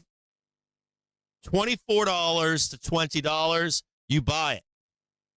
You buy it. And as this weekly crosses, that daily moves higher. Do I think you're going to stay above the daily trigger right now? It's possible. It's possible, but you know, even if we do squeeze up there, let me just draw it out for you. Even if we do squeeze up there, it would not be shocking to see it still come down to test that weekly cross of the monthly trigger. So whatever's going to happen over here, you're still at some point going to see that cross in the next 4 or 5 weeks. 4 to 5 weeks. That puts you in what? Early to mid-July. Early to mid-July. Look for a back test of the cross of the weekly and monthly trigger. And for that weekly to propel price to new highs. See it right there? Yeah. Consolidate. Come down here. Consolidate. All right, maybe over there. That's July 11th. Somewhere in there. And then another explosive move to the upside. And we are going to trade. We'll trade 72, and then we'll probably trade 82 for the high. 82 for the high, right up there. So just let this stuff consolidate. Get in on some calls that are a little bit farther dated if they're available. Be looking for $80 by end of June, end of July. End of July, excuse me. Yeah, end of June, end of July, somewhere in there. Somewhere in there. Maybe this consolidates a little bit farther out in time. I said 4 weeks, right? 5 weeks, somewhere in there. Move that over a little bit better for you so you're not holding me to something. I will redraw this out for you, and I'll make it nice and pretty, and I'll give you the exact time frame for a cross of the weekly. But I'm going to expect some consolidation. And then this move higher into this $82 by the end of July at the latest. At the absolute latest. We ain't done here. We ain't done here with GME. Not unless they go bankrupt. They had a fucking trade to go bankrupt. And when they put those shares out today, they ain't going bankrupt right now, are they? They ain't going bankrupt today. So I don't think we're done here for more highs. And I think we're going to break above this last one. No problemo. We could probably break $100. I'll be honest with you. Let's take out $100. Do it. I would love to see that fucking trade, $100. They were wrong. They were fucking wrong. I love it. I love that they were wrong. All right. So there you go. There's your stuff for next week.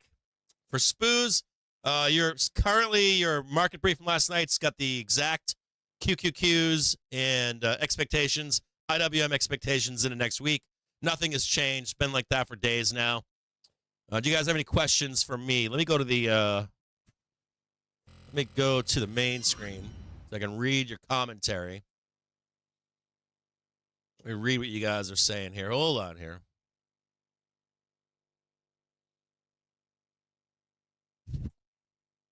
Just put some time on those GME trades. Send them out farther in time. If we think it's middle or late July, maybe you buy August or September.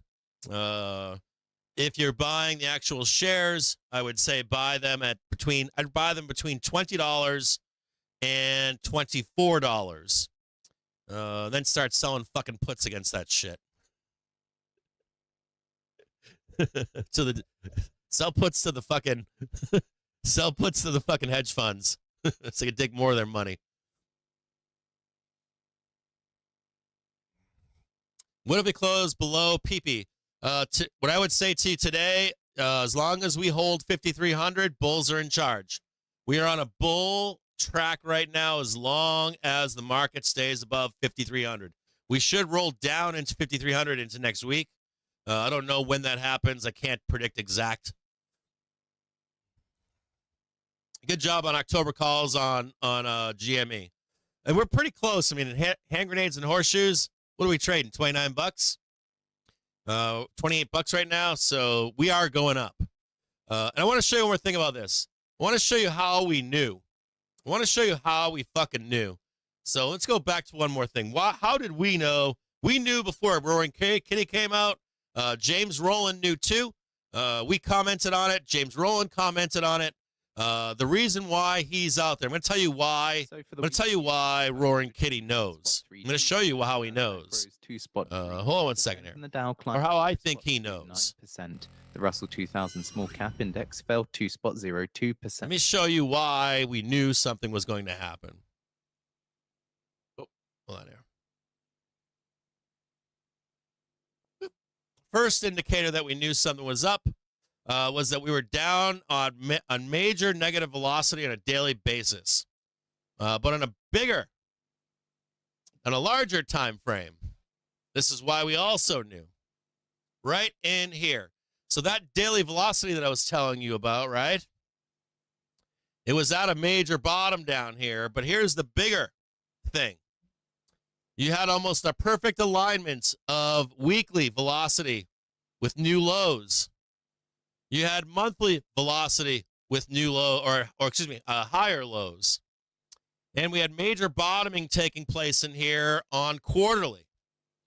When we started seeing this stuff right in here, right, all this action in here, before we squoze, we knew an event was coming. About 2 weeks before, we knew. Because we were watching all of this action back here. And they knew too.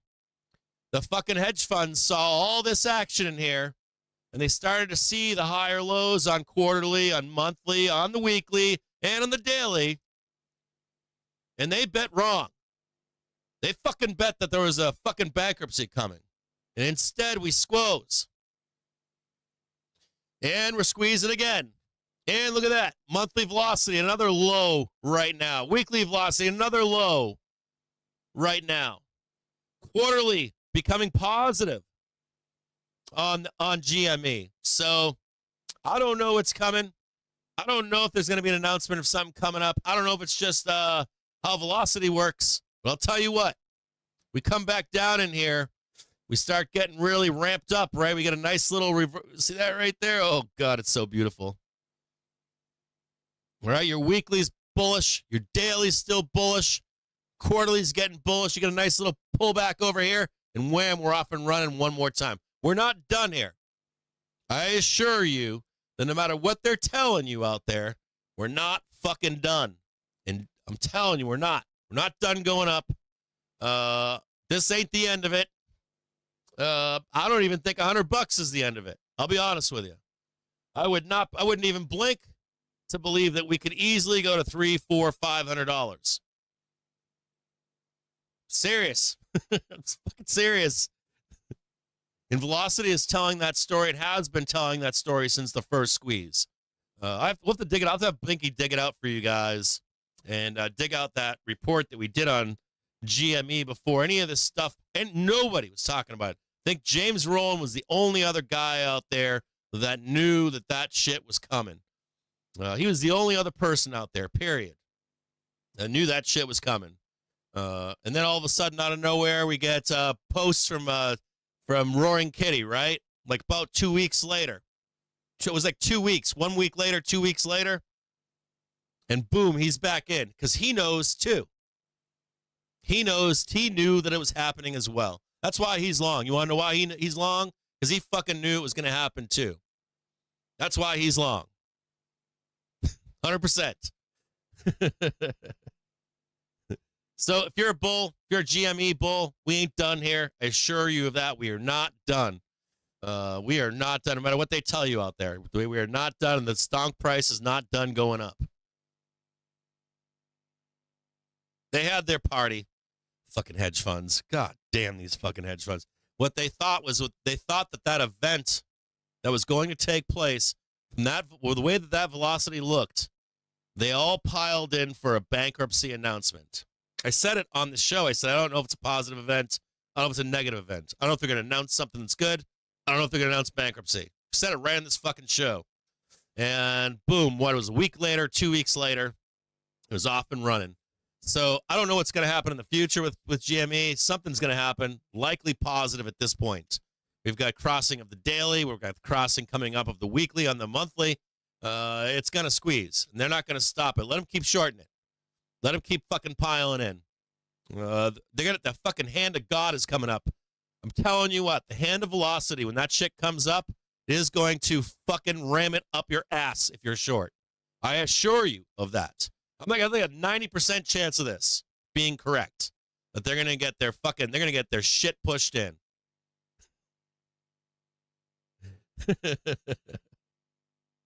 So keep doing it. Keep fucking shorting. Keep on. And I want to give you one last thing. They fucking know this because they use this same software. This is what a lot of hedge funds use. They should already know that this shit was coming. Well, one of the two was already coming. They bet wrong. Oh, well, fuck you. Fuck you. Fuck you, Ross Gerber. Fucking fuck you, Jimmy fucking Chu. Fuck you. Fuck all these old white fat fucks. They have pure contempt for you. I have friends that work for hedge funds. Personal friends.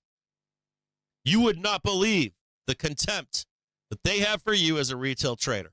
I'm telling you, if you heard how they speak about you, it's like you're fucking cancer to them. And I always like seeing you guys get one over on them. I really fucking do. You guys have never had an opportunity to get one over on them until the internet has become what it is right now, where you get access to a lot of what they get access to. And now, if you guys, this is the one place it seems. I'm not a fan. I'm not an ape. I did trade GME when it was fucking $3 to 20. I remember going to 20 and 25. Then I remember 50. I remember going to the fucking moon. But there was never an ape. When the apes came in, I was like, I don't know who the fuck you guys are. I'm out of here. But for me right now, the shit that I saw on CNBC the last week, the disgustingness, the shit that was spewed, bring it on fucking Gensler. I mean, it was so fucking gross. If that's the ticker that you want to use as a retailer to fucking bury him, do it. Use GME if that's it. They deserve it.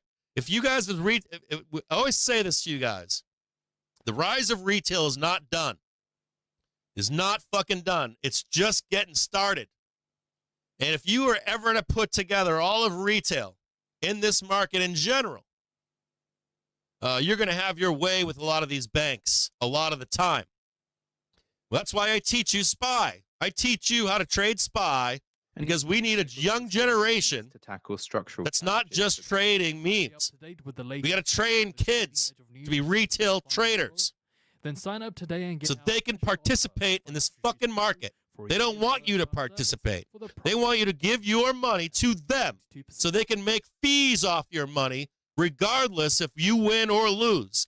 You put all the fucking risk in, you let them collect the fucking fees, and whether it burns or doesn't, we have a market crash like we did in 08, fuck you and your money. They're on top of Wall Street drinking champagne. And if you want to take charge of your money and how you trade it and how you invest it, then fucking do it. And if you guys want to put it together like they do, they all talk to each other. Every last one of these assholes. They all talk to each other, all in the same trades. Not all of them like to fuck with each other sometimes. SoftBank. That's what GME needs, is like a SoftBank to come in. They really do. That's part of the reason GME kept going up. Sharks came in. Other banks came in and said, you know what? I want to see a hedge fund blow up too. Right? These guys, pros came in, and they wanted to fuck with each other.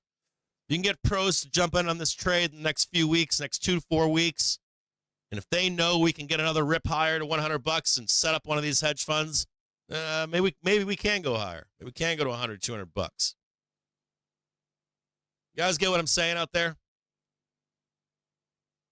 Retail. Get them all on the same page. Get them all trading together. Teach them how to trade the indexes.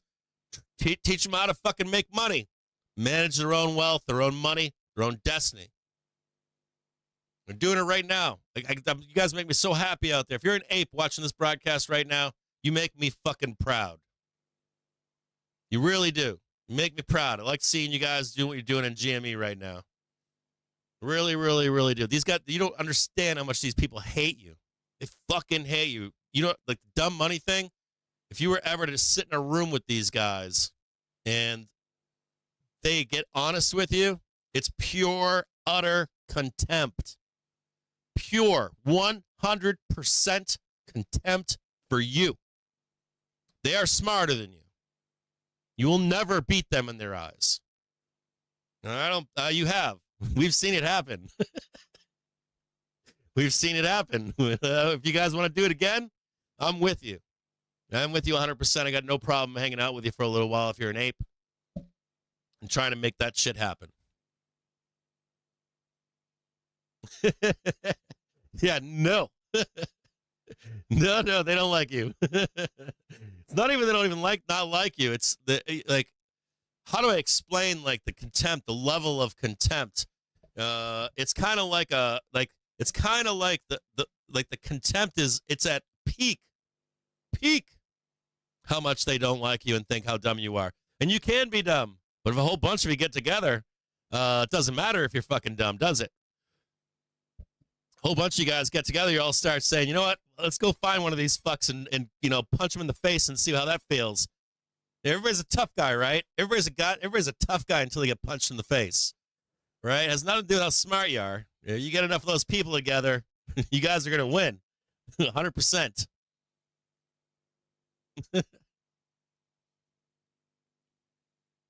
They trade it right now.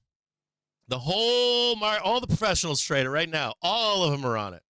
They're all on it right now. And they're all going to stay on it. It's a finite way to track the market since the inception of the market. So where you want maths to work, right? You got maths that have to work, right? And you get an environment that is erratic, right? Even in, say, the stock market, right? That's erratic.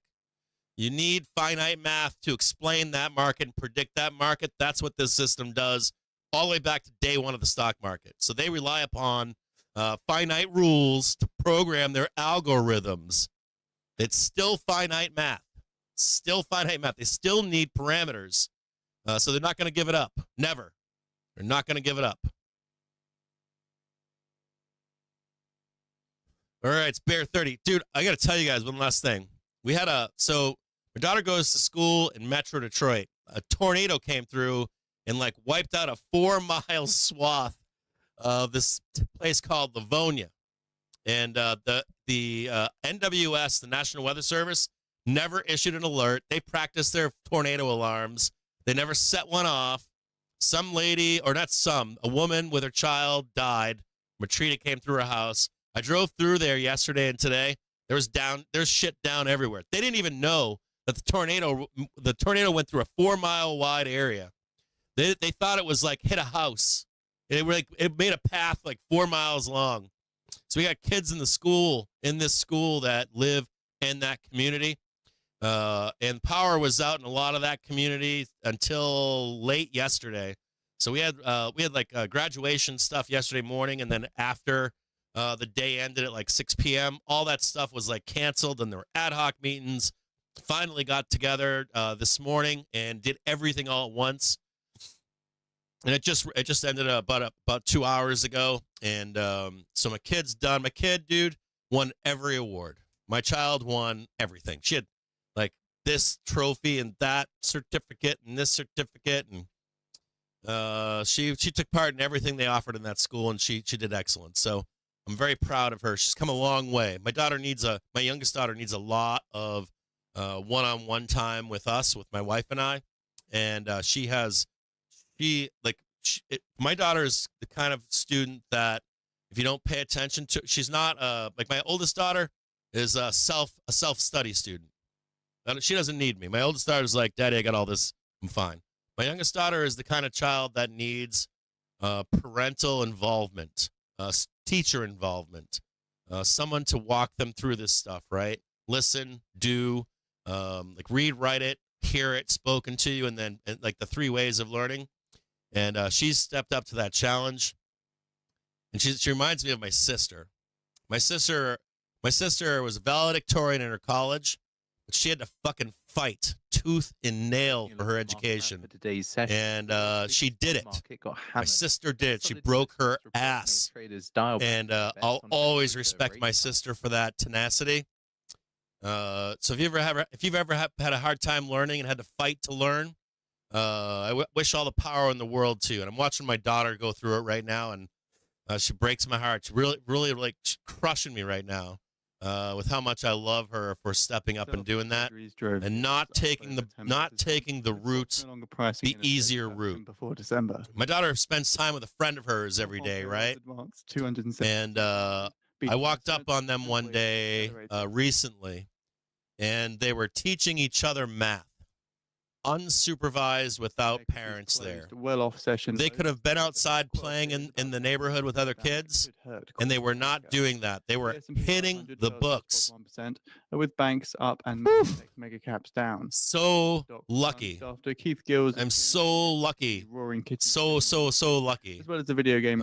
I have high hopes for her to go places because of learning how to be tenacious and fighting and fighting and fighting. 10-year yields jumped 14 basis points. That's my daughter. 3%. I love her, man. She's got it. She's got it. She's a fighter. That's daddy in her. She's got daddy in her, and I'm okay with that. Yeah, man. Never gave up, right? Just keep fighting. She's a fighter. She's a fucking fighter when it comes to education. My oldest daughter's got an easy street. My youngest one has to fight for it every day, and she's doing it. She's actually doing it. And it could have easily gone the other way. Could have easily gone the other way with my youngest.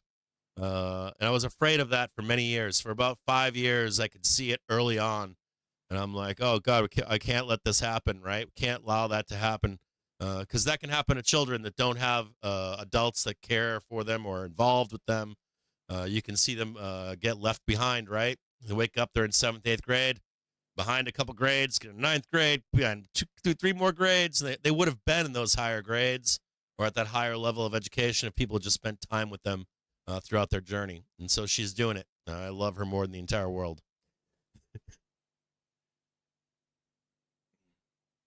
Do I expect us? It's a good question. Do I expect us to get below 5,300? Do I expect us to? Right now, you see this right here? We're burning a lot of velocity to the downside. Do I expect a low next week? I do. I do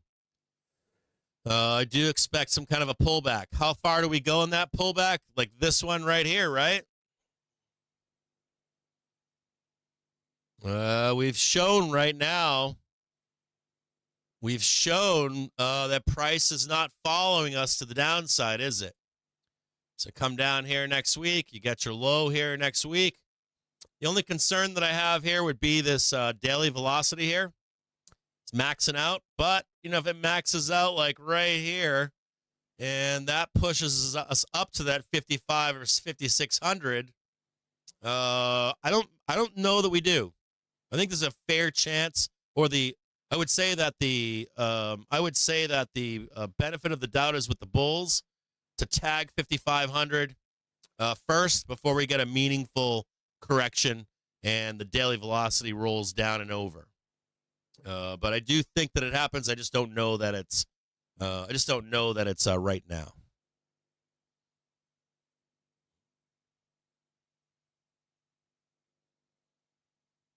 Yeah, FX retracer, right on. Hey, Stocks Anonymous. Dude, I'll tell you what, man. I'm so grateful I had kids. It's the best thing in the whole fucking world. It really is. So yeah, some down coming, baby. I'm expecting us to go below 5,300. I think we get one of those moments. I think we do. I think we're due for a major correction, election volatility, but not before an attempt at 5,500. But I do see us having a major roll down. My question is, how deep does it go? Does it go to 5,000? Does it go to 5,300? Or excuse me, does it go to 5,000, 51.50, or does it go to 48.50 or 4,600? That remains to be seen. That does remain to be seen, and it does matter as well what the Fed does. The Fed will control some of that.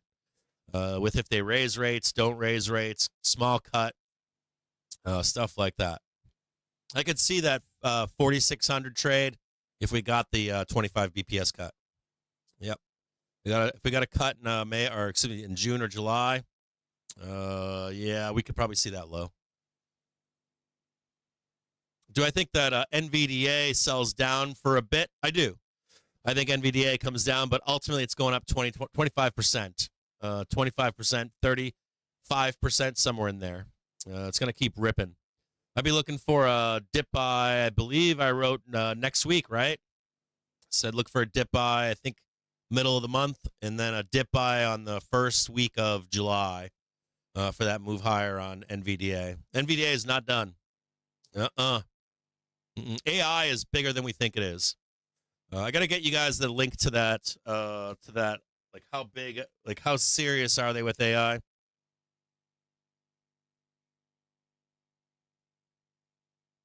I want you guys to actually understand that that the AI thing is real. Until they break something massive, it's real. It's not a fad. It's not a scam. They're pouring everything into it. All their resources, all their engineers, all their fucking coders, everything. They got the kitchen sink. They're stopping all projects right now in this race. It's like a race to World War III or some shit. Will ever buy an AI robot? I don't think so. I don't think I'm that guy. I think something terrible is going to happen or come out of this. Something really bad is going to happen. It is huge. I don't think that the John on Main Street has any grasp of how huge it actually is. I don't think they can grasp right now the resources being committed on scale. I don't think that they have any concept of where this is heading and the speed of it, and myself included. I was thinking maybe 50 to 150 years for robotics. I think that's going to ramp as well. Robotics is going to go insane. I think the AI, I thought maybe another 50 years, 10 at most. 10 at most for general AI. The way they're doing this right now, the compute they're trying to build, the nuclear power plants, it's scaling at a rate right now that's blowing my face off. Yeah, about 10 years. And I think it's ramping. I was expecting farther out in time. I don't see that anymore. I don't see that anymore in any way, shape, or form. I think there's a race going on right now. I think World War III has already started. I'm serious. There's a race right now going on. There's major something coming.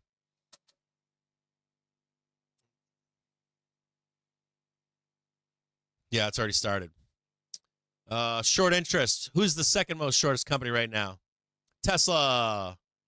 They keep running their shit on Tesla on CNBC. You see that? A 30% down coming. I mean, CNBC is basically a fucking advertisement for professional positioning, isn't it? You know? It's like so stupid. It's like they're number 2 right now. They want Tesla down 30%. Fuck you. Fuck you for wanting Tesla to go up. All right.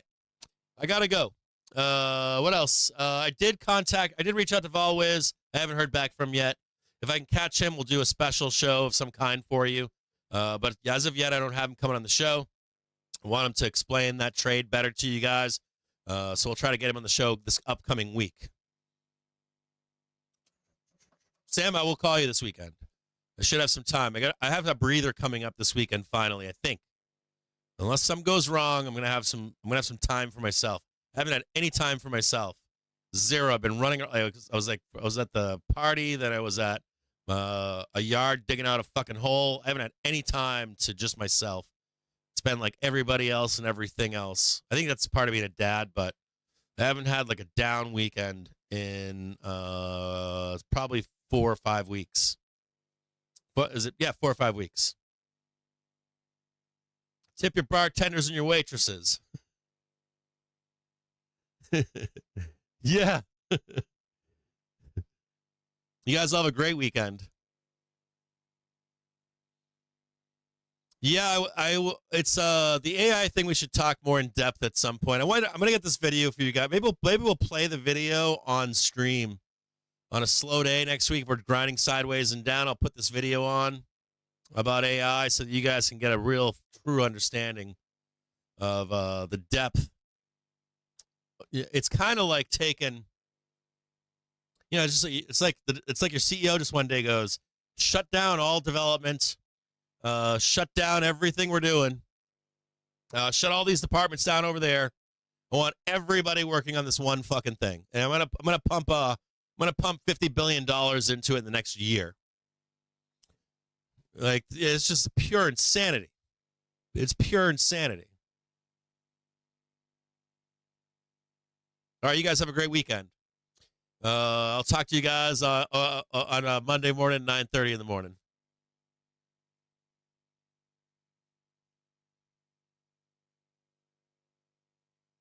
I don't know if it's the pastel video. There's a video that I watched recently where I'll pull it up for you guys. It was like a 2 or 3 hour presentation. It's a long. It wasn't like a tech bro fist bumper thing.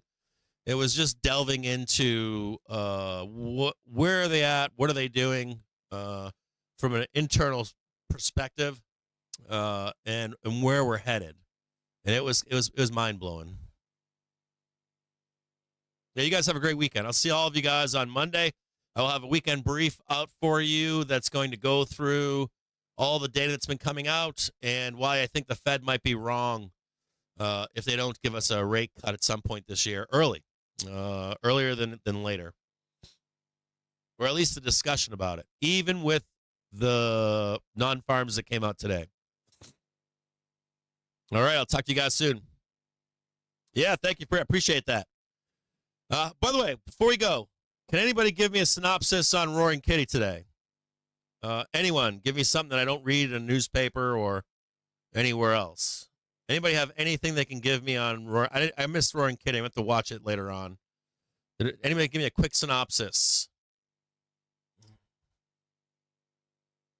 Yeah, that's good to know. It is his account, right? Good. That's good to know. That is important. I heard he had an attorney there off camera, maybe telling him what he could or couldn't say. Is that real?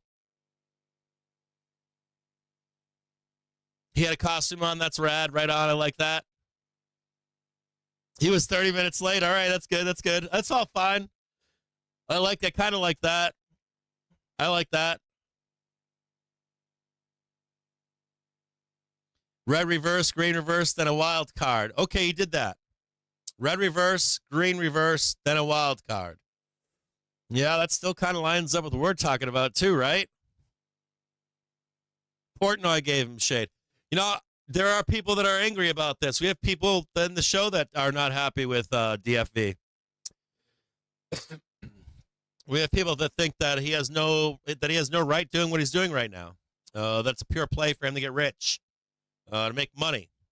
That he knows what he's doing, and that we do need short sellers in this market, which I think I agree with that statement. I'm not in disagreement with.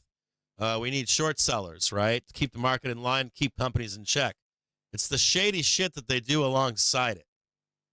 You know what it reminds me of? I was reading a story yesterday. And I got a soliloquy for you. I was reading a story yesterday. It was about people that want to invest in real estate. And so what they did was they took $50,000. Another 100 people brought $50,000 to the table. They gave it to a shark. The shark went to Wall Street and got loans. So now you got, let's say, I don't know, $10 million. And he goes and gets $30 or $40 million. Now you've got $50 million. You buy apartments. Then they leverage that with loans. Then the apartment market falls apart. And this investor, this lazy, stupid real estate investor, loses all their money. They pay back the loans from the bonds that were issued on this work, right? And I've got no fucking sympathy for those people. None. So you've got bad real estate investors, poor real estate investors, right? But real estate investing is not really a bad thing on its own. If you buy a house, then in your neighborhood, you fix it up, blood, sweat, and tears. You don't take loans. You do it with cash. It's a great investment. Great investment. But that's not what these people want to do. They want to fucking, invest in this big fucking thing across the country, be a landlord that's not present, all this other shit. And you deserve what's coming to you. You really do. You deserve what's got coming to you. And that's what these short sellers do. They're not trying to short shitty companies, trying to short anything and everything that they can get their hands on.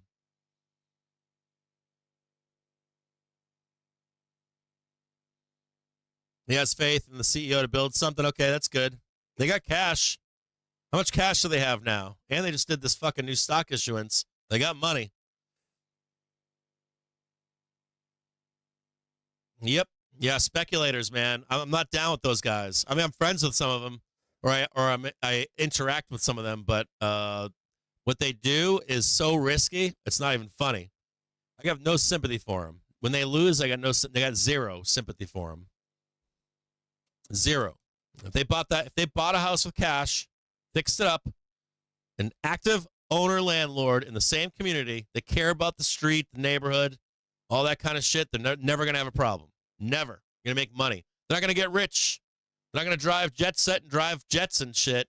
And in altruism, they're going to then in turn give that wealth to their kids, where they will make lots of money and be wealthy. All that new money, speculator shit, there's always a new generation of new money coming and going, coming and going, coming and going. That's why old money hates these fucking people. And that's the same scumbags. Same scumbags.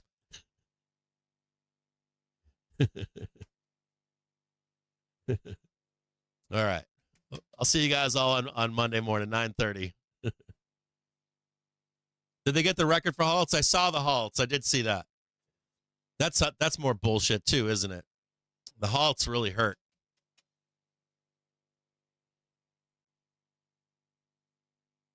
Too many halts. Yeah, that hurt. One other question for you guys. Do you think that the shares were issued in a backroom deal? Does anybody speculate that happened? That the share issuance was because there was a backroom deal? He has longer hair than me now? Right on. Kenny G? It was perfect timing? Yeah. Did anybody today did anybody sell calls today? They're probably set anyways. What did GME end the day at?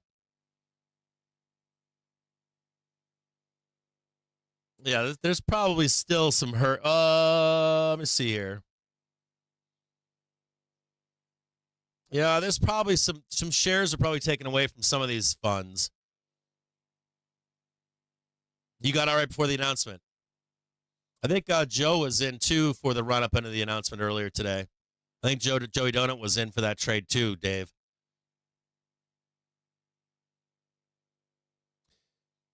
Yeah, I don't think we're done going up. I think somewhere between $20 and $24. We're gonna keep going up.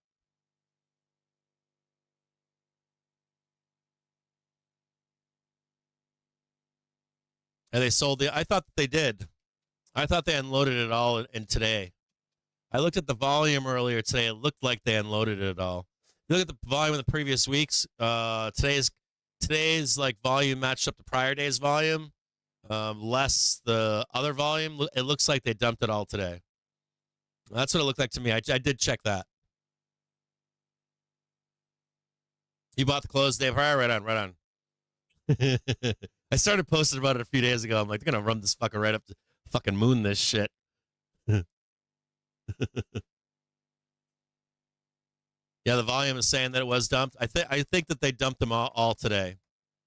I think it was early morning at like 10 or 11. There was like 100 million shares traded. Something like that. So I think that they did dump them all today. All right. Hey, David, have a great weekend, brother. I'll see all of you guys on Monday. Later. Get out of here. Go out there and have fun. Go eat.